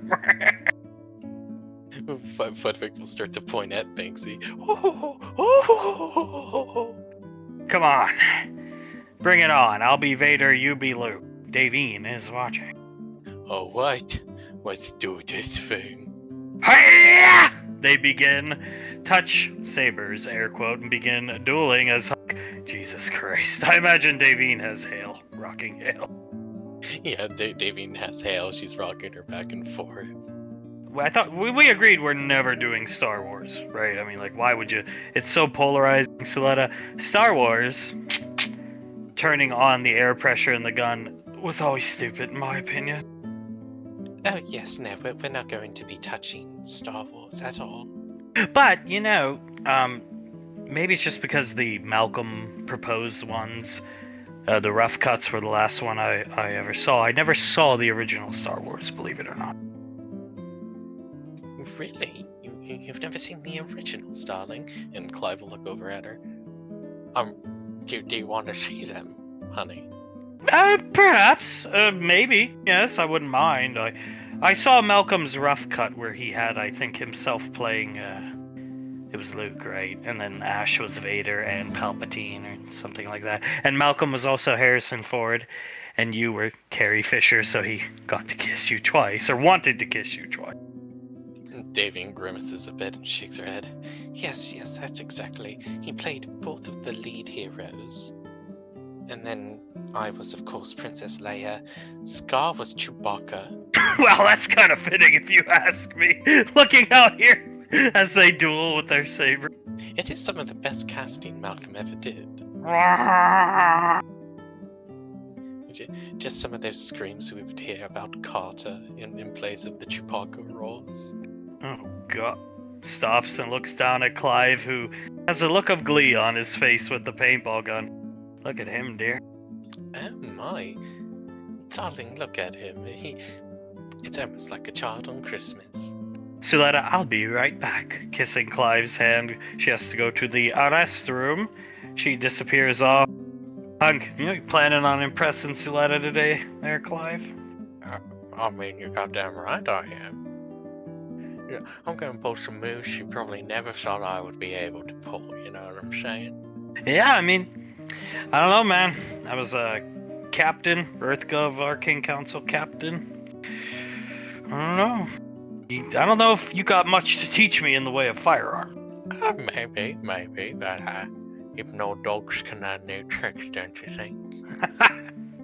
You ever see one of these, Clive? He'll pull out his Davine pistol, which is a VP-70, from the forge. He'll unload it and hand Clive the gun. Clive, almost exactly like how Elizabeth described. When it touches his hand, he hears Davine in his head, so probably we. Do your guns normally say Davine? Mate? Oh, is that what it said, Clive? Looking at Davine. Davine nods. It did say Davine, didn't it? Yeah, no, it. I'm sorry, it's just some sort of point of contention between you two. Oh, he smiles and kisses Davine. She is cute when she's insecure. Let's put it that way. Davine nods. During a point in our relationship where, well, I didn't necessarily think it was. I knew it would be good for us, but I didn't think it was almost right, almost. I was very insecure about it all, and, well, when you put something into the forge, usually it creates a connection with yourself and will name itself. So it named itself Davine, and whenever Hunkhold said no, he hears my name. I got to put it in the forge. Lorelai let me put it in. Not to bore you, Clive, but we don't really talk about it anymore. But you see, Clive, I was actually married when we met. Oh, really, mate? I was married to Suletta's sister.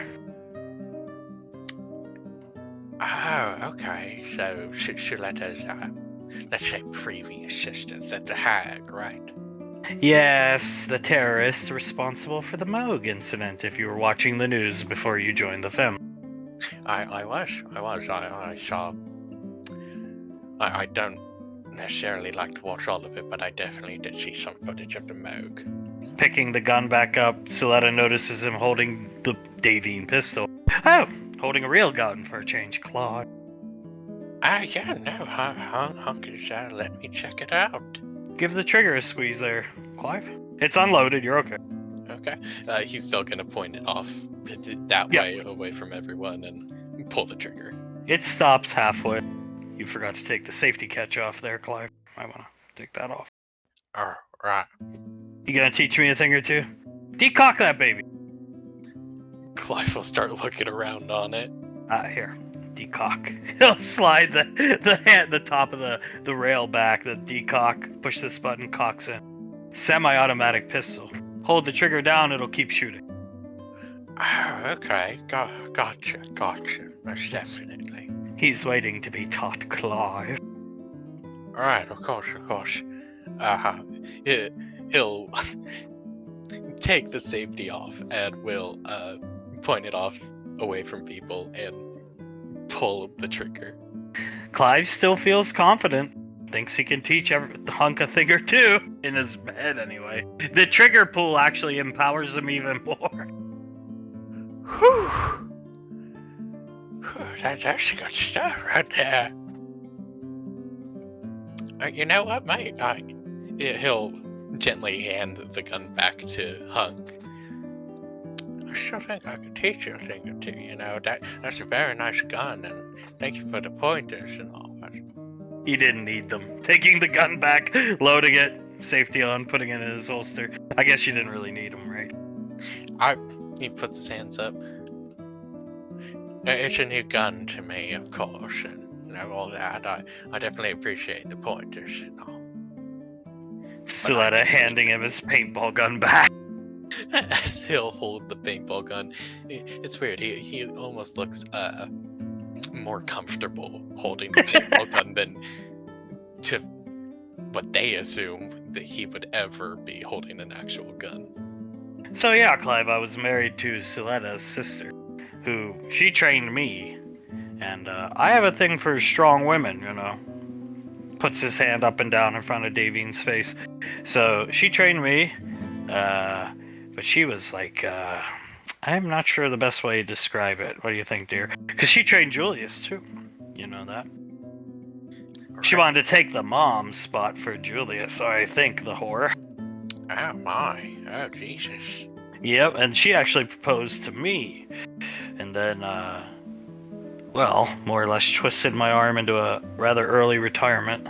Though I was frustrated with the Arcane Council people at the time. Abandoned Nicole, and Julius and Ash. Sarah, Sasha to some extent, but she was always ahead of the curve. She never needed me around. But yeah. Created tension between me and my daughter.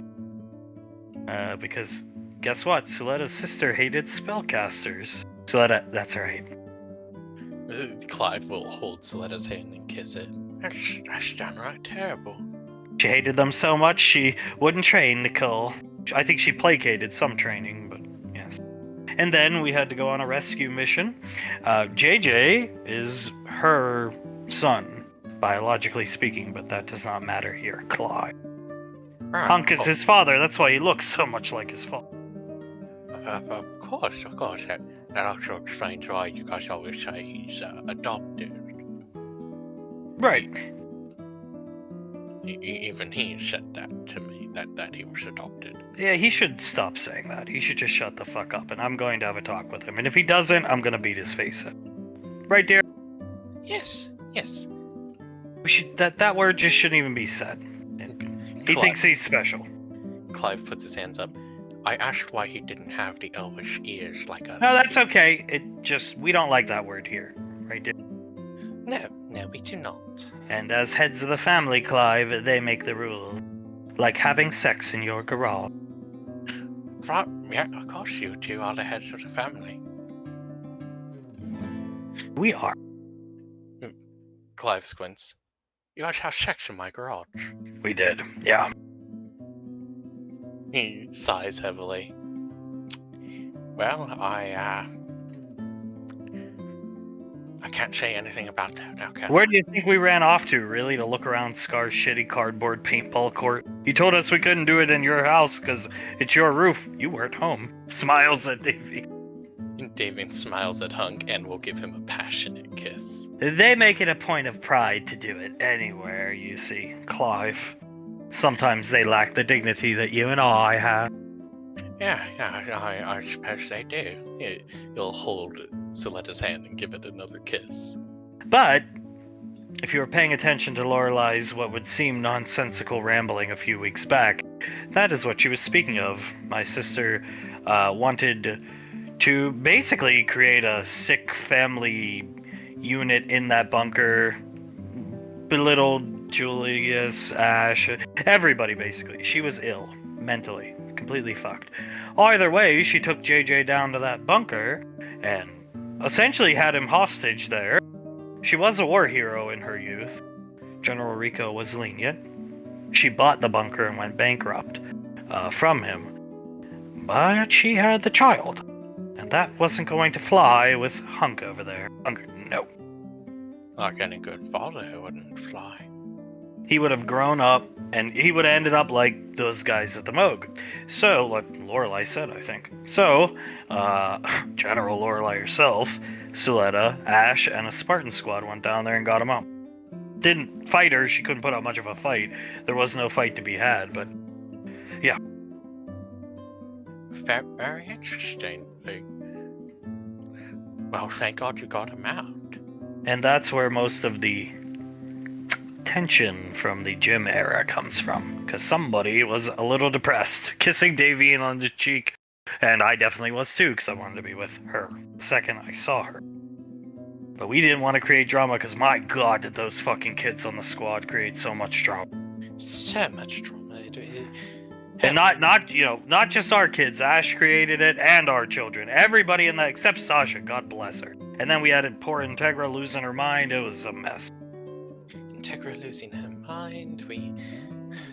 We had Scar, who had already lost his mind. It was a lot, darling. It was a lot. Zap losing his mind multiple times, and then Krellin came along and became fucking a member of ISIS, trying to make IEDs to blow Ash up with. To let up.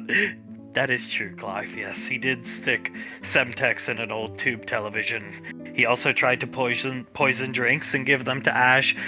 And he, I believe, an Oscar or some type of statue he stuck Semtex in and tried to give to Ash.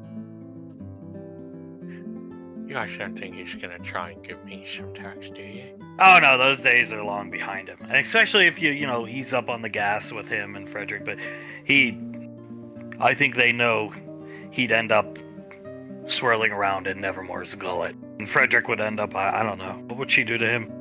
A fucking, a scar on the grass out there. And that is to say, if Julius didn't get to them first. Clive starts to laugh and nods. Well, that certainly makes me feel a bit more safe. He looks at Suletta. Maybe I should start, slow it down with them, you know? I've been telling you that for more than 3 weeks, and I would appreciate it if you just listen. Of course, my love. I'm going to listen, don't worry. But that is why all that drama, being trapped in a small place, and us two wanting to get together more than anything, but there was basically a barrier built between us by me. And yeah. And then, I don't even remember, did I think I threw her the ring she gave me away, and I bought this one holding up Davine's hand for her. But yeah, no. She was insecure, didn't think I wanted to be with her. Washed her hands at the sink when I showed up at Suletta's house. Suletta, my old house, Lakeside. It's been sold a long time ago. Gotcha. As Davine will hold Hunk's hand, give each of his fingers a kiss, and will lay her head on his shoulder. But she was actually the sad note in history. I know Julius and Nicole hold it against me, but she saw my face before Julius or Nicole ever did. Looking out of the corner of her eyes at Davine and Hunk. Davine will smile up at Hunk, and trust me, I wanted you off of personality alone before that, but once I saw your face, oh god, it was like Cupid's arrow just struck me all over again. I remember we went on what I would call our first official date, Clive. We were at Tommy's. We were holding hands. She got up to run away, because awkward situation, still married. And I had to say, no mask weekend. Take my mask off to get her to stop running away. Wow. He looks at the two of them. He looks at Hunk. You really wanted her, right, didn't you? Yes, I did. I got back into shape pretty darn quickly. I was not happy with last. There's a reason they called me Dad Bod Hunk. I heard Nicole and Julius. I even heard Ash call me that a couple times. And I was like, God damn, I need to get back into shape. I got this beautiful elf woman downstairs, and there's my gut out to here. He puts his hand out. I honestly cannot imagine you with a gut, mate. Come on. Tell him, dear, it's the truth. Looking at David's letter, it was disturbing and disgusting. Oh yes, no, it was She puts her hand out to mimic the stomach. It was like this. It was well, I knew he wouldn't be combat ready anytime soon if he continued to look like that. Laz wanted to get you in that's where Laz's namesake comes, Bunker Hag Laz. She wanted to get you in that bunker and keep you there. You would do nothing. You just live in the bunker, isolated from the world. So there was nothing else to do but eat and watch television. Oh, that sounds absolutely terrible compared to something like the lane.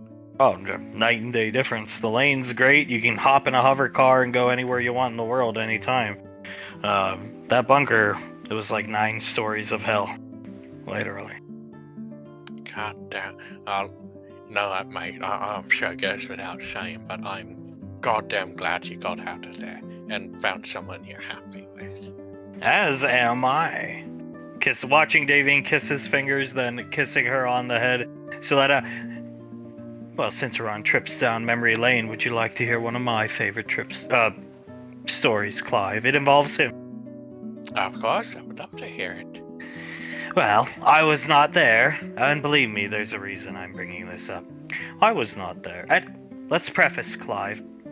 Who was the first person to see his face? Well, Davine, by Okay. his account. Just keep that in the palm of your hand. Tell the story about Nicole. When you were on the, you were the captain of the squad, sleeping with you. Oh. Every night. Well, not every night. I don't know when it started. But I started waking up in the morning and seeing her sleeping. She was 15-something at the time. Sleeping on the floor in front of my bed. Well, next to my bed. I'm like, what the hell? And then it would happen more and more and more. And I would wake up and try not to wake her up. Okay, I'll catch her one of these nights. She came in. What are you doing? She got really scared and I was like, just get in bed. And she would, from that point on, until I retired like an idiot and abandoned her, wrap her arms around my neck and just sleep all night. It was weird to get used to. Because I was like being choked. I ended up feeling pretty good about myself after that. And he had the mask on the whole time. Clive. Yeah. Clive leaning back, listening to this very cute story, his eyes widen. Even more while you were sleeping, mate. Yeah. Pretty insecure back then, thank you. But she didn't mind. She sure as hell did when she found out this random woman who's Julius's mother saw me before she did. But I think she's let it go as well as Julius. Honestly, mate, if I were to put myself in her shoes, I would feel pretty much the same way, truthfully. Well, it took the right woman to make me feel good about myself. And then I was banned from wearing it for a while. I can't really remember, but yeah. Davine smiles up at him. I always liked you more without it anyway. It is much better. Letta nodding her head. But yes, it's a heartwarming story. Very heartwarming. Until you find out he had a fucking gas mask on. Clive lets out a chuckle. I'm sorry, mate. I don't mean to laugh. Trust me, insecurities, I understand them. It is a bit funny if you think about it, though. Oh no, yeah. I mean, I was insecure about myself, believe me. Not like those two goons out there, pointing as Scar and Frederick clash their sabers together. I was never like them, where I had, I guess, no shame, I should say. But yeah, double down on that shame when I dipped out on Nicole, Julius, and Patricia, and all those kids back then. But yeah. No, mate, I'm sure that's all water under the bridge. If you're worried about that at all, I'm sure it's nothing to worry yourself about. Oh no, I don't worry about it anymore. But you should never completely forgive yourself for stuff like that. Especially when it comes to your kids. He's squinting, watching them fight. Is Scar breathing like Vader? Is that what he's doing? Yes, he's making a very distinct sound. They're watching us. Stab me and me.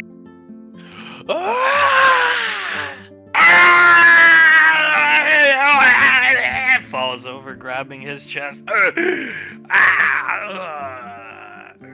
Opens his eyes. Hunk and Davine have turned their heads to continue talking. Fuck.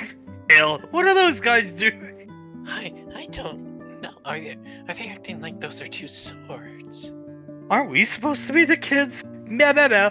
Meow, meow, meow, meow. Meow, meow, meow, meow, meow. When you have that low of IQ, what do you expect? Gesturing out to them. Integra starts to laugh, looks at Hale. I mean, I could definitely see it if they were, I don't know, even 12, 13 maybe, but how old is Uncle Scar? Hale, tapping her little chin. Meow, meow, meow, meow, meow, meow, meow, meow, meow, meow, meow, meow, meow. 52 by his species age. So, a 52-year-old and, well, let's just say something like 30, I guess, and a 30-year-old doing that with each other. A fat 30-year-old. You notice everything he does is like fatly. Meow, meow, meow, meow, meow, meow, meow, meow, because he's a fat fuck, Hale.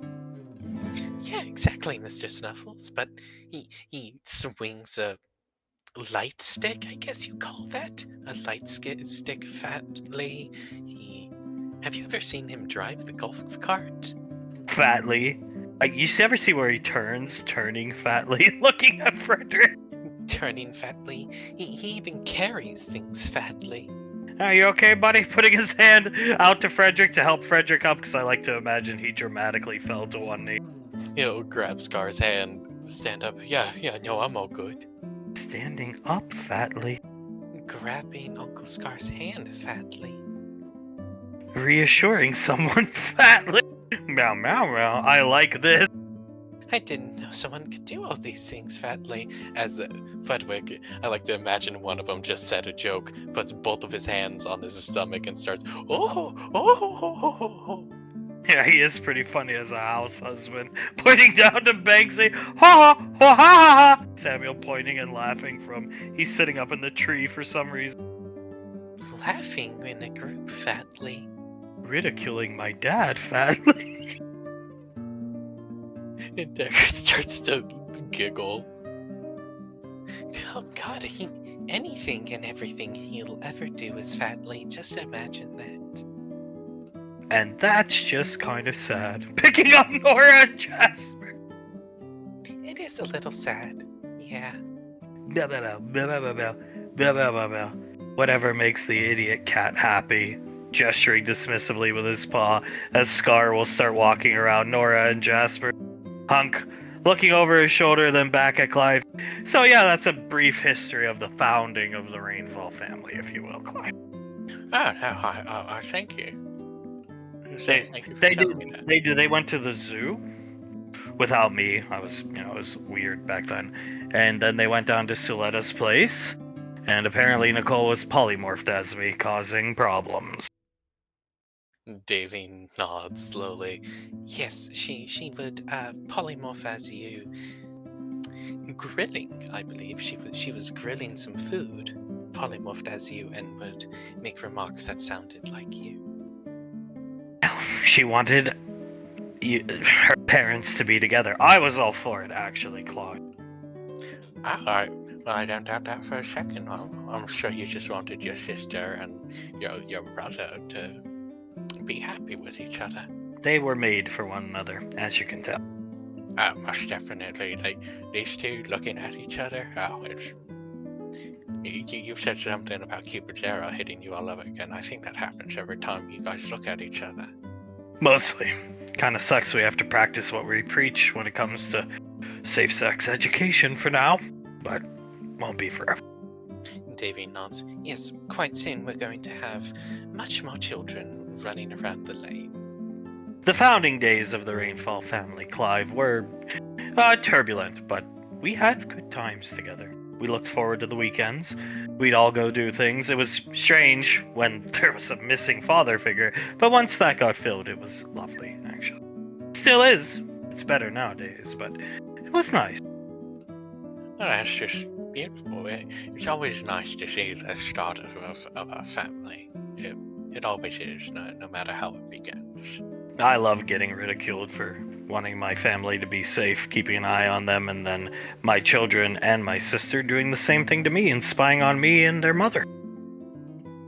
Davian looks at Stiletto, raising one of her eyebrows. It was Nicole's idea, first of all. Second of all, they left me and Banksy back at the beach house. I only joined in because I wanted to see where the hell Patricia, Hooligan, and Nicole had gone. I'm sorry, can we back up a bit here? Sure, I'll let Davine tell the tale. Well, darling, Hunk used to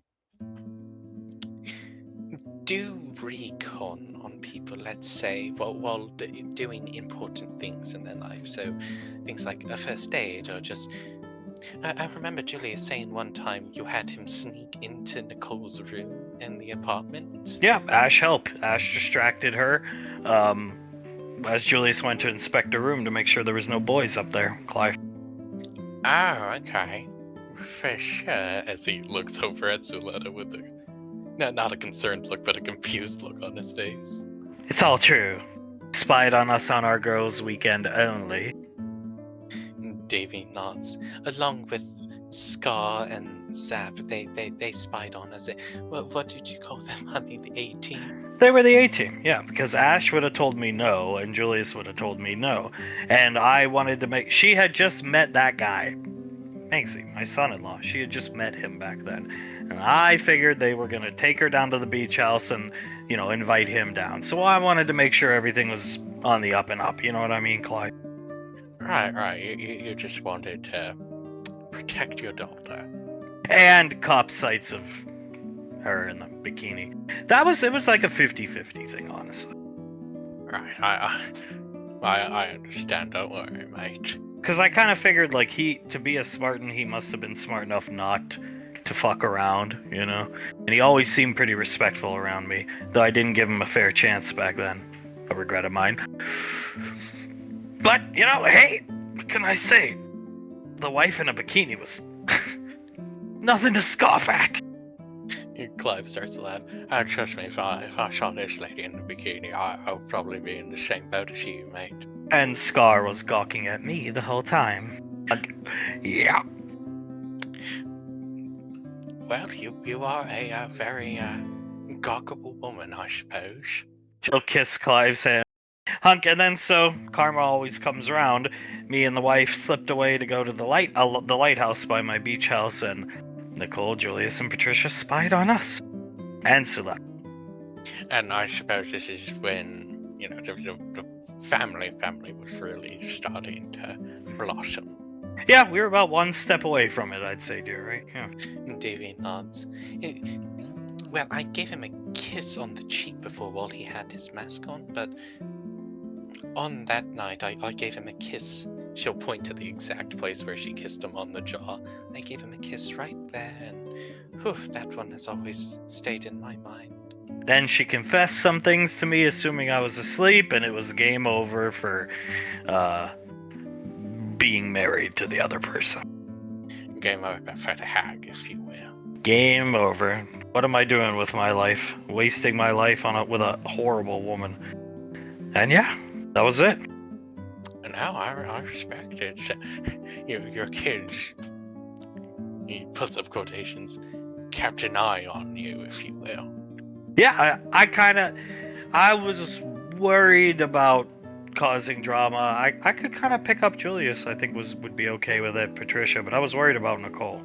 Then they called me stupid for being worried about it, because I didn't know about the polymorphing and stuff at the time. Yeah, the polymorphic. Scar has also told me that they used to write fanfiction about you.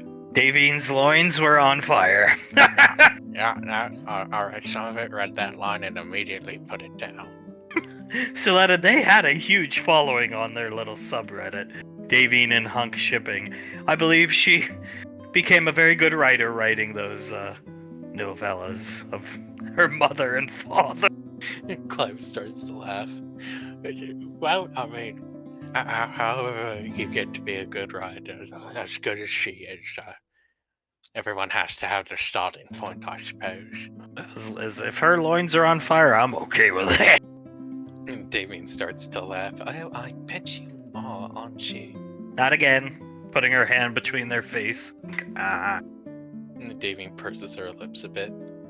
Fine, after the paintball game. We're having dinner here, and then you may have your fun.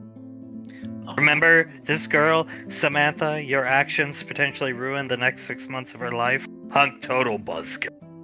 I am going to comfort her, don't worry. And she looks at Hunk. Total buzzkill. Good God, as he shifts in his seat. The kid's finally back, looking at their prizes. The parents will be in soon, and hover chair. Soul. Carter looking at the big one as Sam just leans against the ship. Carter looking at it. He has not let go of memory hand this entire time. I like to imagine Carter standing up on a part of it and she's holding on to him. Colt, never seen anything like this before. Okay, drops his hammer on the big satellite dish, what's left of it. Nah. Neither have I. And she tilts her head. Do these things have any like markings indicating what they were, like model numbers or anything? They have MT, and then KR, and then 001, 002, and this one has a 003, and that's it. She tilts her head. I don't really recognize any of these like model numbers or anything. MT stands for Max Tech. He's inspecting this. Max Tech, and it's 1, 2, and 3. This one's 1. What's that one, Carter? Carter leans down. 2. 3. Okay, lifting his hammer. So they were made as a set, whatever they are. To do what? Well, Max Tech, right? They were warring against EarthGov for all that time, probably to fight against them. Of course they had to save them for us. Yeah. He rubs the back of his neck. Yeah, of course they did. I'll be right back. He's gonna go back onto the ship real quick. Alright, go ahead. Carter looking at the robot, he looks over at Sam. What do you make of him, Sam? She'll look at some type of exoframe. She'll shrug. Thought your exoframes were like your Uncle Blaze. She shrugs again. When it comes to Max Tech, Laz shrugs. they were intelligent, acting on their own accord, not by orders given. Yeah, that one went out of its way to try and fuck us up and hinder our progress. The destruction they caused was staggering. I mean, that colony is destroyed completely, and I don't think that gigantic quadrupedal bug accounted for the majority of the destruction. Carter shakes his head. No, just that one's rotors alone took out how many buildings? Elizabeth shakes her head. I don't know, like 4, maybe 5 buildings from my limited counting of the situation. Carter bites the his bottom lip, and will look over at Ricky. Damn good running, though. Thank you, sir. Looks over at Sam. Thanks for clearing the way for me, and don't hurt yourself, you know? Hate to see our biggest weapon get hurt, you know? She nods her head and then will shrug as Okir. I told you all that running would pay off. Pointing at all of them, she looks at Okir's hammer as he points it. Told you it'd pay off. Yeah, I mean, it did. I knew I was quick, but I didn't know I was that quick. Yeah, it did help. Shrugging. And that grenade launcher was pretty cool. I got one, by the way. Don't tell anybody. Oh, you kept the MGL, didn't you? Nodding his head. Those EarthGov troopers took back everyone's guns except this one. Opening his backpack. She smiles up at him, will hop up into his arms, put her helmet against his. My Benny. My Elizabeth, pushing his helmet towards her as Colt will roll out with the car. You should be good to go. All you gotta do is have your wrist computer scan, he'll get out the console and it's your car. Not a hover car, but he'll shrug. Benny, we can drive it around the lane. Oh, most definitely. She'll quickly hop out of Benny's arms and will go over to the car. At this point, I think me and this car are bonded at the soul. And she'll start to scan it with her wrist computer. Don't think we're hanging these things up in our apartment as a ridiculous trophy. Nah, not them. But I think we're gonna get some praise from our parents for bringing them back. I should hope the fuck so. Looking at Laz. Laz starts to laugh. Yeah, I should sure hope so. She looks around. Do you think any of them know anything about them? The troopers? Nah, I'm clueless. Right. Carter, looking at all the troopers, looks at Memorian. Out of all the ones who were on the mission when we got down there, did any of them, pass? Pass? Die? Oh no. So, for our troops, that's 0 casualties, right? Some of them, she's pointing one up to the bar. I heard them mumbling, but others are just hanging out here eating. Good. He rubs the back of his neck. That's definitely very good to know. Hey, that means you two did a damn good job. I mean, no casualties against something like them. Not many people are gonna do that, right, Sam? No. Shaking her head, looking at Laz. Confirmed kill. Tilting her head to Laz. Laz smiles. Oh, you mean that one over there? Did your badge light up, your Nighthawk thing? Oz, yeah, she's got another dash on. She smiles, points to it. Just one more for the tally, right? Not often you get to get in on the killing action. No, it really isn't. If we forget about Fortune, it was the Moog last time I was active like that, right? Yeah, all the way back then. Seems like years ago. Okay, sure does. Yeah, it does. Did you get tallies for all the little guys you blew up? Oh, all the mines? No, I don't think I did. Oh shit. Looking out the door. Oh god. What? Here comes the fucking S coming through. God-forsaken gigantic fucking hover chair. Hi, Soul. She didn't hear anything he said. He's waving at her. Hi, honey. Soul will wave at Okir. She's actually not going to yell Colt, but she will go up to him and put her arms out for a hug. He'll hug her and pick her up out of the hover chair, holding her very tightly. Hi, sweetie. Hi. You doing okay? I saw you fall. I'm built to last, baby. Looking at her, taking his helmet off. She smiles up at him, gives him a kiss, and will pull back from the kiss. I'm gonna pamper you today, okay? You deserve it. I am kind of sore. Arching his back. Well then, I believe a massage is in order, isn't it? I could go for one. And I got Elizabeth and Benny a car they wanted. Yeah, Elizabeth giving Soul a thumbs up as she looks at it. Oh wow, that's the car she was driving, right? Marianne, oh, you were watching! She nods. Yeah, I was watching. Got a little worried for a little bit there, but I'm glad you guys handled it. Must be miserable. Oh, it is. I want nothing more than to help you guys out, but she shrugs. I got my orders, and I want to learn so I can help you guys even more and protect the baby.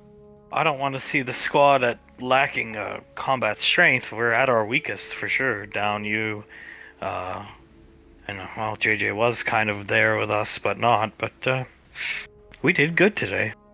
I'd say so. And, so who technically gets the kill on that one? I gotta ask. Which one? This ugly satellite dish insect motherfucker? You, I'd say. Laz nods. Yeah, I'd say you. You're the one who threw the EMPs on him. Insectoid satellite dish from Planet X. Hell yeah, man. Hey, you did fucking good, Carter. You got those troopers out there rallied like it was nothing. Deathballed them, basically. Carter chuckles and nods. Thank you guys, He shrugs. just doing my duty. The parents arriving with Jace. The soldiers talking in awe, mostly of Carter, but yeah. But this one over here is like, did you see the little flying weasel one? Julius is looking at him, looks over at Sasha and smiles and shrugs. Flying weasel? Ma'am, sirs, they salute immediately. Baby, salute Jace. Jace gives him a salute. Look at that, Icy kissing him on the cheek. Any injuries to report, men? Oh, banged up, sir, but we're good. Just bruises. Those kids showed up at a good time. There was one bug ravaging the city. We answered the distress call, fought the bug, then the whatever these things are showed up, and these kids handled it. I see. Those would be their kids, gesturing around to everybody but herself, because not her kid. Julius nods. Yeah, no, those are our kids. Who is the flying weasel? Little one, shotgun, ODM gear, Elizabeth. Julius looks down at his feet. He has to hide a smile and slight chuckle from all the EarthGov troops and looks up. Very good. Very damn good. I was going to say, for the record, Flying Weasel of Death and Destruction. I see it's a good title for her. Pretty good. And what were you saying about the blonde one, I believe you said again? The kid? With the sword? Yeah. Oh, he rallied us. Well, you men did a good job. Any casualties? Our battalion suffered heavy casualties at the hands of those robots. I don't know what they are. We suffered half the battalion.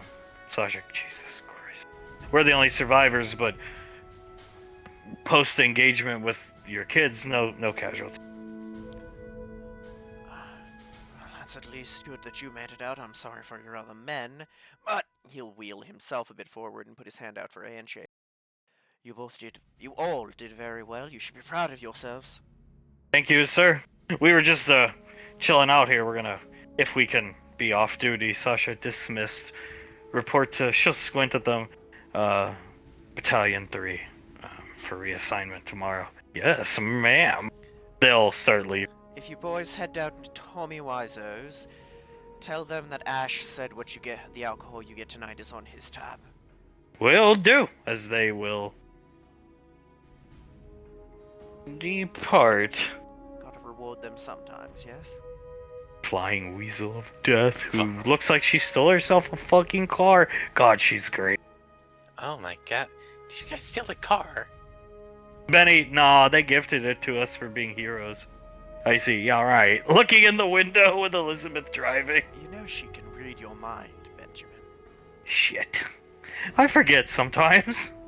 That is true. Yeah, no, we stole it. I implore this. Holding Jason to the car, I stole most of my game room stuff. As you well know, Pequod coming in. Where is my son? I cannot see him. Over here, Dad. He'll walk up. Towns will take him over. Come here, let me look at you. She'll get out of the way for Rick. Ash will look him up and down, look at the singed, partially destroyed part of his armor in his abdomen where he got hit with the beam. You're too much like me, but you did good, son. I'm very proud. Thank you, Dad. I did my best, but honestly, the one who did more is her, and he'll move out of the way.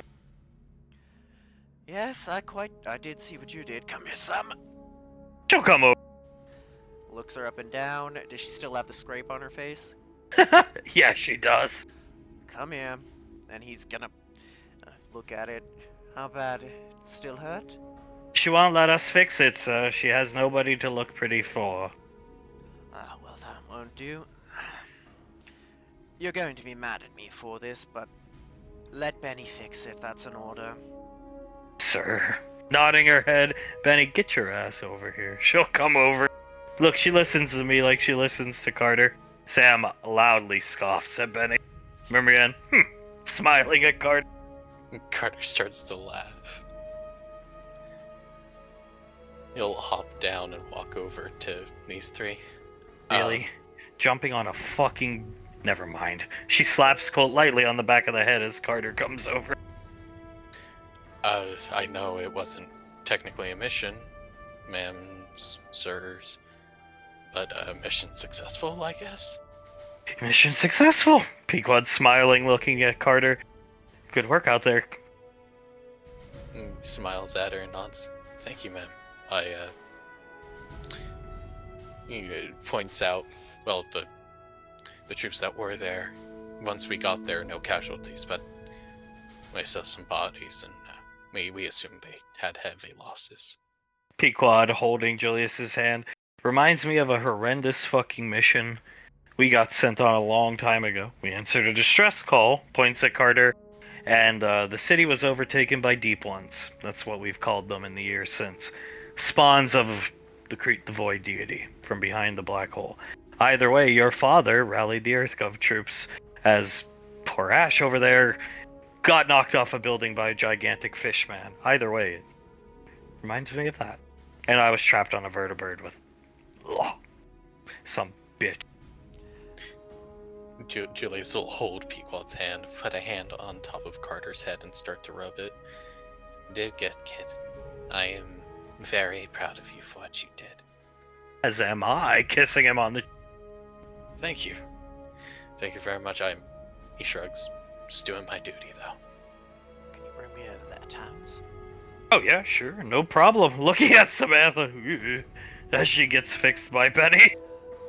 You did a fine job, Carter. I think you are showing a lot of the qualities your father did. He smiles. Thank you, sir. The ones that really should get all the commendation are, well, the entire squad, though. I mean, they all did a bang-up job, and he nods towards them all. I'm proud of each and every one of them, sir. She gets to keep this car for all her good work, right? Pequod. I'd say it's up to Carter. Carter looks at Elizabeth. Hell yeah, she gets to keep it. Nice. You have a good captain. Looking at... Remember, he had captains. Icy corrects herself, plural. Elizabeth starts to clap. Thank you very much, sir. It's no problem. You earned it. Julius used to let me steal things all the time, bringing Jace over to his parents. Here you go. Oh, you have him up here today. Getting spoiled by Aunt Nicole, are we? Handing him to Laz. He gets handed over to Laz. He looks at his dad and nods. He makes a hand gesture that I like to think Oz interprets as in and out, and gives 2 thumbs up. I'm feeding him good. In and out burger, Icy, his favorite. Also, we've never fucking figured out why. Looking around the room, we don't really like it that much. Icy, what the fuck? Yeah, no, we really don't like it that much. We prefer like Arby's and stuff. And Jace actually just points over to Icy as they're talking like this. Oh, core memory unlocked. Points back at Jace. I fed him his first In-N-Out burger, I guess. Oh, is that why you like him? Well, I'll bring him up to Gateway and spoil him more. A big smile on Jace's face as he nods over to Icy. Spoiling, word of the day, I suppose. We should get you guys some drinks. That sounds good. He's gonna look over at Jace. You know your mom and dad are pretty cool, kid. Yes, they are. Turning back to them. Another confirmed kill. Looking at Laz. She'll show her badge and nod. Oh, yes, ma'am. I heard her cackling over the radio. Reminds me of myself. It does, doesn't it? Like when you first flew in and, Missile Salvo, that fucking druid dragon bitch. And shit talk Tawaz. That was awesome. That was really cool. That reminds me of a lot. Her cackling reminds me a lot of that. I fucking love that. He wasn't running from me, he was running from the crazy pregnant blonde woman. I mean, that was... To me, it was pretty hot, but it was terrifying. I mean, in his position, I would have run away. He did. He was very good at that. Okay, here, you can give me rides in this thing. I'll come down to the lane where I like this car. I should have taken one for myself. Elizabeth nods. Yeah, sure, no problem. I could totally give you rides in it. Benny, we can get you the cosmetic pack real quick, and this... It's not gonna scar, but Sam, don't bother. Just put the band-aid on my face and leave me alone. Benny, we'll do it, and she'll walk out. Poor,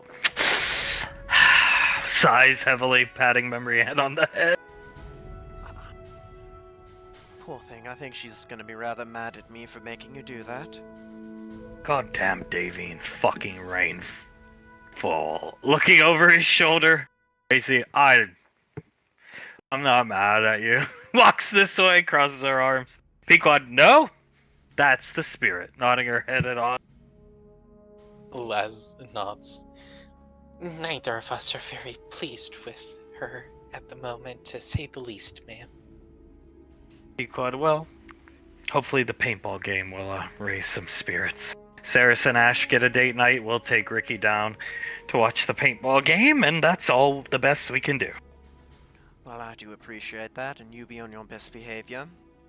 He always is. Pequod looking at Ricky. He even got a cameo in The Perfect Storm.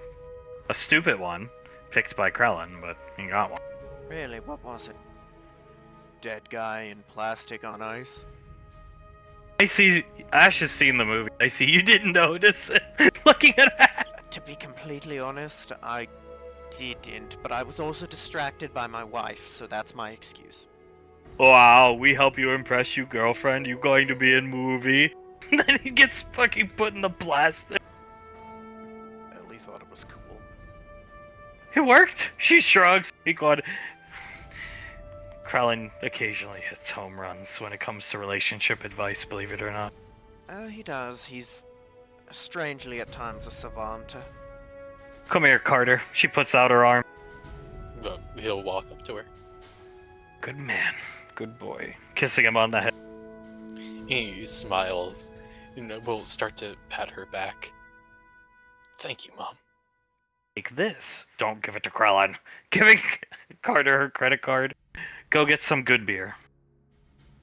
Yes, ma'am. Well, No hard liquor, just kick back, have some beers. We'll be up to pick you guys up before the paintball game. of course, yeah, no. I'll just get us all a couple 6-packs. And diet soda. Diet and caffeine-free soda. Setting Soul back down in the chair. I got you, don't worry. Pequod, you could just not be in the chair for him right now. Don't you think, honey? So we'll look at Colt, and we'll actually step out of the chair and hold his hand. Well, if you're not going to be in the chair, I'd prefer to carry you. She'll put her arms out. There you go. That's better. Get out of here. Dismiss. Yes, ma'am. B-Squad, move out. And they will exit one at a time. They're all gone. As Laz and Oz are leaving, phenomenal flying. Reminds me of your mother. Thank you, sir. She'll give him a salute, and we'll head out with the rest of them. They go out. As Icy, what are we waiting for? Should calling Agent R. I want to know what these things are. Ah, secret time. Julius nods. Yeah, no, if anyone won't know, he would. I think he's the only one who'd have any idea. Maybe Kaz might know something, but I doubt he'd be of much use. Squad will kneel down and start looking at it. MT-001. Come here, Ash. Look at this. Towns will push Ash up there. What's that one say, Ash? MT-002. Nicole, MT-003. Oh, God. You know, if there's two words I hate put together, it's Max and Tech. Fucking hate them. Not Kaz. She stands up, but just... Those fuckers are like a bad penny. Somehow, some way, something they made always rolls back. They're all like fucking cockroaches, Jesus Christ. Rust damage, too. These things are old. Sasha nodding her head like, look at the leg ports? Shrugs what's left of them. That's not ballistic shearing, that's rust. Julius will start to look at some of the rest on 001. Based off stuff he's seen on the frontier that's probably been a bit dilapidated, can Ash try to get a rough guess on their age? God, they gotta be at least over 400. They're old, man. Gotta be old. It's not the rust, it's just the design. The design, everything? Bare minimum 400? Probably more. Jesus fucking Christ. He shrugs looking at them. So closer to the Calamity War than our era. There's actually a chance they might be from that. I can't tell you. Julius scoffs a little looking at these things. Well, they don't seem like the nicest of customers. I'm glad our children managed to fuck them up. I am very glad. Looking at him again. Big cannon, rotor blades. The transformation ability is something I've never seen. I didn't know things could do that. Things of this size. Neither did I. Snapping her fingers and sending Elizabeth's car back to Elizabeth's home with Mom and Dad. You think that'd be a good thing for R&D, ma'am? Looking at Sasha. Absolutely. These are ours. What's left of them? Shrugging, shaking her head. Not a lot left. Kids did well. Very well. I told Soul this, but I think even B Squad or Alpha 9 back in the day might have actually had to work hard to kill these suckers. Fucking holding her scarf in Julius's hand, Max Turk. Looking down at the robots. As up here, Carter's gotten some beer, and very expensive beer on Mom's account. Good brand, high quality brand. Ellie up here playing a card game with Ricky. Everybody's been passed out a beer. And Memory Ann will open her. Carter will crack his open. Lift it up. I said it once. I'll continue to say it. Damn good work, B Squadron. Have fun. Drink up. Hell yeah, we can get a buzz on before we watch the paintball game. Yeah, we can. Taking a big drink. And hey, don't sell yourself short. Can't do anything without a good leader. Damn straight, Carter. Kissing. Carter smiles at all of them, Soul rubbing Colt's shoulders while giving his earlobe a couple kisses. You did very good, but it was really risky to, hook onto the bottom of Laz and Oz's ship like that. Well, there was all those mines on the ground, and I wanted a quick way to reposition, so I improvised. Didn't work out so well. Oz, do not do that again. For your safety. We'll just come pick you up. Yes, please, don't do that again. Laz talking. I was planning on doing a bombing run, and then you just hooked on, and I was already doing it, so it was very dangerous. Colt, please don't do it again. Yes, ma'am, and yes, honey. Keep down and so. Yeah, man, he was even more dangerous than Carter over there riding that tank like a bull. Colt laughing. I saw he tried to scrape you off. Did it work? Fuck yeah, it did. Carter starts to laugh. I almost held on, though. I have to give myself that one. I almost held on, but he still managed to scrape me off. It looked cool, though, huh? Stroking Soul's cheek. You guys were all really cool, especially you. As she'll give him another kiss on the cheek, continuing to rub his shoulders. He'll go in for some tongue. As Oz drinks his beer, big smile on his face. That was a good win. Good feeling, good, yeah. Yeah, he's gonna look at Ellie. Really scary at first, but it kinda got fun once we got into the rhythm of it, huh, guys? Why do you have that bicycle on the wall? Oh. Did you guys kill somebody and take that from them? No, that is my crazy brother's bicycle. He just stares blankly at it. Laz opens her mouth, closes it, and then opens it again. He has a crazy brother, and as basically one of our first dates, we went to go see him, and well, he would ride on his bike a lot. We managed to scare him by, I think, shining our headlights or something, or revving the engine or something like that. Driving vehicular harassment. Yeah, vehicular harassment, which we were only driving about like 10 to 20 miles an hour past him. We stopped the car, he left his bike behind, and, well, we sort of stole it and then hung it up on the wall at Woodbury and then up here. Oh, rubbing Ricky's hand. I saw the dragon skull and just assumed that would be another combat trophy. No. I mean, More like a harassment trophy. hey, don't. Let's just call it a tactical retreat. That way you can call it a combat trophy. When we're done here as a squad, whenever that day may come, we already have the spot on the wall at home picked out for Steve's bicycle.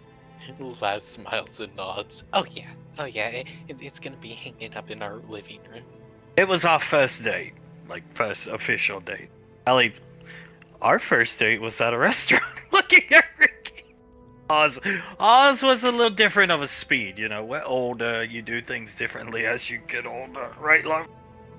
Laz nods. Oh yeah, for sure. And on top of that, she looks at Oz and smiles. He's always realized I was sort of a unique girl when it came to that kind of thing, and, well, he knew exactly how to impress me. Unique girl goes along with unique beauty. Looking at her.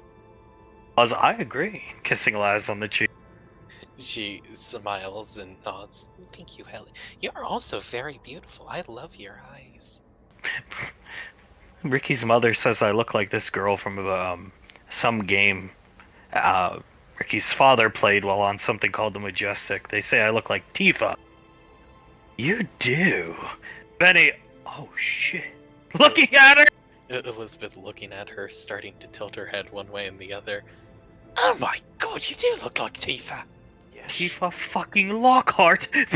Ever since I met your girlfriend and Carter, we were like, who does she look like? Colt, yeah. Looking at Big smile on his face. Yes, she does. And he's gonna shift around to sit next to her. She, in my opinion, is the most beautiful girl in the world, and he's gonna give her a kiss on the cheek. Oh, she'll give him a kiss on the lips.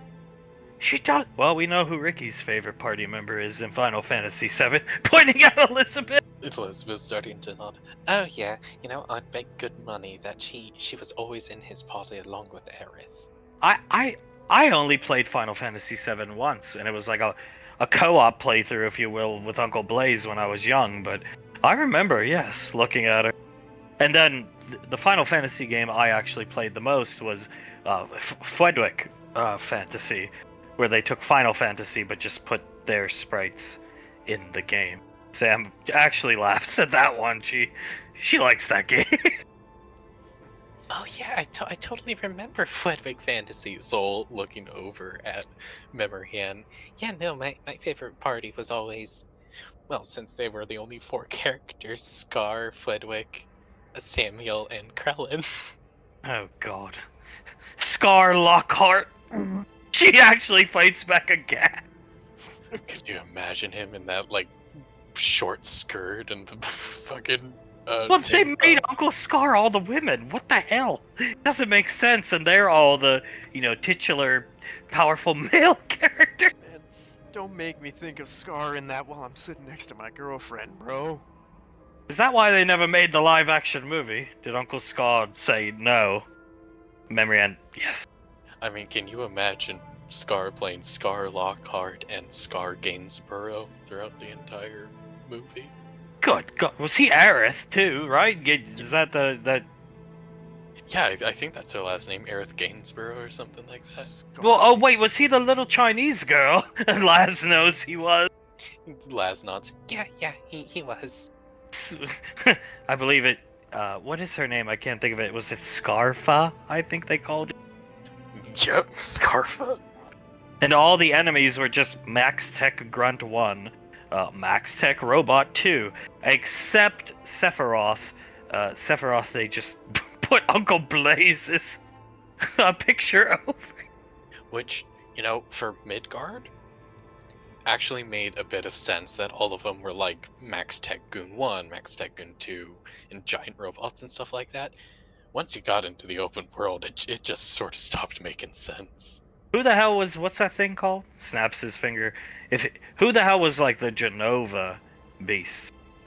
Uncle Blaze. Just big Uncle Blaze. Just big Uncle Blaze with various appendages of tentacles and growths on his sprite. Yes. Wait, which one of them played the dog dude then? Which, the guy's son, the head of the company's son. Is that who you mean? No, Red something, the dog that works with the party. Oh, Honey. yeah, it was Honey, the rape dog. You've seen it many a times. Uncle Scott didn't even get to play the cat guy. Nope. No, he didn't. What about Cade Sith? Who was that? Frederick and Samuel. Frederick, being of course more rotund, was the bottom, and then Samuel rode right on his shoulders. Benny, I loved that game growing up. Yeah, I'm happy I played the original once I got into games with you, Ellie.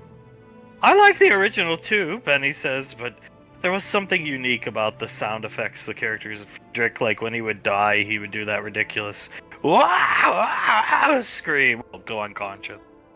Oh, here, let me see if I can. Wow, wow, wow, wow, wow! Memory and laughs. Krellin's death screams are quite interesting. Carter starts to laugh. And Samuel just had no voice line. What did it sound like when Scar died? Colt clears his throat. Ah, fuck! And the game rated T for teen. Elizabeth starts to laugh. Elizabeth tilting her head. You know, I'm actually surprised that they didn't have, like, Frederick be Cloud and then Krellin and Samuel be Tifa and Aerith. Well, maybe we could remake the game. We have our Cloud right here, stroking Carter's chin. Though I doubt they'd let us remake it without their assistance, which just means no thank you for me. Yeah, no, fair enough.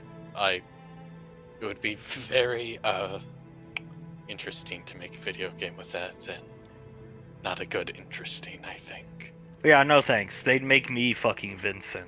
Well, actually, you know who they'd make Vincent? Points at Ricky. They'd make him Vincent.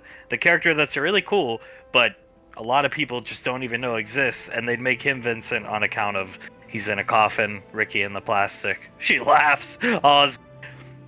It's hard to get into show business. Hey, Vincent's really cool. I'll be him anytime. Looks at Ellie. If you wanted, I could also maybe dress up as him for you. Oh, I'd be okay with that, but personally, I don't like Red. No. Vincent, no. Your normal color scheme is how I prefer you. Whoever or whatever you want me to wear, you know I'm down. Tifa. Squinting. I don't know who the hell Tifa is, but yeah. Opens another beer, starts drinking. Oz, don't worry about it. Scar Lockhart. That would be the fucking day. He might actually agree to it nowadays. He might actually, yeah, like, he'd actually probably be, like, excited about it. Did you ever notice how they scaled the sprites wrong in that game? Well, not wrong, but it's like all of Scott's female characters were like much taller in sprite value than the rest of the. So you had these like Amazonian women, and then there was just Krellin with a fucking sword. Carter starts to laugh. You know what? What? If we remade it today, who do you think Clive would be? Would he be like Sid or something? Oh, no, Clive should be Sephiroth. Clive. Him and his over-arrogant ego. I think I could teach Cloud a thing or two about sword fighting. Cold laugh. You think he'd be able to lift the Masamune? He would try. Probably fail. Oh, father. I think I can teach Barrett a thing or two about having a gun for an arm. Soul starts to laugh as she moves down his back and starts to massage it. I think I could teach Red 13 a thing or two about being a quadrupedal animal. Elizabeth's starting to laugh. Oh my god. It would be really funny to see him as Sephiroth. Okay, well, hey. We forgot one for him. Gesturing to the picture of Bash opening another beer. Memory on, oh. Oh, right. Carter will look. Do they have any more? Oh yeah, they got a bunch. Yeah, no, you're totally right, Okira. I'm so sorry. He will walk over, open one up, and set it in front of Bash's picture. He'll hand one to Samantha. Drink up. Let's all take a swig for him. We got a victory out there today. For him. For Bash. He's gonna take a drink. Elizabeth will immediately put hers up. For Bash. All my characters will. She'll put hers up but not say anything. Come on, Samantha. Bash. Under her breath. Now drink up. She'll chug her beer and leave. Maybe I shouldn't have said that. It's fine. She's a little weird about Bash. Really antisocial girl. I think I heard her over talking. Wanted to get to know him better. Regrets, and JJ depressed. And I'm just gonna sit here and drink. Keeps drinking. Carter will look down at his Modelo and yeah, goddamn, and he'll start to drink it. Doesn't really feel like a win, actually. I feel like we just keep going in circles. She spins her finger and like, we didn't accomplish anything today. We saved the colony, yeah, and we saved the troopers, but no progress. There was a xenomorph there. And we learned nothing other than there's some old robots. Maybe those things would be helpful, you know? They seem pretty advanced even for their age, and we also got something really dangerous out of those colonies. Even the last mission, Rifa got away basically unscathed. We lost a ship, we surrendered to fortune. Don't really feel like we're making any headway, actually. She starts to choke up looking at the picture of Bash. Carter will put his hand on hers and start to rub it. We can't afford to think that way, honey. It might feel like that, but would they have ambushed us all those times if we weren't a huge pain in their side? She'll nod her head but stare up at the picture. Rome wasn't built in a day, tugging at his collar. Vlas will hug him around his waist and nod. Yeah, exactly. As she looks over at the picture of Bash. It wasn't built in a day. Yeah. Flashing down to the storage area, still inspecting them. Pequod's still angry, just muttering about Max Tech. They left an impression on her. I see. They left an impression on all of us, the cocksucker.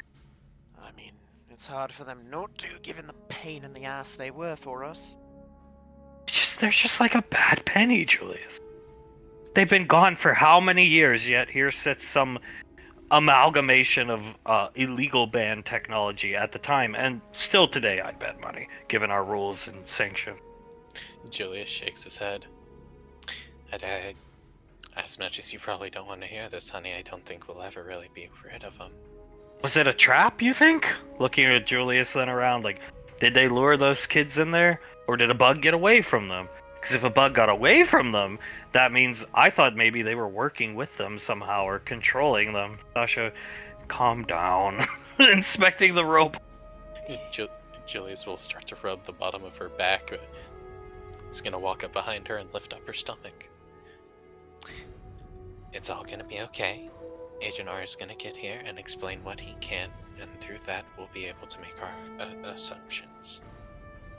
This actually doesn't seem as convoluted as most of their traps. Just my opinion. Shrugging. No, release a bug onto a colony. If they knew where the kids were, all they would have had to do is release a bug onto the colony, get the call for backup, and then once the kids arrived, he's gonna point to them, release the big boys. Those things destroyed that. Well, that one destroyed that xenomorph too. Sasha sure did, and I've never seen one quite like it. The big, looked like a rhino. I don't know. Pequod getting angrier and angrier. Julius tilts his head. I don't think it was a trap, honestly. Something that got away from them, so they sent these robots after them. I see coming over. She nods, or he nods. If it was a trap, why would have EarthGov Private call them? as a distress beacon. Yeah, I mean, he said, what that guy say? His battalion answered the call, because the colony called. Maybe that bug got out, and these things were there to guard her? I'd say it's 50-50. I can't say it wasn't a trap, it's equally likely, but I don't think we'll ever know for sure unless we catch one of the bastards alive. Oh, from my understanding, you had your chance. Pequod, we did. Certain people surrendered. Julius nods over to Ajanar. Ajanar, how are you? Puts his hands in his pockets, looks around the room. That baby bump is getting quite large. Hand out, not touching your stomach, but out to the bump. Yeah, he is. Finally calming down. Julius smiles, watching her calm down. Looks over at Ajanar. Sorry to call you like this, Agent. We just... If you have any information on these things, it would be appreciated. He'll kneel down and start inspecting it. Your children bumped into these? Asha will back off. And Julius nods. Yes, sir. They answered a distress call.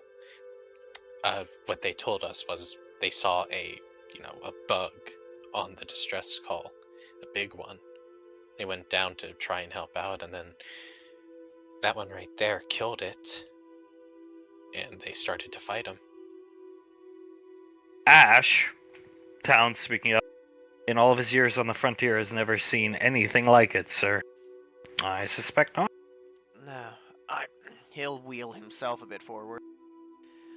I have never seen anything quite like them. The transformation ability is quite unique, and well, they're at least 400, but I'm guessing you know how old they are. Quite old, actually. Standing up, fixing his pants. They're Generation 1 exoframes, believe it or not. Or they were. Like Blaze. Sentient, self-aware. That's right. Putting his hands in his pocket. They had Mind Stones. That's correct. They were deserters. EarthGov deserters. Max Tech offered them sanctuary on Mars. After the Calamity Wars, and for long after, actually. As you know, exoframes were considered property, not people. Right. Until General Rico came along and changed that. Either way, early after the wars, Max Tech did offer sanctuary to some Gen 1 exoframes left there by EarthGov, who were to report back to their duty stations. They chose to stay in Max Tech's charge. In doing so, they were experimented upon. Looking down at the... So they weren't made with the ability to transform Earth, or Max Tech experimented on them to do so. Exactly.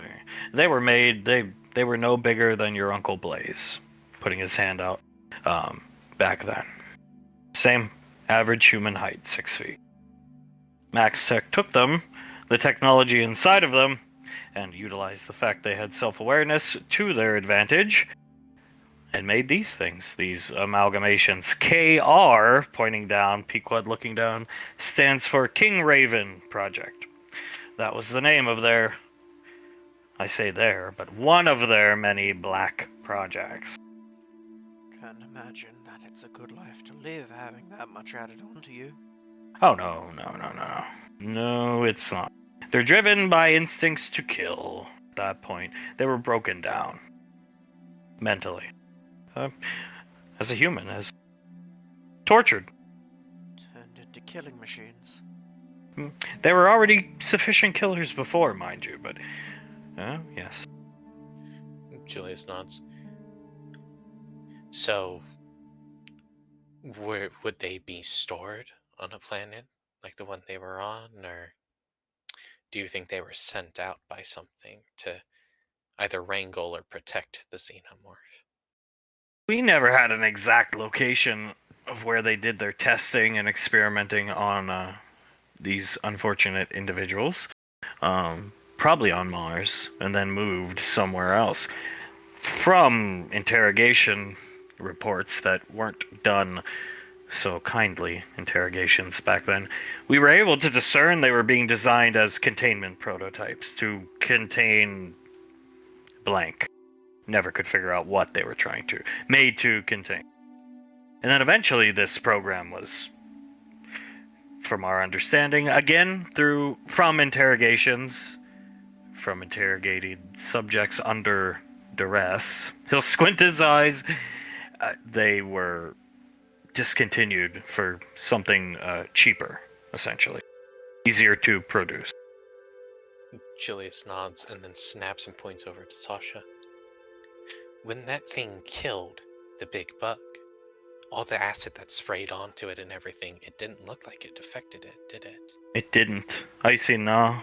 It got covered in it and nothing happened. Not even a residual smoke. Pequod, oh dear God. So it most likely wasn't a trap then. My guess, with hindsight nowadays, is they were made to contain xenomorphs. We all know Max Tech played with them.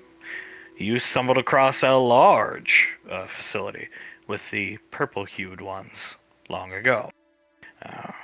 They were probably made to contain... Max Tech was evil. There's no questioning that. But they were not stupid. And they didn't want xenomorphs getting out of their control and then EarthGov finding out, and...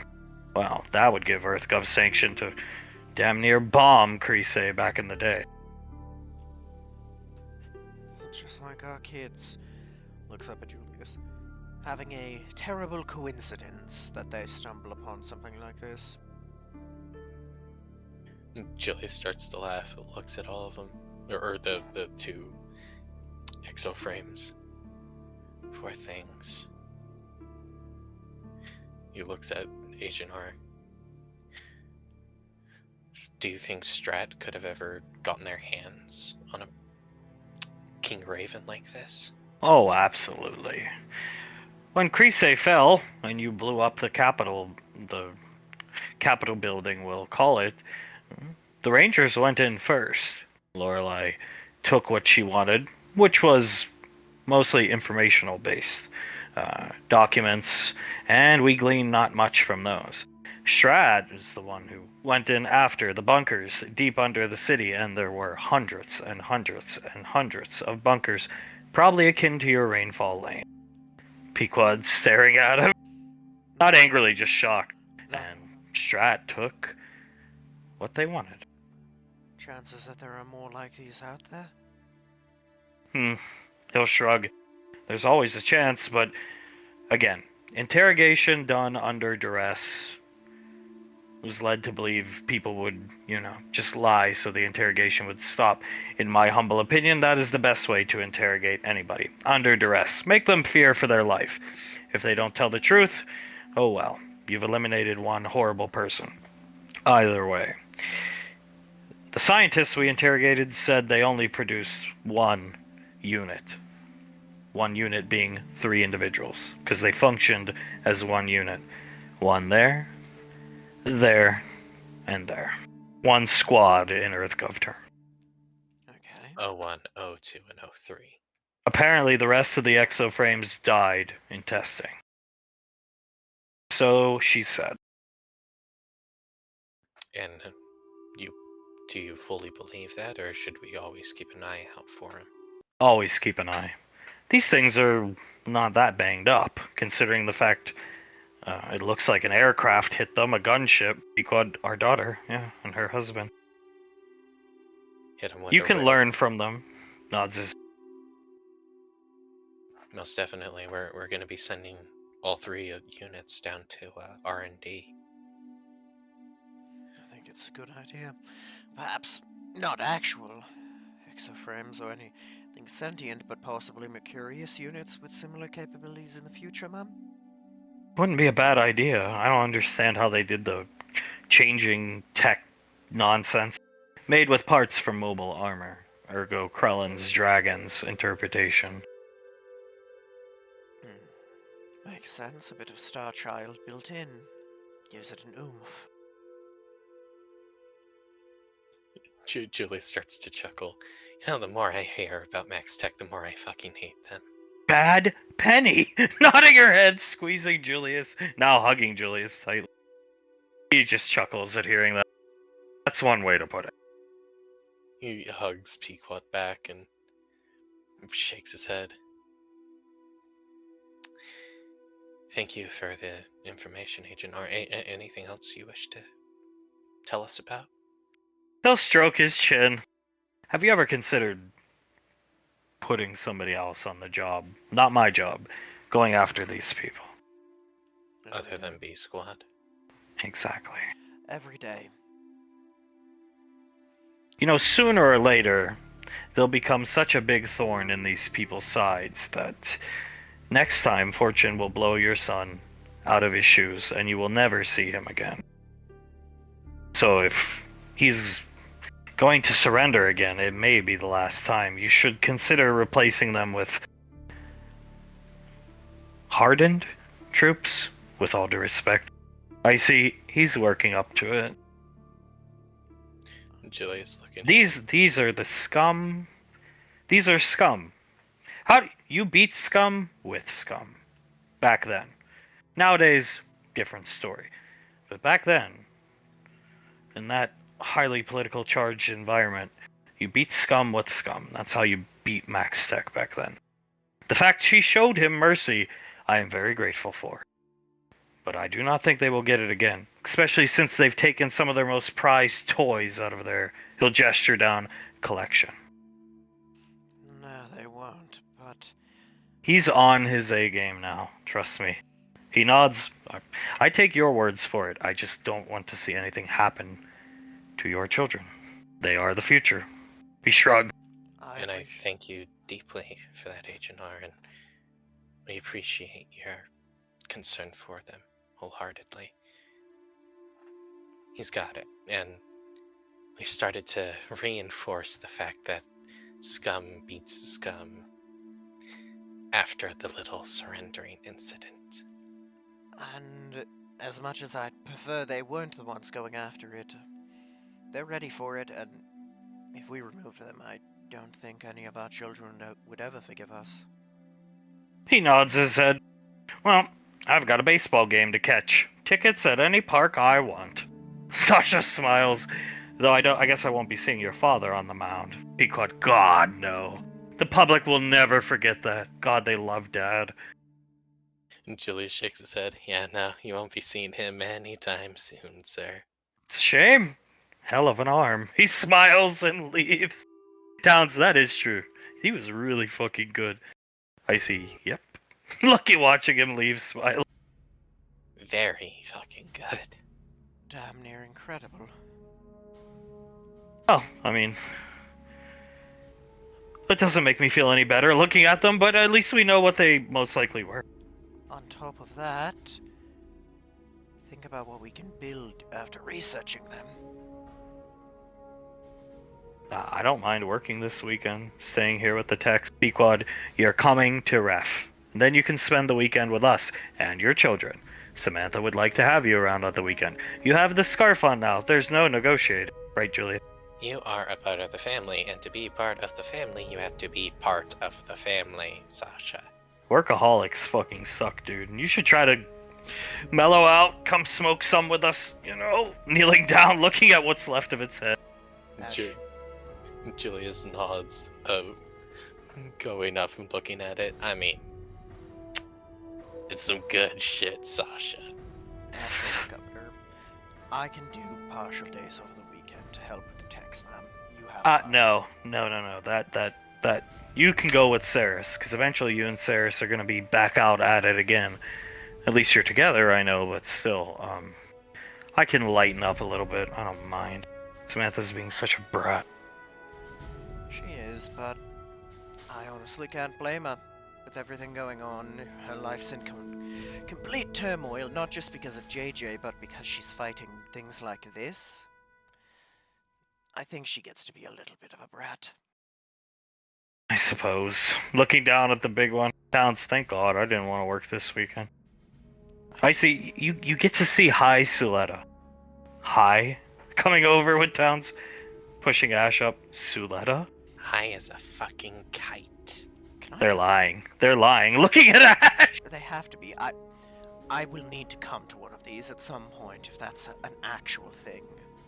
Julius. It's the truth, sure. Yeah, no. Why are you guys surprised? She's been getting high with us for a long time. A while, and Julius, with his arms crossed, walks right up to Towns. Look me in my eyes. You're very good at telling when people are lying. Suletta gets high with us on a weekly basis, sometimes daily. His head recoils, looks at Sasha. What is she like, high? Pequod, like lovey-dovey, like super reassuring and makes you feel good about yourself, and makes you even kind of, regret being kind of angry at Mom, like I am sometimes. She makes me feel bad about it. No shit. No, for real, it's insane, and it is so cool, let me tell you, Sasha. Dude, she got high with us, I think, back in the day. We're talking years ago she started. What about Clive? I see, nah, he ain't part of the club. Yeah, no. We gotta come up with a name for the club. Smoker's Choice. Named after the Saint cigarettes. Points at Julie. That is... Nicole, come on, that is perfect. What do you mean her husband isn't voted into the club? I see. Points at Pequod. Pequod, we have a voting thing. Like, like JJ and Samantha, yeah, we might have let Samantha smoke with us a couple times, Sasha. Either way, they're up to be added in when this is all over. Or actually when he gets back, he deserves it. As well as Laz and Oz, they're the responsible ones. They need a way to decompress dealing with our other children, And Julius nods. Yeah, no, they most definitely deserve it. We trust them, we enjoy being around them. Both of them are very fun to be around. All four of them are very fun to be around while high. He points at Sasha. Lazuli will eat literally fucking anything you put in front of her. It's actually hilarious. And all she does is giggle constantly. It's great. And her eyes get all crossed. So super munchies. Basically. Pequod, that's why we bought Jack in the Box. Mom and Dad, we were about to get high. Mom and Dad fucking kicked in the door on us and got us. They're good parents. They had us munchie meals. And I think Aunt Suletta ate 6. Oh, I have to come to one of these, if you'll allow me. Yeah, sure. I mean, it's the truth. Aunt Suletta's a big fucking weed nerd. But what about Clive? That's her husband. Pequod, we'll see about that. I mean, he's husband, boyfriend, but he'll get in when we think he's ready to get in. Right now, Sasha, this is the best way I could put it. Right now, he seems sort of squarish. Oh my god. Looking at Julius. I thought you were going to say piggish. No, Jesus. Well, I mean, that is another way to put squarish, but... I would never say something like that. I'm no criminal. Do we have to take tests to get in? Pequod, no, you're already in. But no, Clive. The last thing I want to hear when Nicole is handing me the bong is, I think I could teach Nicole a thing or two about making a bong, or something like that, please. About hitting a bong, or ripping off a bong. I think I could teach Nicole a thing or two about rolling a blunt, if you know what I mean, Julius. Julius starts to laugh. Last thing I want to fucking hear when we're trying to relax, okay? I bet you the man has never even looked at marijuana before. Probably just pass out and go to sleep. That sounds about right for him. He doesn't seem like the type. I think I could show Patricia a thing or two about being the Primer, if he says that. Glaring it down! Julius starts to laugh even harder. I will beat that man in snooker again so hard he never turns on his Xbox ever again. Don't say anything else, guys. We all know she would. Pequod will nod her head as the parents will head out, do their final paperwork bits for the day, and then Ash and Saris go off, Ricky coming down for the paintball game, and then heading home. Down here at the lane, Scar and Samuel saber fighting, just having fun. Zanzibar bouncing the basketball. Clive, as the time draws nigh, Clive is feeling really fucking good. He's basically bouncing in his seat, moving his shoulders back and forth like, oh, I am fucking ready, mate. Ready to show me a thing or two? Oh, a thing or two, more like three things, 4, you know what I mean? I can't wait, brother. I cannot wait. I actually really wasn't that excited about this paintball game. I prefer the traditional sports, but seeing you all giddy is getting me giddy. Leans into Davine. I'm gonna shoot him right between the fucking eyes and knock him unconscious. Oh, please do, darling. Hit him twice. Give him one from me. We're just gonna focus fire him down, our team. Please do. I cannot wait to see it. Blaze inspecting the gun. Yes, these are, well, he'll hand it back to Soletta. Not my style, personally. Sitting down. What do you mean by that, Blaze? Oh, I prefer real firearms, Sir Clive. Real firearms. Oh, that's fair enough, mate. That is fair enough. But when I get my hands on a paintball gun, it's like I go crazy, man. I'm mental. I'm out of my mind, if you will. Hunk, watch this. Well, you know, Blaze is a master gunsmith, and then it starts striking Clive. I think I could teach Blaze a thing or two. Oh, well, you know what, mate? I think I could teach Blaze a thing or two about gunsmithing. Oh yeah? You think that, huh? A lot of crossover with electrical engineering, right? You know what? There's a surprising amount of crossover between the two. Yeah, I bet. Especially in the, second and third generation plasma weapons EarthGov employs, right? You know those.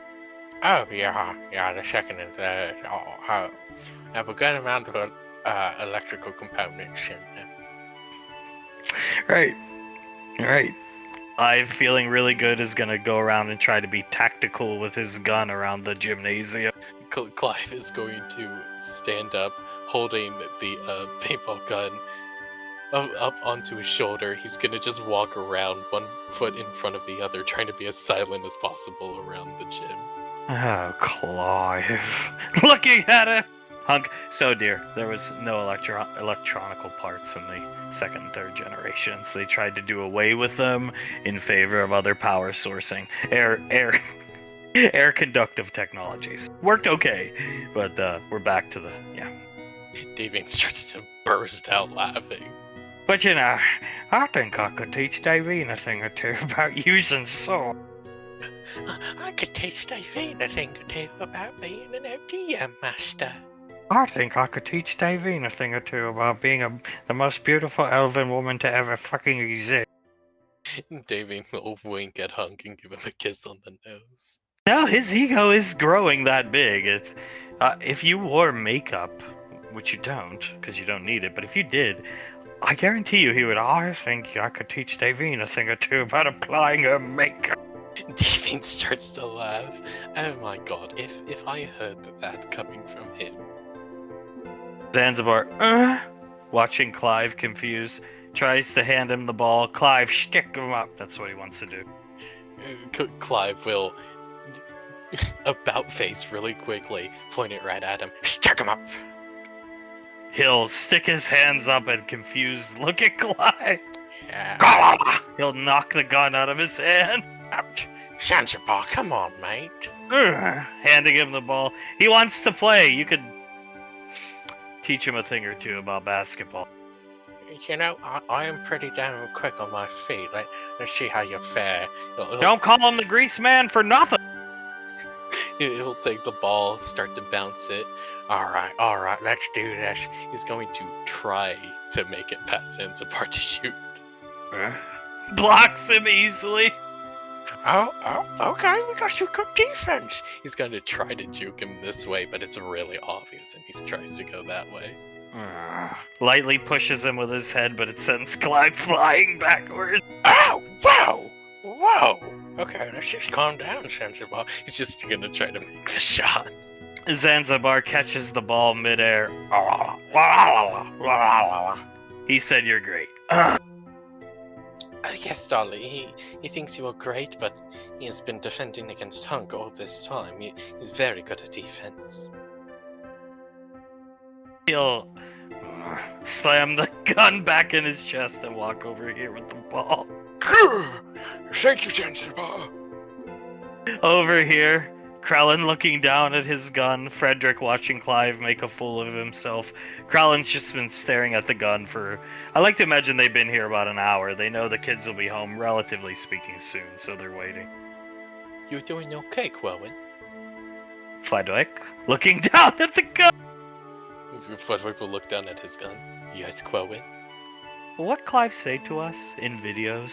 Lick sack from back, right? Frederick looks at Krellin and smiles. He did say that. Holds his gun up, pushes the button on the side, igniting the compressed air, making the gun shootable. Me think time to lick. Oh, most definitely. Get Clive in room alone. Me mind control Lion Man, make him thirsty, wait till Kusuleta leave, then we shoot him. Shoot him with all the bullets we can. Paintball gun, hold over 300 balls per gun. Between me, you, Samuel, 900 balls into Clive. That will be so funny. We going to do some big licking, and no sauce required. No sauce required. Gar just playing down here with Samuel, they're still sword fighting. Hunk looking down at Clive. You might want to come sit down here, Clive. You gotta conserve your energy, you know what I'm saying, brother? That is true. I can't be showing you too many of my moves. At this point, might give you an advantage. He'll walk Sitting over down. and sit down. Stiletto will rub his shoulder. You're going to impress me today, right, Clive? Oh, most definitely, honey. You're gonna have to pick your jaw up off the floor. Oh, I can't wait.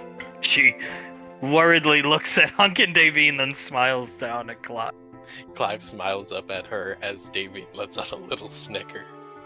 Man, Uncle Clive is pretty badass and all, but doesn't he seem like kind of a klutzy dude? He's a moron, but a good moron, unlike some of the morons. Looking at Davy. Well, he definitely seems, like you said, klutzy and, well, a bit inept at handling a weapon like that. Even a paintball gun, but, you know, I'm sure he's gonna pull something out. I think I could show Hale a thing or two about touching Pequod's belly. I'm sure I could show Integra a thing or two about doing the Pequod face. I think I could show Mr. Snuffles a thing or two about being a fat, overweight cat. Integra starts to laugh as she starts to pet Mr. Snuffles' head. You're JJ's pet, right? Meow. Nods his head. You're living with me and Thomas when we grow up. I'd be open to that. Integra starts to clap for Hale and nods. That'd be really cool. Join our team if we ever have a team. Maybe we'll have a sports team. Meow meow meow meow. Just keeps rambling. Well, depending on who you ask, Thomas is going to apparently be the second coming of our Lord and Savior of Gallia and the galaxy abroad, Jesus Christ, so I'm sure you'll have some type of tea. Hale's eyes just sparkling, listening to the cat. Integra looking at Hale, she sort of waves her hand in front of her face. Oh god, she's doing that thing again. Coming over to Integra, shoots out his claw. Meow. If Thomas hurts her, I'll kill him. Integra smiles. Can I help? Meow. Patting her on the head. The cat really likes those kids, dear. Look at that guy. He is patting Integra on the head. Have you seen him do that to anyone else other than Samantha and JJ? No, and I mean, he was pretty standoffish towards JJ. I think he was always kind of nice to Samantha, but yeah, Hale and him, and I noted, look at her eyes sparkling looking at the cat. Oh, darling, I think she loves that cat.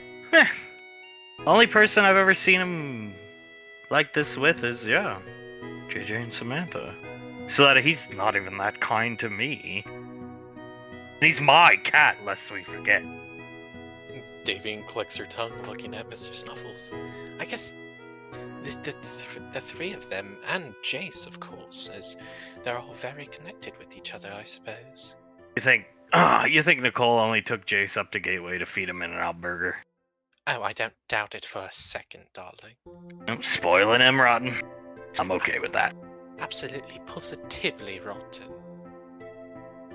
She smiles, but he's such a cute little boy. I think he deserves it.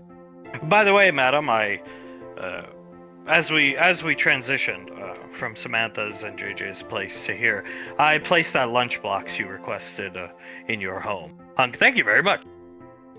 Davine gives him a little bow while she's sitting on Hunk's lap. Thank you, darling. I quite appreciate it. We gotta make sure she gets a well-rounded meal. Suletta, I agree. Make sure there's different types of carbohydrates. Make sure you have some type of electrolyte beverage. Doing paperwork is mundane, but it does take it out of you mentally. And you need your electrolytes to stay focused. And sugar, a sugar boost, right, Clyde? Oh, yeah, no. Sugar boost, electrolytes. Something that always helps me trying to stay awake is chewing on little baby carrots, a gum. It gives your mouth something to do and will keep you awake because it does give you sugar, it does give you all those things. So maybe something like that. I chew a lot of gum. That's how I cut down on cigarette smoking. I chew more gum ever since Pequod chewed us all the fuck out that fateful day, and she said I did nothing but drink beer and smoke cigarettes, so... Yeah! Good man, you listen. Yeah, no, it's quite useful. So, just something to think about, of course, but gum, baby carrots, something small that easy to chew on. She does we can get her some gum. Blueberry, she likes blueberries, so blueberry's the fruit. Blueberry gum, blueberry jam, blueberry this. She's easy to please when it comes to food. Davy nods. Oh, yes, quite. Maybe we'll even get her some different flavors, like, what did they used to call it? Hubba Bubba bubblegum or something like that? Just think how jealous the hooligan and Patricia, who pick on her, will be when she opens a lunchbox and has mom's freshly made coney stew and they're stuck eating KFC or something. Davian starts to laugh, rubs her hands together. Oh, they would be so jealous. You know, I know it's not the favorite of some people around the lane, but I actually don't mind KFC that much. Davian puts a hand onto Suletta's knee. Oh, darling, please don't throw up. The mashed potatoes are pretty damn good. Suletta, stop talking. Uncle, stop. Yes, if you continue to talk, she will throw up, especially about KFC. It's banned in our house, completely. Samuel nodding his head knowingly. They finally get it, no KFC, nothing. They like it, that's the problem. And you know what? I like it a lot too. So we do eat it, but we do not eat it anywhere near the house. And we actually change clothing after we eat it. Everything me and my wife greatly appreciate, mate. We tried one day, nodding his head.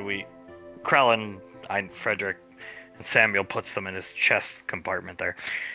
We had some here one day, actually. I went up to Gateway, got the bucket, we ate it, came home a couple hours later, and she could smell it on us. Yes, I could. It was honestly quite impressive. So now we change clothing when we eat it, Hunk. Good roommates, I guess. Yes, very good roommates. I'm sure you please her quite a bit. Carter hurt my memory, Anne, and I don't really hold it against him or anything like that, because she is her own handful of issues. She caused the problem. But, if I held anything against my son-in-law, it would have been wiped clean that day he kicked that bucket. It went very far.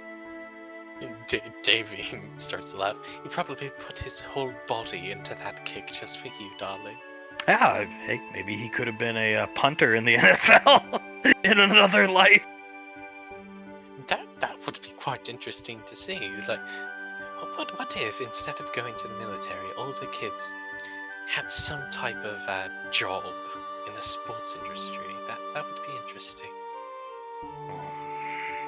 That's a tough sell for Soul. What the fuck sports team is gonna take her being in a goddamn hover chair all the time? Oh, God. I'm getting sick of that fucking hover chair shit. Davian looks over at Scar and Owo starts to laugh, but then realizes...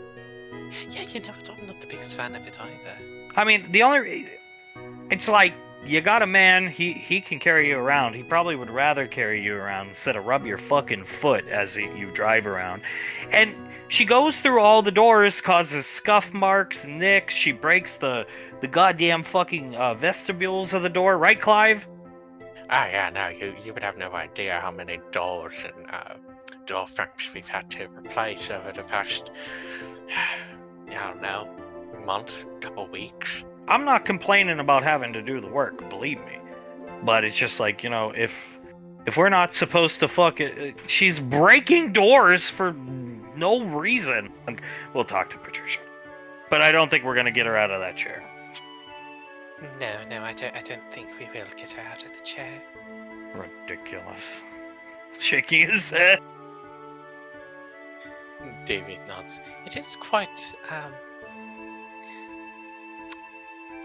interesting, let's say, to see her floating around like that. Making a very happy noise, Zanzibar. See Samantha storming through. Holds the ball out. She'll smack it. And it just... He just watches it dejectedly. Shrugging at her as she walks through. Points at Davy. Davy nods and she'll go up to her as she gets off his lap. Oops, sorry.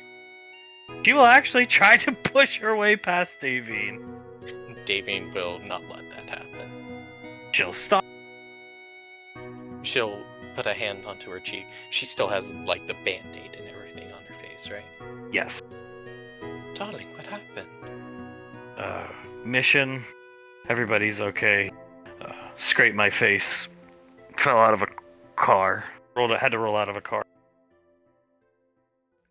Davy nods. Oh, of course, darling. I'm glad you're okay. She smiles and will pull her in for a hug and give her a kiss on the top of her head. She does not hug Davine back yet. You know, darling, I know apologies don't mean much to you. Actions do. I just have to say I am so sorry about JJ. It is all my fault, darling, and you know I've been putting myself into your shoes. If Hung had to leave me, well, let's just be honest here. I don't think I would be half as strong as you are now. Going out protecting those children.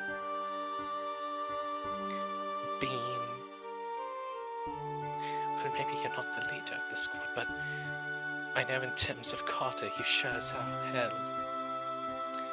are a source of encouragement for him. And I think you always will be, darling. She pulls back from the hug a bit, looks her in the eyes. You are very brave. You are so sweet. So sweet that when I stood in front of you just now, you did not punch me in the face, which, believe me, darling, I would totally understand it. I'm very happy my son found you. And you found my son. And I'm so sorry I pulled you away from each other like that. She looks up at Davine, her lip quivering. I just miss JJ. I know, darling. She pulls her in for another hug and kisses her cheek. I know. I would be useless without Hunk. Positively useless. But just know, forever and always. Mom, she puts a hand onto her chest.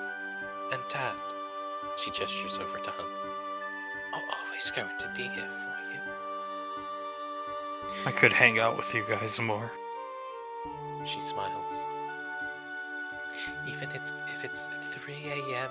and everyone's asleep in the house. Just come on in. knock on our door first, please. We might not be decent, but if you come in and you just need to talk, you need someone to hold while you sleep. She leans in. If you ever need a hug that reminds you of JJ, his father is over there. He learned everything from him, including that hug, darling. We are here for you forever and always, as is the entire family. As is your entire squad, darling. Yeah, but they're so fucking annoying looking up at Davy. I know. People less mature and younger than you, with less experience than you'd have in the field, are always going to annoy you. That's just a fact of life. But you still are there for them, right? Still there to protect them. Because you love them.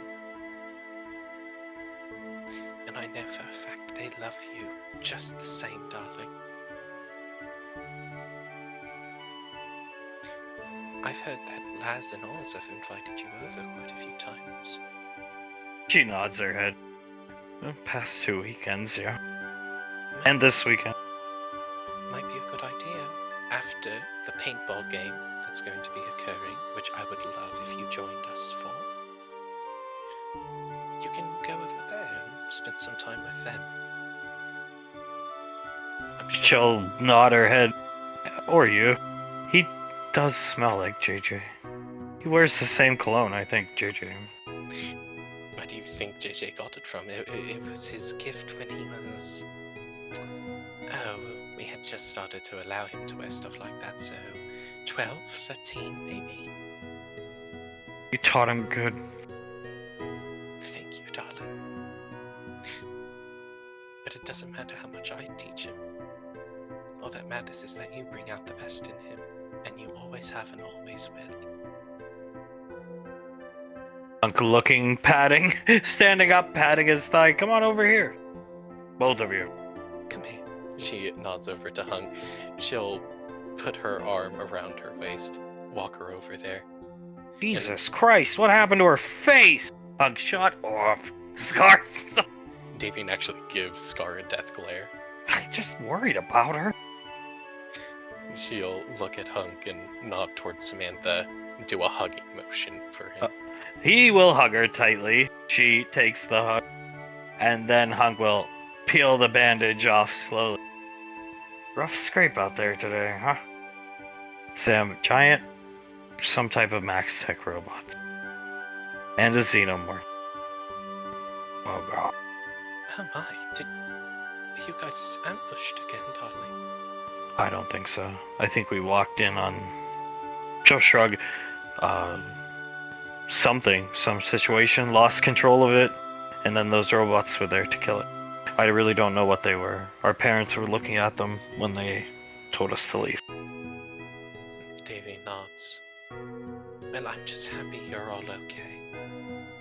Yeah, and you can't be reckless if JJ's not around. You need to be just like he remembers you and likes you when you come back. So let's stop. What did we do here? Decide to rub our face up against the fucking building? Drive a car into a giant robot, throw a grenade at it, and jump out of the car. Hug, Jesus Christ. Davy blinks a couple times looking at her. And then I drove a motorcycle under a robot packed with explosive. Hug, enough. Darling, you cannot be that reckless. Cole can do a lot, like healing-wise, but if you fuck yourself up, you're gonna be... And she heals you. Look at Ash. He's still laid up in a goddamn chair. Like, magic only goes so far. And you know what? The buck stops at death. So, let's try to be a little more safe hugging her again. Please, please do. She'll hug from the other side, so she's like encompassed in a hug. This isn't gonna leave a scar, Sam. No. Good. We'll have Nicole get rid of the scuff marks and all that when she gets here, and then you'll be good to go. Until then, you should stay with us, right, dude? Yes, darling, please. I would absolutely love it if you stayed with us. Why is the baby's eyes sparkling looking at Hale? Hug really likes that cat. I don't know. I fully expect that she just really enjoys the cat, and Integra's been petting the top of his head for, I don't know, 10 minutes now. Clive, watching this exchange, feels the need, but he mumbles it always comes back to basics. It always comes back to Hand right over his mouth. pressure. Oh, through the mouth, and he looks at her. Thank you, honey. She'll remove her hand and kiss him on the head. Scar's eyes are wide. Looking at Samantha, Blaze has moved away from Clive. Clive looks at his hands. Why can't I control it? Because, coming over, you're a good man who doesn't like seeing terrible things happen to people. Good people, like her. Because of Davine. Ah, goddamn right, because of Davine, Jesus.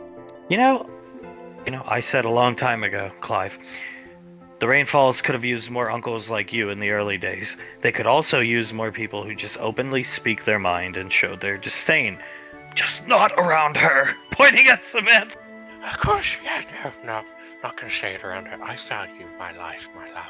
Historically speaking, I'm one of the few people who was willing to speak up to her and tell her how much of a fuck-up she was. And yes, it's not nice, and maybe it wasn't the best way to go about it as a sister, but you know what, Clive? I was telling her this from day one, and she didn't listen. So at some point, you're just fucking stupid. No, I agree. It's that simple. You are just fucking stupid. And we're still feeling the effects of today. Driving a fucking motorcycle packed with explosives. Ah, Jesus. He starts to rub his forehead. Hunk will pat her on the back, let her go. You can stay with us. Davine smiles at her, lets go of the hug. It is going to be a grand time, darling. It's gonna be a good paintball game. Clive's itching for a fight. She'll reach her hand out to hold Davine's because she's sitting on Hunk's lap. Oh, of course you'll hold her hand. Clive's gonna teach me a thing or two. Right, Clive? Ah, like I said before, a thing or two, more like a thing of five, you know what I'm saying? He showed Zanzibar a thing or two about basketball before you came in here, Samantha. He raises an eyebrow at Clive. He's a good defense. He's a good defense, but you know what? I'm sure if it just went on for a bit longer, the grease man would have gotten through. Oh, he would have. Would you come help me set up the lights at the paintball arena? I got these big floodlights, and we're gonna turn off the overheads to flood it out like it's a nighttime combat. You help me, Clive? Oh yeah, sure, no problem, mate. Blaze will. Yep, let's go. As Hisuleta will kiss Clive on the lips goodbye as Clive walks off with Scar and Blaze disappearing. Samuel picking up his sticks, going over to Frederick and Krellin. Hisuleta coming over. Sam, yeah, so they're really annoying, and they were just making fun of Clive all day. We could hear them saying things like, I'm going to teach Marianne a thing or two about being an ice cryomancer.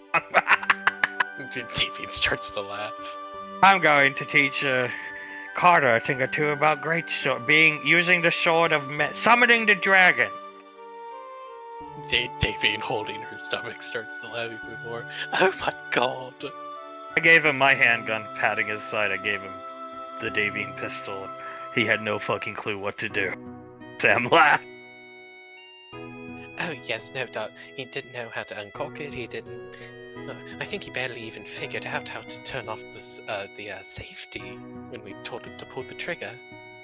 Is he really that bad when it comes to his ego, though? The way they made fun of him, so that yes. He's insisting he's going to show Hunk Rainfall a thing or two about a sport that emulates gun combat, Samantha. Darling, I don't even think he could show Julius Rainfall a thing or two about gun combat, and he's probably the worst one for gun combat on that entire team. I think I could show Laz a thing or two about piloting military aircraft. Hug, there you go, patting her on the back. Very good, darling, as she squeezes her hand 3 times. It's probably true. He probably would think that if his ego allotted it. Well, perhaps we just never teach him how to fly, and then he'll never say something like that, because think that's actually one of the few things that might peeve Laz off. He doesn't have his hover license for vehicles. I would like to get him it so he can drive me around. So I assume after he passes the test, well, I'm not gonna mock my own man, but Samantha, I could teach Laz a thing or two about this. Why does she have all the jets? I should have them. David starts to laugh. No more, no more weekends alone at your house. And weeknights you should be with Laz or Oz or us. We can take turns wherever you want to be, but no more time alone, Samantha. What do you do in that house? Sam, do JJ's laundry. Oh, that's sweet, but no. Oh, darling. She'll hold her hand even tighter. His clothes will be very clean when he comes back. Oh, God. Very clean, darling, but I don't think that's very good for mental health, doing all that just over the weekend. I don't do mine, I just do his. That explains why you're military gears, so, yeah. Yes, darling, we'll get all that cleaned up. I'll help you wash your clothes. A good bonding moment, I believe. You'll stay with Mom and Dad. Holding her hand, and, Laz and Oz. The only downside to hanging around us is you gotta hang around Benny and Elizabeth because they won't leave. I think I could show Elizabeth a thing or two about getting Benny out of Mom's house. David starts to laugh. You know what? I think that might be the one thing he might actually have the ego for that would match. Yeah, he probably could, but Benjamin is too hard-headed. Oh, absolutely too hard-headed. Soletta shakes her head as up in the apartment, more of a somber mood has set in, but still drinking. Here, sets her back down in the chair. Leg rub, foot rub, what do you want? Soul tilts her head. No, I want to take care of you. Shit, okay, he picks her back. I'm just so used to setting you down in this thing. Marianne, You know what? She grabs both of his cheeks. All day I want you carrying me. yes, ma'am. She'll give him a kiss, and as she does, she starts to rub his ears for him. Ooh, thank you. When I did the he looks around the room, the repositioning thing on the jet. Has anybody ever had one of these moments in combat? I mean, even you, Ricky, because rain falls, right? Like, maybe one day they'll make one of those super expensive statues of me in that pose. Marianne, Carter nods, as embarrassing as it is to admit. When I was under the APC during the Moog. I mean, they make statues of his dad. You've had to have had it once, Ricky. Come on. He looks at Carter Carter said what he said and then looks back at Ricky. You can see him look up and think. Yeah, to be honest, for me it was, even though I got my ass kicked, it was me going toe-to-toe with the Xenomorph. I mean, it can't hurt. Royalty checks from them. Man, no, those royalty checks never hurt. Trust me. I still get them from Freda the Marianne the Explorer, excuse me. She's actually sitting on Carter's lap now. They don't hurt, and looks right at Ellie. Pretty badass to have a statue of me. She nods her head. It would. I mean, your dad. The first time I went to his parents' house, they had statues of him and his mother. Like, what the hell? Oh, yeah, no. They call it the Universal Savior line of figures. Benny says that, speaking up. We're studying to take over Snarf's workshop someday. Marianne, nice pipe dream, Benjamin. Elizabeth tilts her head. It's not a pipe dream.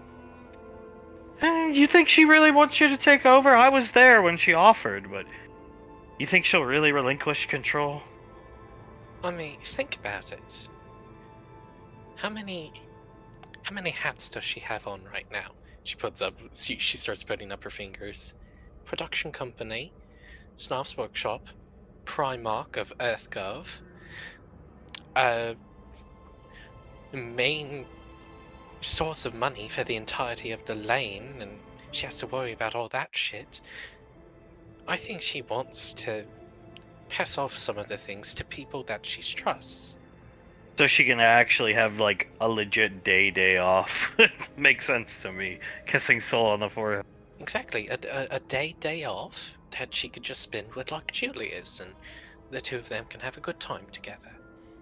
Yeah. At least speaking, her only day off is Sunday. Yeah, and fuck, even if it is a pipe dream, he's gonna look back at Benny.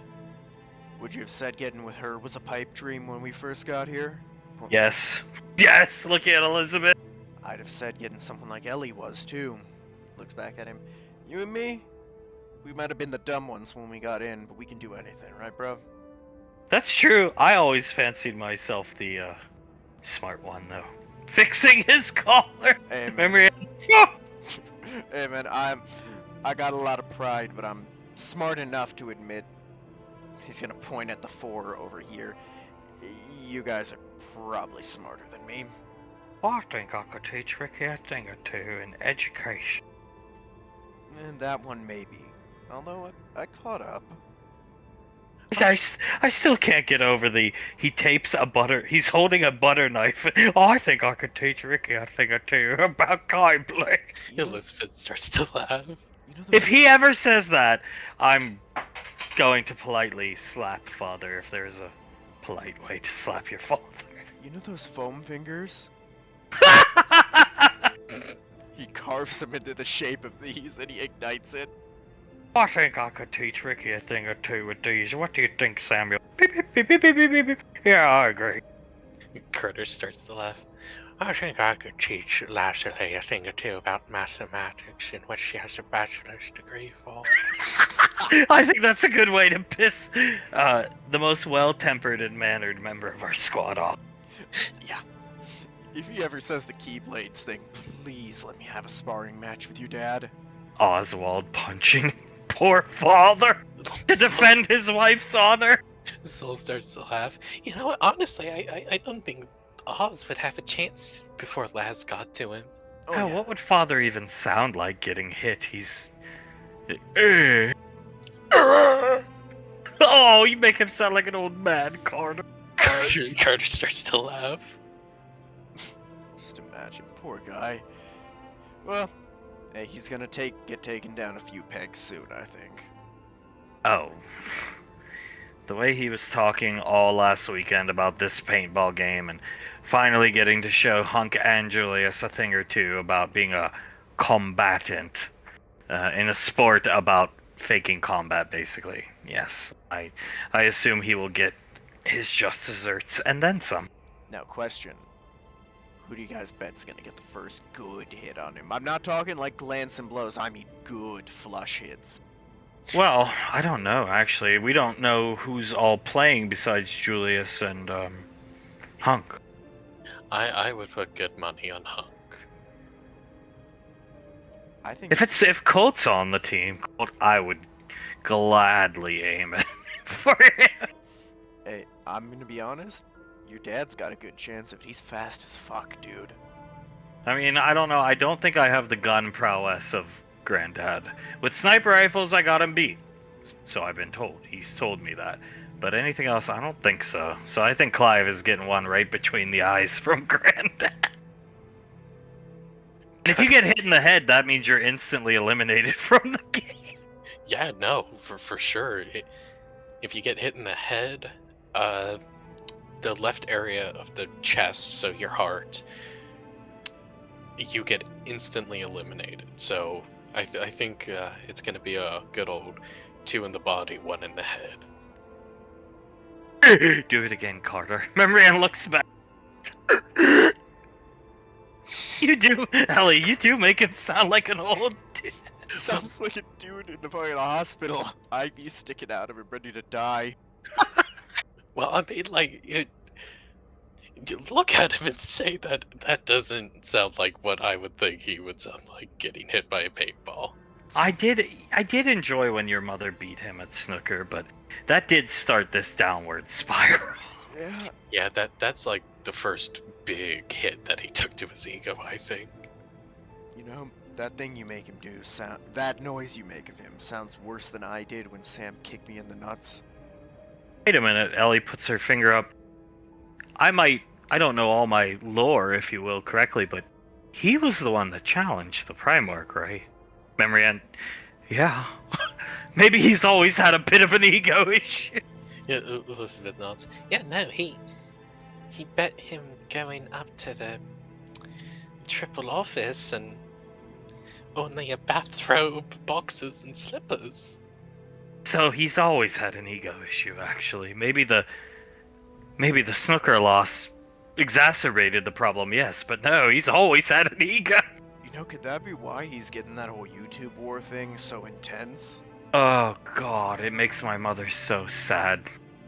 Carter's seen her just staring blankly at Clive father as he yells into the camera. It's actually very depressing to see her like that. Recently, if you've been keeping up with it, recently it's not even much of a war. We're not even making videos, and in the most recent one, you can hear Krellin and Frederick trying to ask him if he wants to come make TV shows with them, and my mother in the background telling him to stop acting like a baby. Soul starts to laugh. He's really blowing all of this way out of proportion. Yeah, Ellie, if I ever start doing something like that, hit me really hard. Oh, believe me, I will, but I don't think we're ever going to get into YouTube wars. Did he get into YouTube wars in the past? No. No, the Stooges truly antagonized him. Problem is, he can't let it the fuck go. I mean, the only thing I can empathize with him not letting go is the death threats. That's its own level, you know? Hope you die of COVID. Drinking his beer. Elizabeth chuckles. She starts to drink some of hers. That was a very interesting threat, because hasn't COVID been cured for like 600 years plus? Yes, Krellin, Frederick, and Samuel were watching some YouTube story about some, lol cow, they call them, and he was receiving threats years ago, during COVID, when it was actually happening. He was receiving threats on YouTube in the comments of "Hope you die of COVID," so they were like, well, why don't we tell Clive that? So really, there was not a lot of intent there, but either way, yes, they truly antagonized him, but he cannot let it go. And it's strange, too, because we spend a lot of time there, Ellie, but it's where my mother is, Carter's mother-in-law, and father. They sit at the same table and eat as if nothing's wrong, but come 9 in the morning, you would think World War X is upon the E2. Carter nods. Yeah, no, like, sometimes we'll go over there, eat dinner with them. Like she said, perfectly fine throughout dinner. And then afterwards, sometimes we'll watch a movie together and stuff. And all of them will be joking around with each other. It's like they're good pals. Come 9 a.m. the next day, though. When we fucking left, Saturday night, last Saturday, when we left, they were staying up late together to watch the Lakers game that didn't air until midnight our time. They were staying up late, having a good time. Frederick's arm was around father. Yeah, They were having a wonderful time. Frederick and him, they were joking, and Samuel just came back with the popcorn, and like, I'm pretty sure at some point I heard Clive say, "Oh, Samuel, you dog," like he could actually understand him. My mother was just sitting there with the most confused look on her face. Yeah, that one's its own level. God forbid 9 a.m. rolls around, and it always does. Now it's game on. Get my shack from the back, Samuel Fighter 2, who hasn't made a video in months. Yeah, looks at Ellie. I'm really happy the worst thing we gotta wake up to is someone banging on the flower shop door at 9.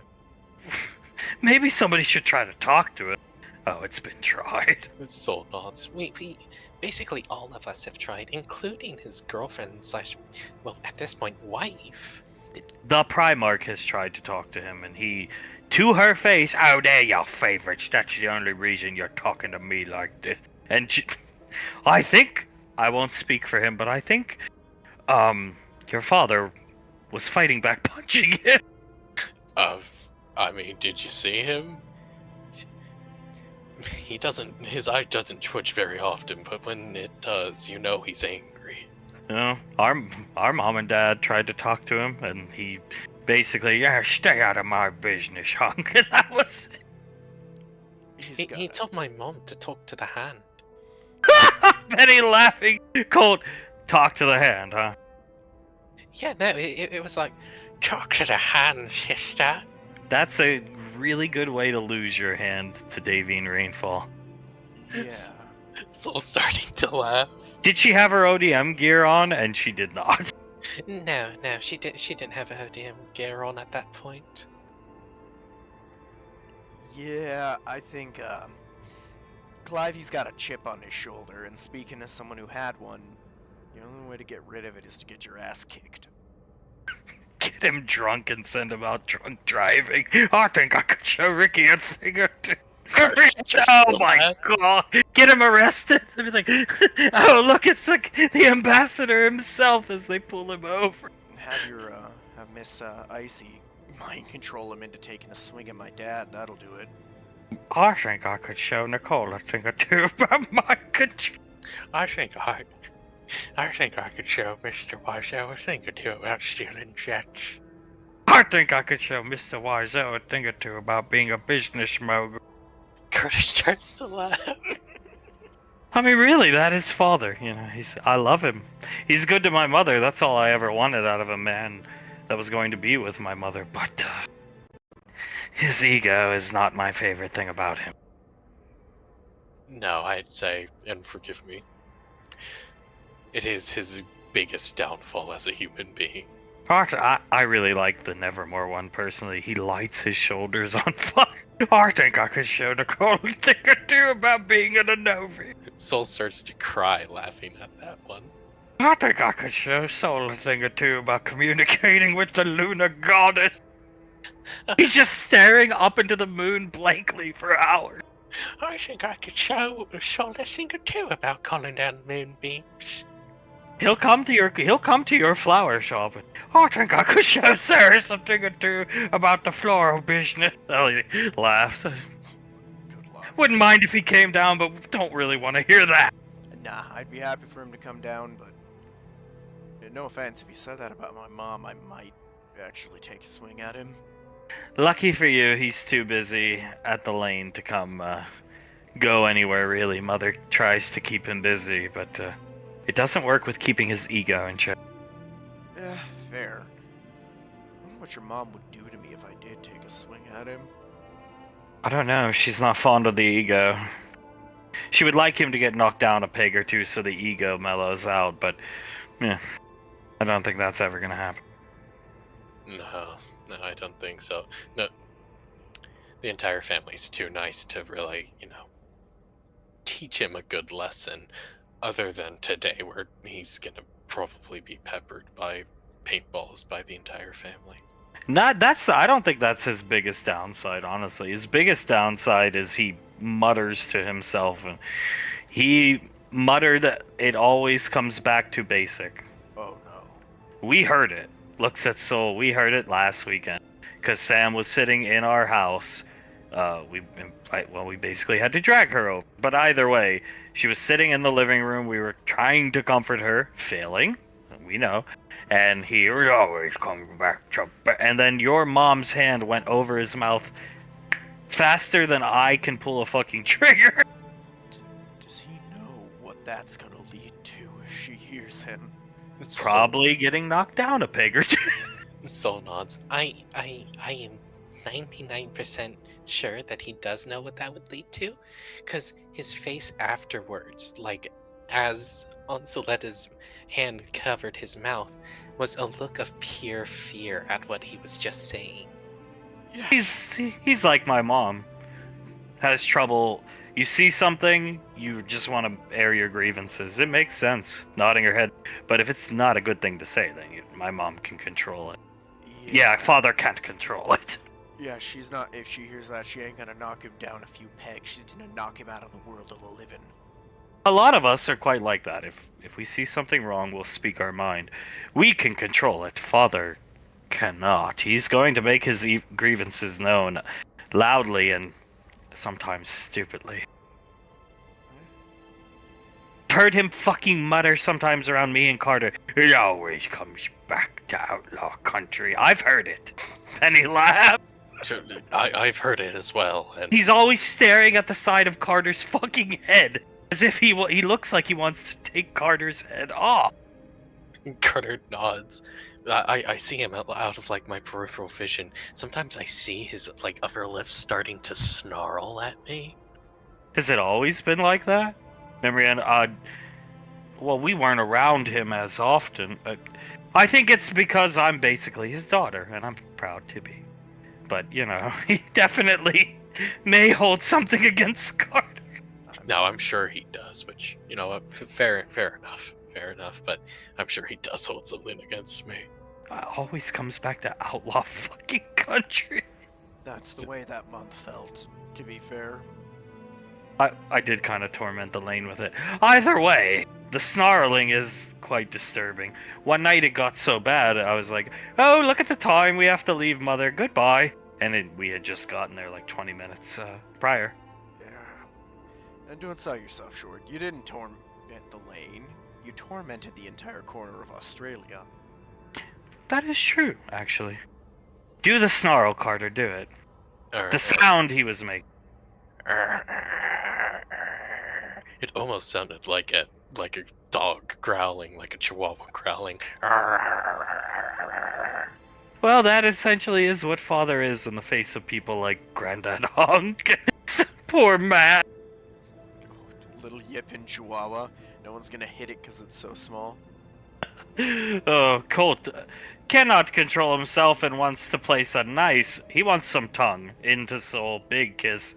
As up here, Oz is looking at Jace. "How many burgers did you have, young man?" Jace looks up. How many burgers did he have? He had 3 for now. He thinks for a couple seconds, then puts up 3 fingers. What would you rather have? Crossing his arms, staring at him, an ice cream cone or an In-N-Out burger? He thinks for a couple more seconds, signs to him in and out. Good God. Okay. Well, Aunt Nicole will take care of you, don't worry. We prefer Arby's, though, Jace. You gotta try some Arby's sometime. It reminds Oz so much of Laz. He scrunches his nose up at that. He recoils his head. Would you look at that? Oh my god, I do that! That's when I would light my cigarettes in our early foray there together. That's what you would do. Fine, you don't want Arby's? Fine. Jace nods his head, will put his arms around Oz's neck and give him a hug. Well, you know, I would hope your mother buys Arby's someday. Oh, as do I. That would be pretty useful, just another fast food chain under her belt. Look at him, Jace. Sleeping in the chair. That's why you don't drink to excess, young man. He looks at him, and points towards the Modelo can, shakes his head and does like a sign that Oz can formulate means too much. Way too much. Yeah, he's interesting fellow. I wish he'd come around the lane more. Known him a long time. When Bash died, he grew distant. Strange how that works. Jace sort of nods. He points to himself, points to Okir, and gives him does like a hug signal. Yeah, I'll put you in there, but he's knocked out cold. I guess we'll be leaving him here for the weekend. He'll let him hug Okir. He lays onto his chest, gives him a hug, and starts to pet the top of his head like he's trying to comfort Okir. Most of the time, death brings you closer together. Not in his case. No, not in his case. Laz sort of starts to bite her bottom lip, looks at Oz. Is he trying to comfort him? Yeah, I think so. Aunt Nicole says he's very smart for his age, so she can read the mind. That is true. You know, I wonder what's going on in his mind. Well, judging by what we've heard from today, In-N-Out Burger and looking at Samantha and Sasha. Oh, most likely. You know, What do you want to bet's on his mind right now? Sasha and Samantha? Or In-N-Out Burger? Or comforting the big turtle teddy bear man. She tilts her head. Probably the comforting part right now, but I would bet good money In-N-Out is a close second. You know, when he would like try to pump Carter up, keep his head in the game, I think he always believed in Carter's leadership skills. Pointing at him. I think he did too. I think he... Well, he didn't want to see any of the kids fail, just... I don't think he wanted to see specifically Carter fail for some reason. Jace will pick him, or Oz will pick Jace up not to wake Okir up. Well, I don't have the heart to wake him up. I guess we leave him here all weekend. He can come down, yeah. Last nods. He can come down, most certainly, but once he's ready to. He looks back. Let's go see what the Rugrats are doing. I hope Samantha's okay. As to why, She bites her bottom lip. I'm really worried about her, Oz. I am too. Your grandmother, her reach is far and long and ever widening. That's for sure. Ever widening. And she'll take a little sip off of his beer can. It's good beer, Carter. You have good taste. Coming in as they're continuing to mock Clive. I think I could show Laz a thing or two about mathematics, which she has a degree in. Marianne says. Laz's entire head recoils and she takes a step back. What? Oh, we're just mocking father. He didn't say that, did he? Oh, no, but you know how he's getting. Oh yes, very egotistical. Incredibly. Opening another beer, handing it back to Carter. Yeah, the most. Can you toss me one? Absolutely. She'll open it up. Yeah, I think I can teach Laz a thing or two about collecting books. Laz starts to laugh and shakes her head. No, I collect video games, or Marianne. I collect video games, that's the same thing. If he legitimately said something like that to me, I would have a hard time keeping my cool, let's just say that much. At least he lets Petra in the goddamn house. Yeah, well, the only thing we had to do was have Frederick sit on one of his collections. She laughed. I think I could show Frederick a thing or two about being a fat fuck. Carter jumps. So you're fucking making fun of me, are you? You think you're fucking funny? Starts pacing. Clive, we're just having a good laugh, man. I'm sorry. You're gonna make fun of me. You give me the scarf. That's why you gave me the fucking scarf, you little motherfucker. Soul tilts her head. Laz will stand up. No, we're sorry, Clive. We're so sorry. We won't make fun of you again. Coming out of her polymorph. Well, at least I got Carter and you. Points down at Benny. His face was white. Carter starts to actually breathe. Oh, thank God. To be completely honest, I did think it was him, but I'm not exactly scared of him, you know? At this point, given his goddamn ego, I would take it serious if he came up to me and said, I can teach Frederick a thing or two about being a fat fuck. Laz starts to laugh, puts a hand on her chest. Oh my god, Auntie, you scared me. Sorry, sitting down. I could teach Ricky a thing or two about driving drunk. She'll laugh and sit here. So, your car is down at Mom and Dad's house, pointing at Elizabeth, by the way. Sent it down. Elizabeth smiles at her. Thank you very much, Nicole. So those things, those robots, they're old Max Tech containment units, apparently. Oh. So... Containment units for... Well, they were trying to contain it. The xenomorphs. That's what Sasha thinks, and that's what we all think. We saw that it got sprayed by, like, your mom did the math. I'm not that great at math. At least half a ton of acid, and there's still no damage to that portion of the tank thing's chest. So, yeah. Huh. So it wasn't after us. Wasn't after us then, I'm sorry, ma'am. Well, it wasn't after you guys. They were there to air quote, contain the xenomorph. Then she looks at Carter. But when they saw you, they were after you. And they never really cared about the EarthGov troops that were around them. They wiped out half the battalion, for sure. But they were going after you guys. Cutter nods.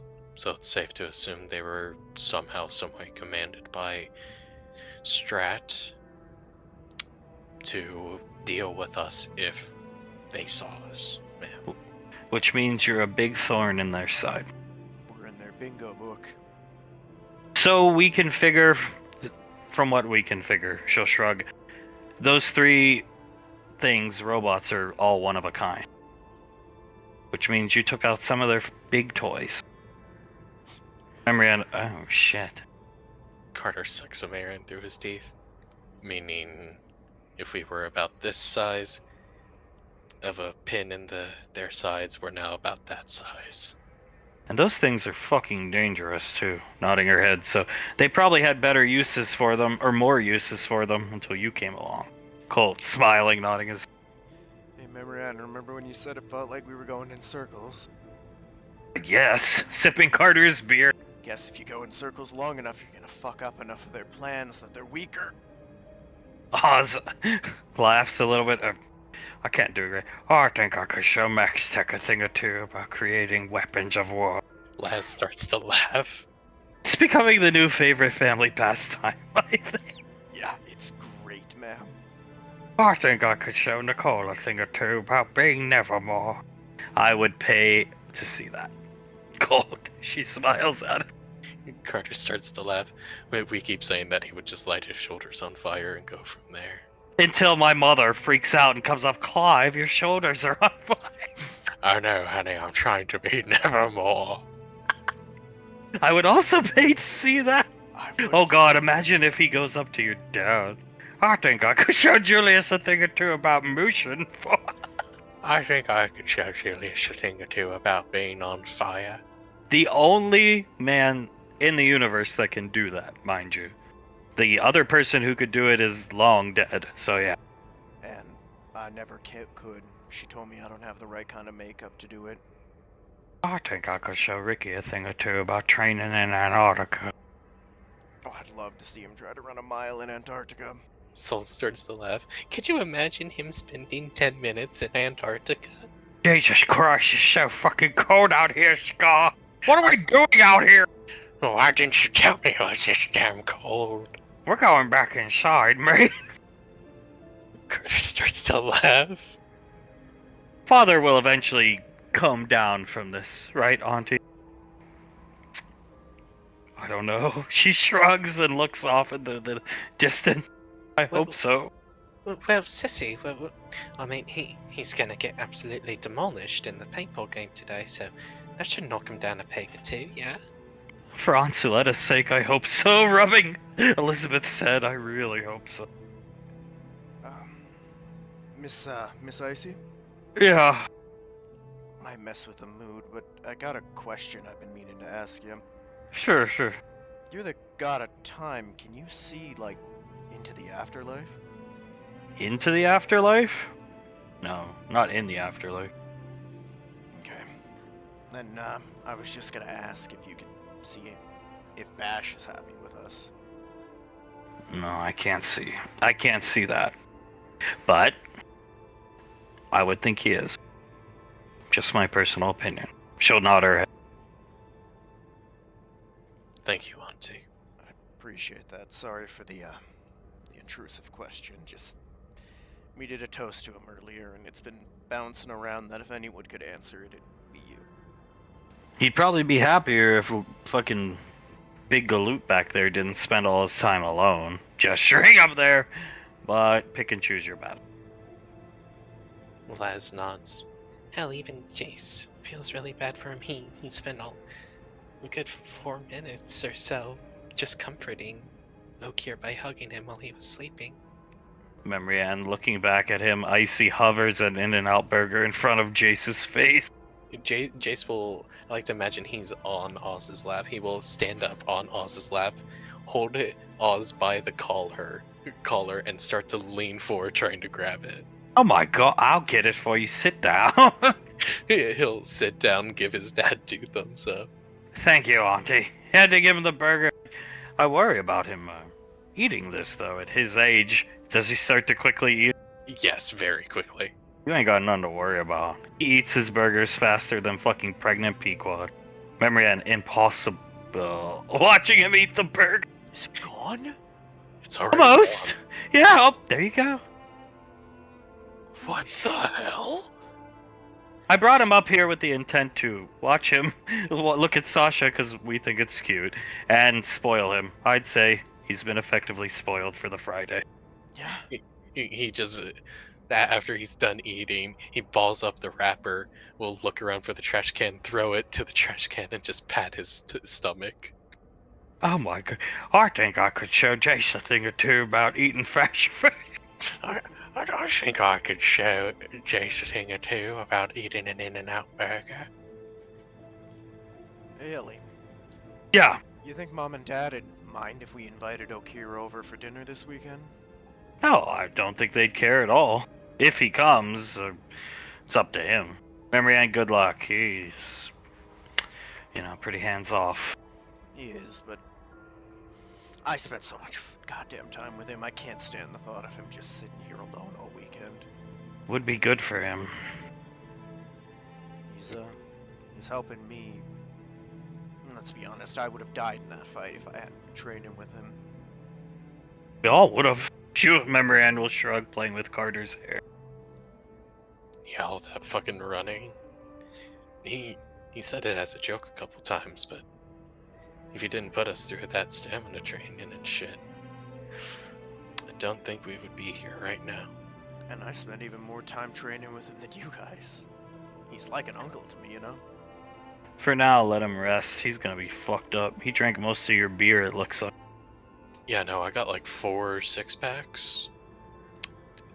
He drank about 2 of them. Come check on him later. She looks at him. Time for paintball. We don't want to be late. See Dad fucking clock Clive right in the head. Cold laugh. Yes, ma'am. Yes, Do- ma'am. Do you know who's on the team with Dad and Grandpa Hunk? No, actually. I think we guessed Oz, you, and Colt. And then Julius and Dad. Oh, okay. Yeah, sure. I'll be on the team. I think I could teach Carter a thing or two about carrying Memory Ann around. Carter starts to laugh as he'll pick up Memory Ann. I don't think that's possible. No, I don't either. As they'll start making their way down. Down here, Samantha holding on to Hunk. Sasha shakes her head. Davine petting the top of Samantha's head as she holds on to Hunk. You look good in the referee shirt. Turning back to Sasha. Sasha, why don't you let Davine get at him, Samantha? And she will. But stay very close.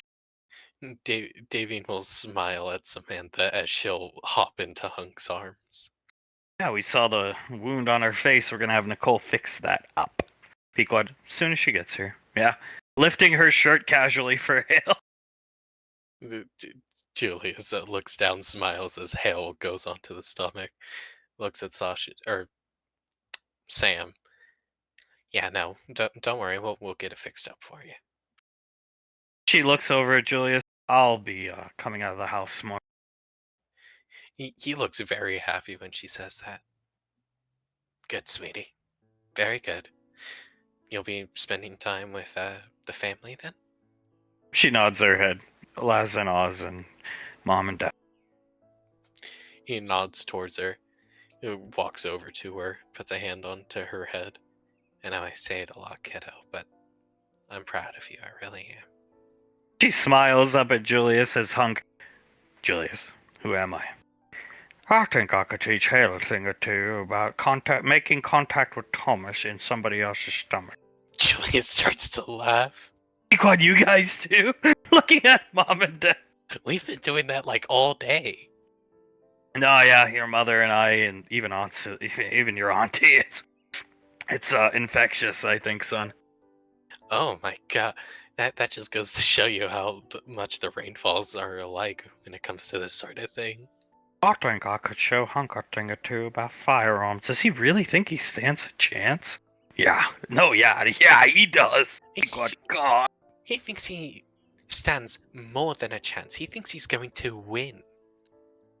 Like I think he thinks he's gonna dominate my team. Sasha putting her ref shirt on. Like, handedly win this match, which there is absolutely no chance that's going to happen. The rest of the kids will be down soon, I assume. Yeah, Nicole went to get him. Julius nods. Yeah, Nicole's gonna get him, bring him down, and yeah, then we can get the game started. Oh, son, we had a good idea today. You want to hear? Of course. Mom's gonna start packing Istrom lunches. Pequod. Yeah. Yeah. Damn, that's sweet. Looking at Davy. Davine smiles at her. Yes, it is very sweet, I think. I wouldn't mind if I had a lunch pack for me. Sasha shrugs. Yeah. Would be kind of nice. Pequod, you gotta be fucking kidding me. Julius leans on one of the walls they had set up. That's a good idea, guys. She's going to greatly appreciate it. The fucking favorite. Let me guess. The lunchbox is gonna be the lunch pail that Snarf's Workshop produces of her. Or is it the Nevermore model? No, it's the one of her mother. Pequod. Oh my. Julius just looks down at his feet, rubs his hand all the way down his face. And I'm sure you're gonna pick fun at her. Go ahead, but don't be too hard. Pequod, we never are that hard. Yeah, we're never that hard. She's going to be made fun of, though. It's actually not that fun anymore that she openly admits she's the favorite. It's lost its, like, tack, you know? Hunk, well, go easy or I'll step on your foot, Julie. Yeah, alright. You don't have to threaten me like that. I'll go easy on her. Mom and dad voice. Sam speaking up. Pequod, please. And Davine starts to laugh. If they're mean enough to Istrom, then I most certainly will pull it out. We don't need dad voice. It even gets me. So, yeah. Yeah, no, it's actually pretty terrifying to hear. I think I could show Davine a thing or two about using the mom voice. Such a good god. I think I could show Hunk a thing or two about using the dad voice.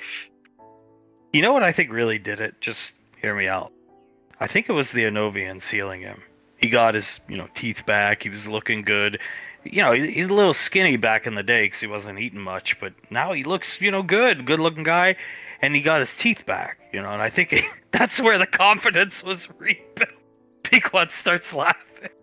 Davy nods. He did say something about, like, his teeth being a huge amount of, anxiety isn't the word, subconsciousness. Losing all your teeth, then getting them back via magic would definitely bolster my confidence. She shrugs. Pequod, maybe it was the teeth. Davy nods. I mean, losing all my teeth and getting it back? I would be absolutely ecstatic. I would be showing off these teeth every single second I could. I think I could show the Anovians a thing or two about dentistry. I think I could show the Anovians a thing or two about having a genome or skull. I think I could show the Anovians a thing or two about being a powerful ancient race of spellcast. Oh my god, Sasha, nice. I think I could show... I can't... Yeah, you got her to do it. Wow, Hug looks at Sasha. I think I could show Kamul a thing or two about being the king of men. I think I could show Davine a thing or two about defeating Kamul. I would defeat him more quickly, you know what I mean, Patricia? Pequod, God. Davine starts to laugh, which is literally impossible for him because he is a man. I'll find a workaround, mother. Lifting Hale up in her arm. Davine starts to laugh even harder. Then Davine sees Pequod start to kiss Hale on the cheek. Each time she giggles like Icy does when Davine does it too. Pequod rubbing her nose onto Hale's very tiny, cute nose. Kissing her on the cheek again. Davine puts a hand onto Hunk's cheek. Darling, are you seeing this? Stay quiet so we don't drag attention. He goes slack-jawed watching. She holds Hale up to the air like Simba, brings her back down, kisses her. Even Sam's watching. Does that not remind you of someone, darling? Then she just brings her in, and Hale puts her little arms around Pequod's neck, and Pequod will wrap her scarf. Hale has one, but she'll wrap the bigger scarf around her neck, keeping her warm, patting her on the bum, looking her up. Sasha, looking at Pequod. Julius, even Julius looks a little taken aback. Yeah, no, yeah, that's really cute, honey. Just keeping her warm. Walks her around this way.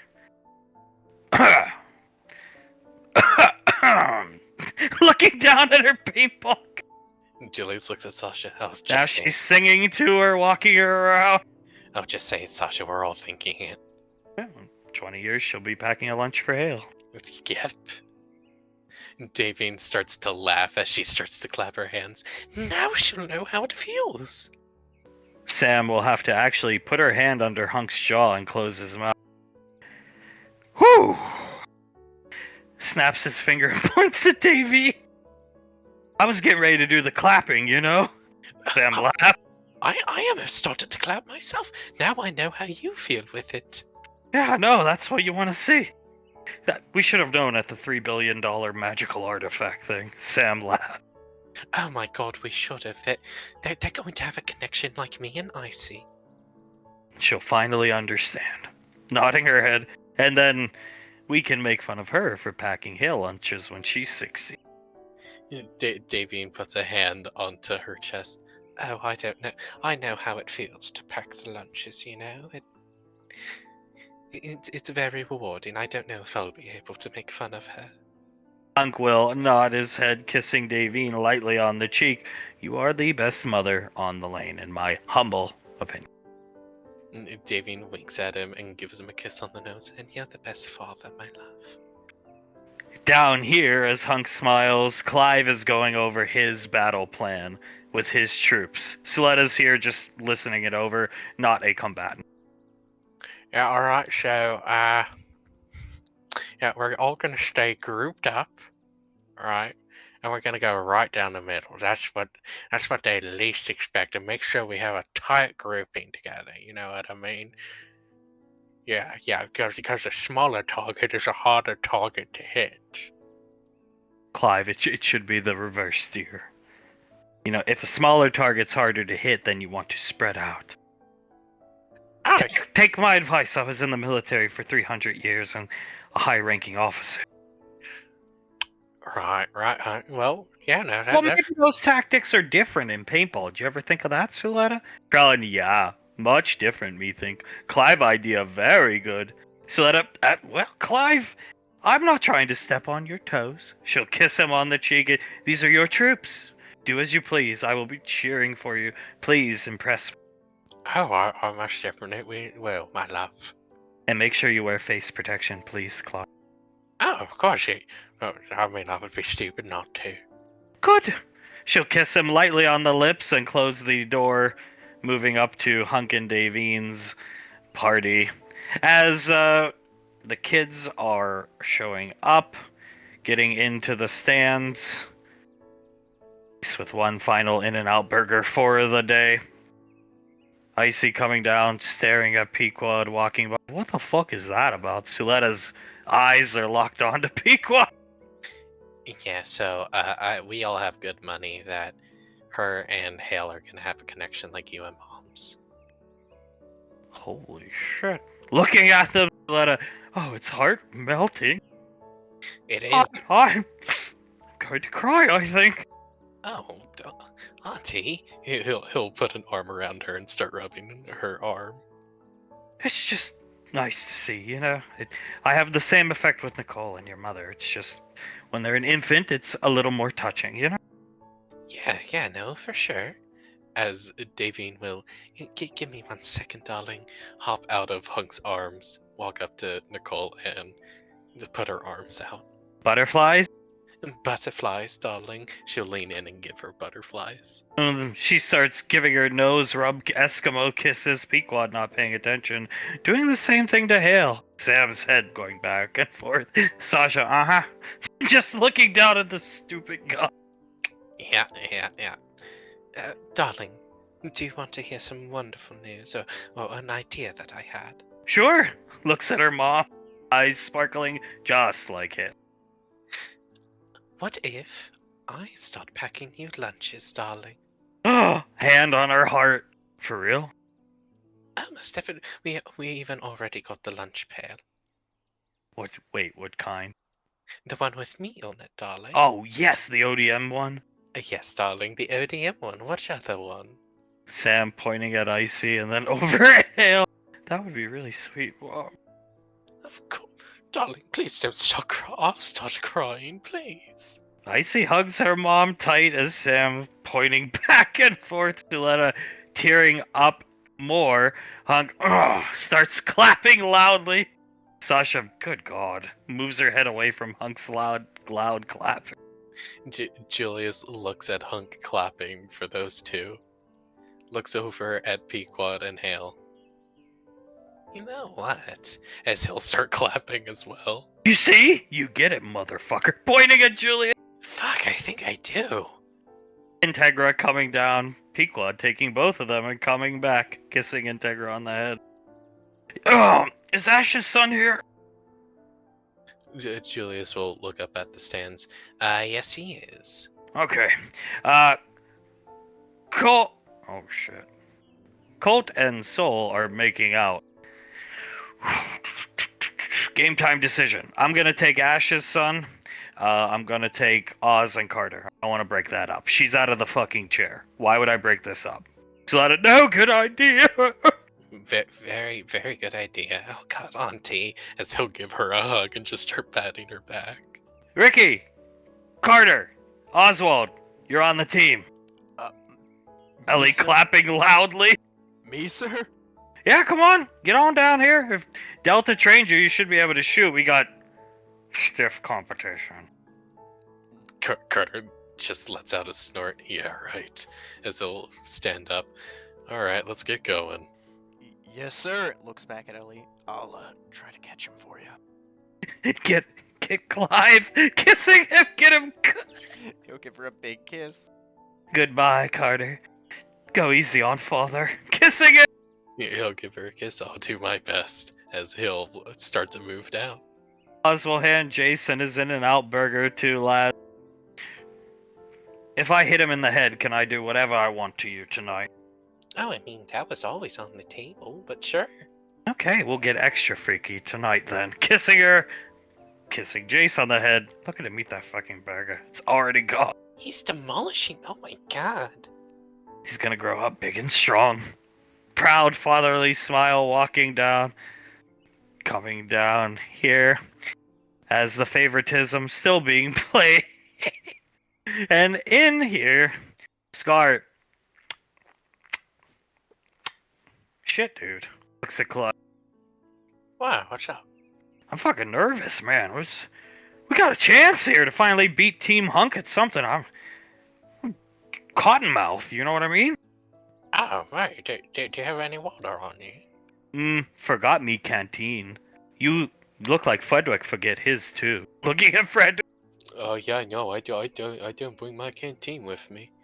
Oh, shit, I'm gonna go run and grab a bottle of water. Ah, there's a water fountain. I'm gonna fill up my canteen. I thought I filled this up. Fuck. I'll be right back, Clive. Oh, yeah, no, mate. Go for it, go. Scar disappearing. Door closing. Wow. As the door closes, that's all Krillin says. And Clive looks at all of them. Yeah, no, wow. As Fudwick will start to make his way over to here. Just us boys now.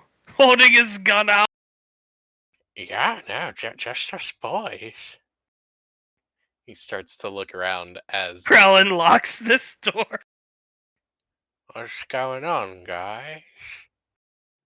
whoopsie, as Fudwick will shoot him once. It'll just hit him in like the arm. Oh, Jesus. Yeah, you're very funny, guys. Very funny. But, trigger discipline is important when it comes to this kind of thing. Attack! Attack! Samuel starts shooting Clive. Krellin unloading fully auto point blank at Clive. Clive's gun drops to the floor. Frederick shooting. Yeah, Fudwick just unloading into him. If I had to describe Clive's movement, it would be a Quentin Tarantino movie where they get riddled with bullets.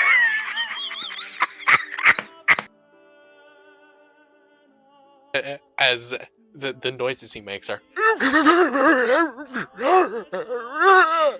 Time to lick, motherfucker. Keep shooting it. help me as Fudwick will continue to shoot him. Samuel casually continues shooting him. Clive gets a burst of energy to scream out for Suletta. She, it's just so beautiful. She's not hearing it because she's focused on Davine being a great mother and Pequod being a great mother. It's just so. What the hell? Sasha heard it. She looks back. Carter looking from where the noise came from. Was that Clive? Sasha comes over here. Hunk too busy clapping loudly. One more scream. He musters up the energy. I'm just so proud of both of them, clapping loudly as Krellin do that hockey thing. Samuel, he shoulder checks Clive through the cardboard. All the way, because he's a strong robot. Clive falls out here, covered in fucking paint.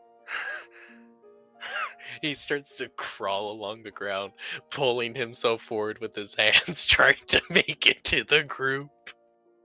Following like jackals, like hyenas with their guns. Hey, General. Holy What shit. in the fuck? She walks over to Clive. Suletta, at Sasha's loud, what the fuck? And Ricky, holy sh. Clive! Runs over to. They fucked him up. Oz laughing. I'm sorry, he moves behind the building. Carter joins him behind the building, covering his mouth while he's laughing. Holy shit, Mom! He sounds exactly like how I impersonated him. Oh, Clive. Kneeling down on her knees. Is that you that see? Yes, it's me, Clive. Looking up at Frederick, who I imagine just has a shit-eating grin on his face. Shit-eating grin, rocking back and forth on the balls of his feet, and just do. Oh, hi, Sueda. What's time to lick, Ranger General? Disqualified. Okay, we win anyway. Let's go. Yeah, that's fine. Our plan came to fruition. Next time you make mean video, you think twice. As they walk off! Marianne's cackling from, all the characters I play in the stands are really cackling it up. Even Mr. Snuffles is laughing aloud as a cat would. I don't know. Yeah, all my characters are laughing at it. My, oh my, Clive. Davine, would you bring your daughter over here?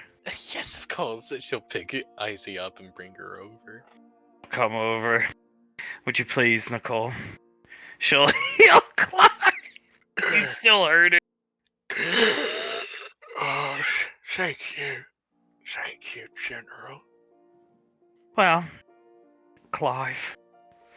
Stroking his hair. Have we learned our lesson? Because you're going to have to take about 30 showers to get clean.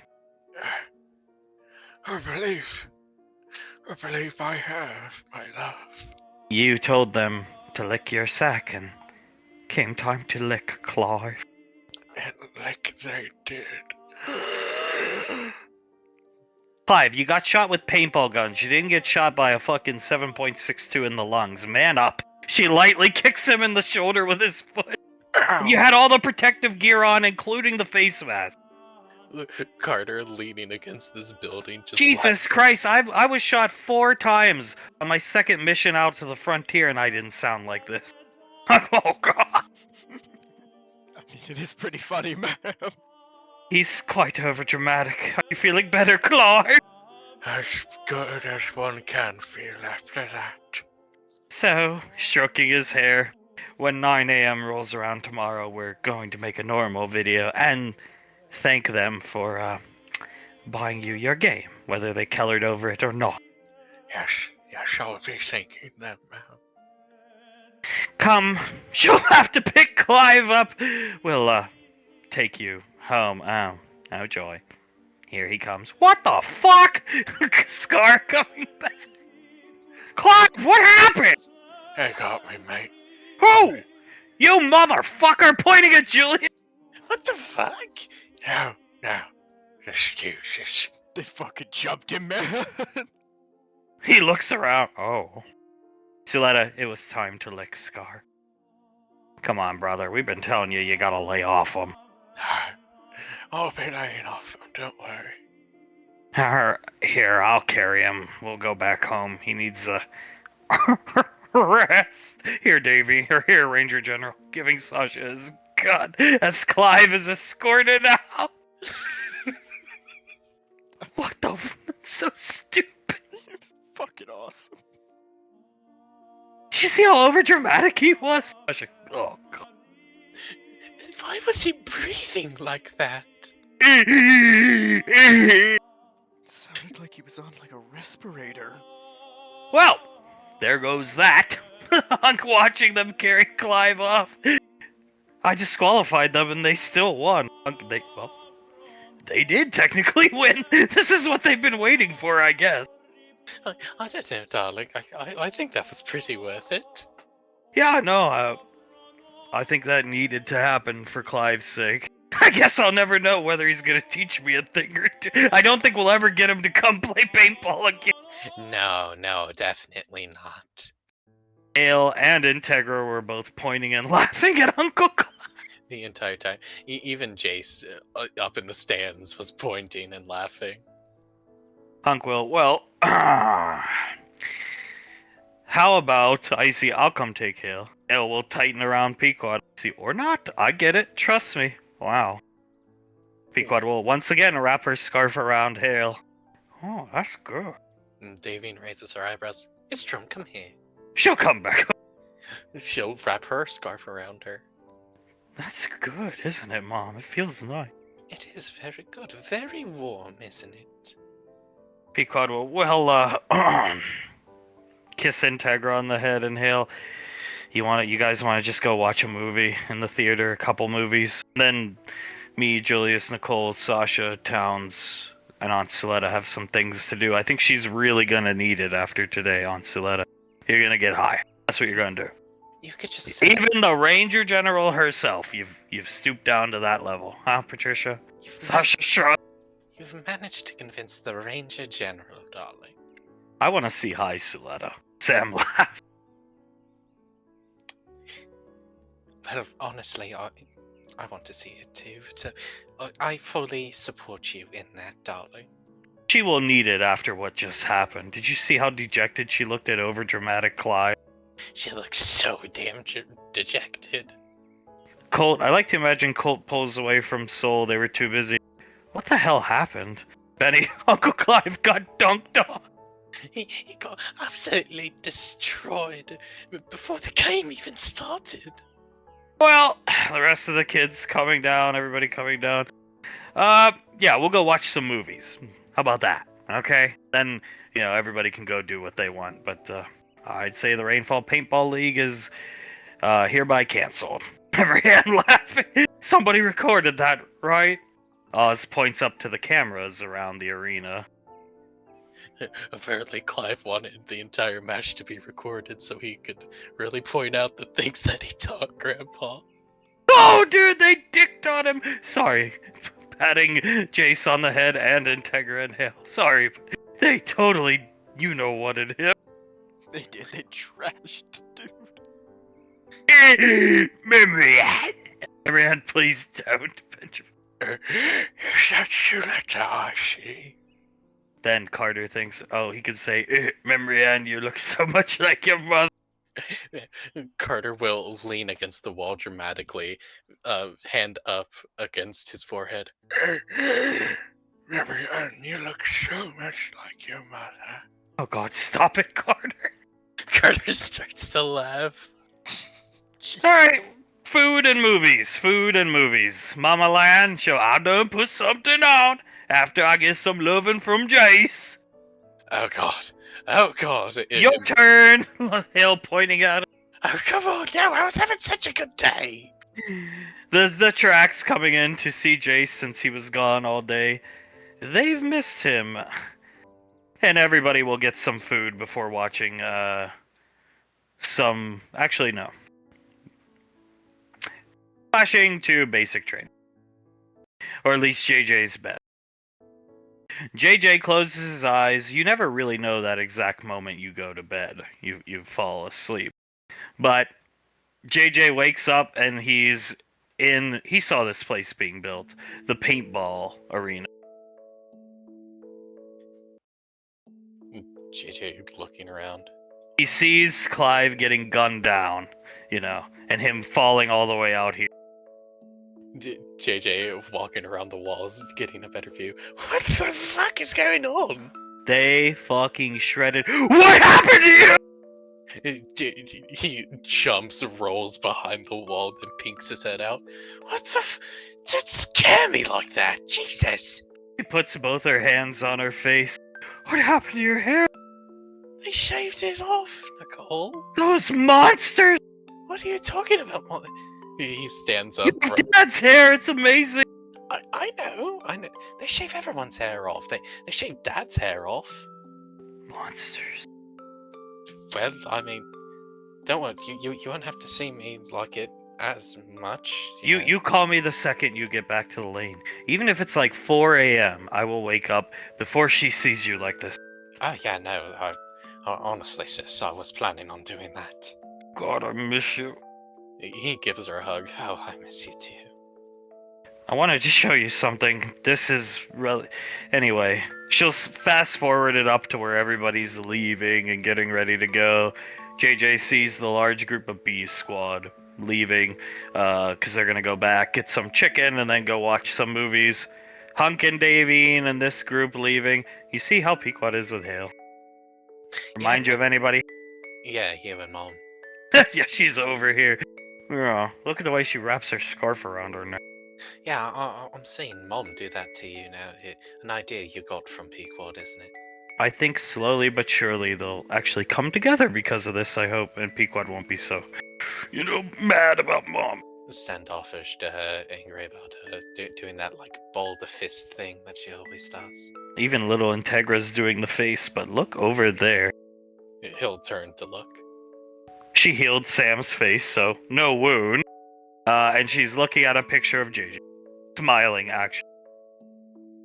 He'll walk over, watch her looking at the picture of him. Icy sees JJ smile a big smile as tears just start to flow down his cheeks. Still with a smile on his face, though. He's in good hands. Mom and Dad, Mom took care of her, talked to her. Good. She's doing, about as well as someone can be doing right now, then. She won't be doing your laundry. She's apparently been doing your laundry. Just staying alone in the house, but Mom fixed that. Oh, God. He rubs the back of his neck. Well, I'm glad Mom fixed it. Not as everybody says she is. Tell her thank you for me, please. Will do. This is the best part. Samantha, come on, we're getting out of here. Chicken time. She'll kiss the picture of JJ, put it away, and catch up. And then take Davine's other hand. Icy has the other one. See? Icy sees JJ put a hand over his chest. Oh, God. Oh, I miss her like you can't believe, Nicole. We all miss you. She'll be waiting for you when you get back. God, your hair. It'll grow back, don't worry. She'll flail her arms and hug JJ before everything starts fading out around him. And we'll cut the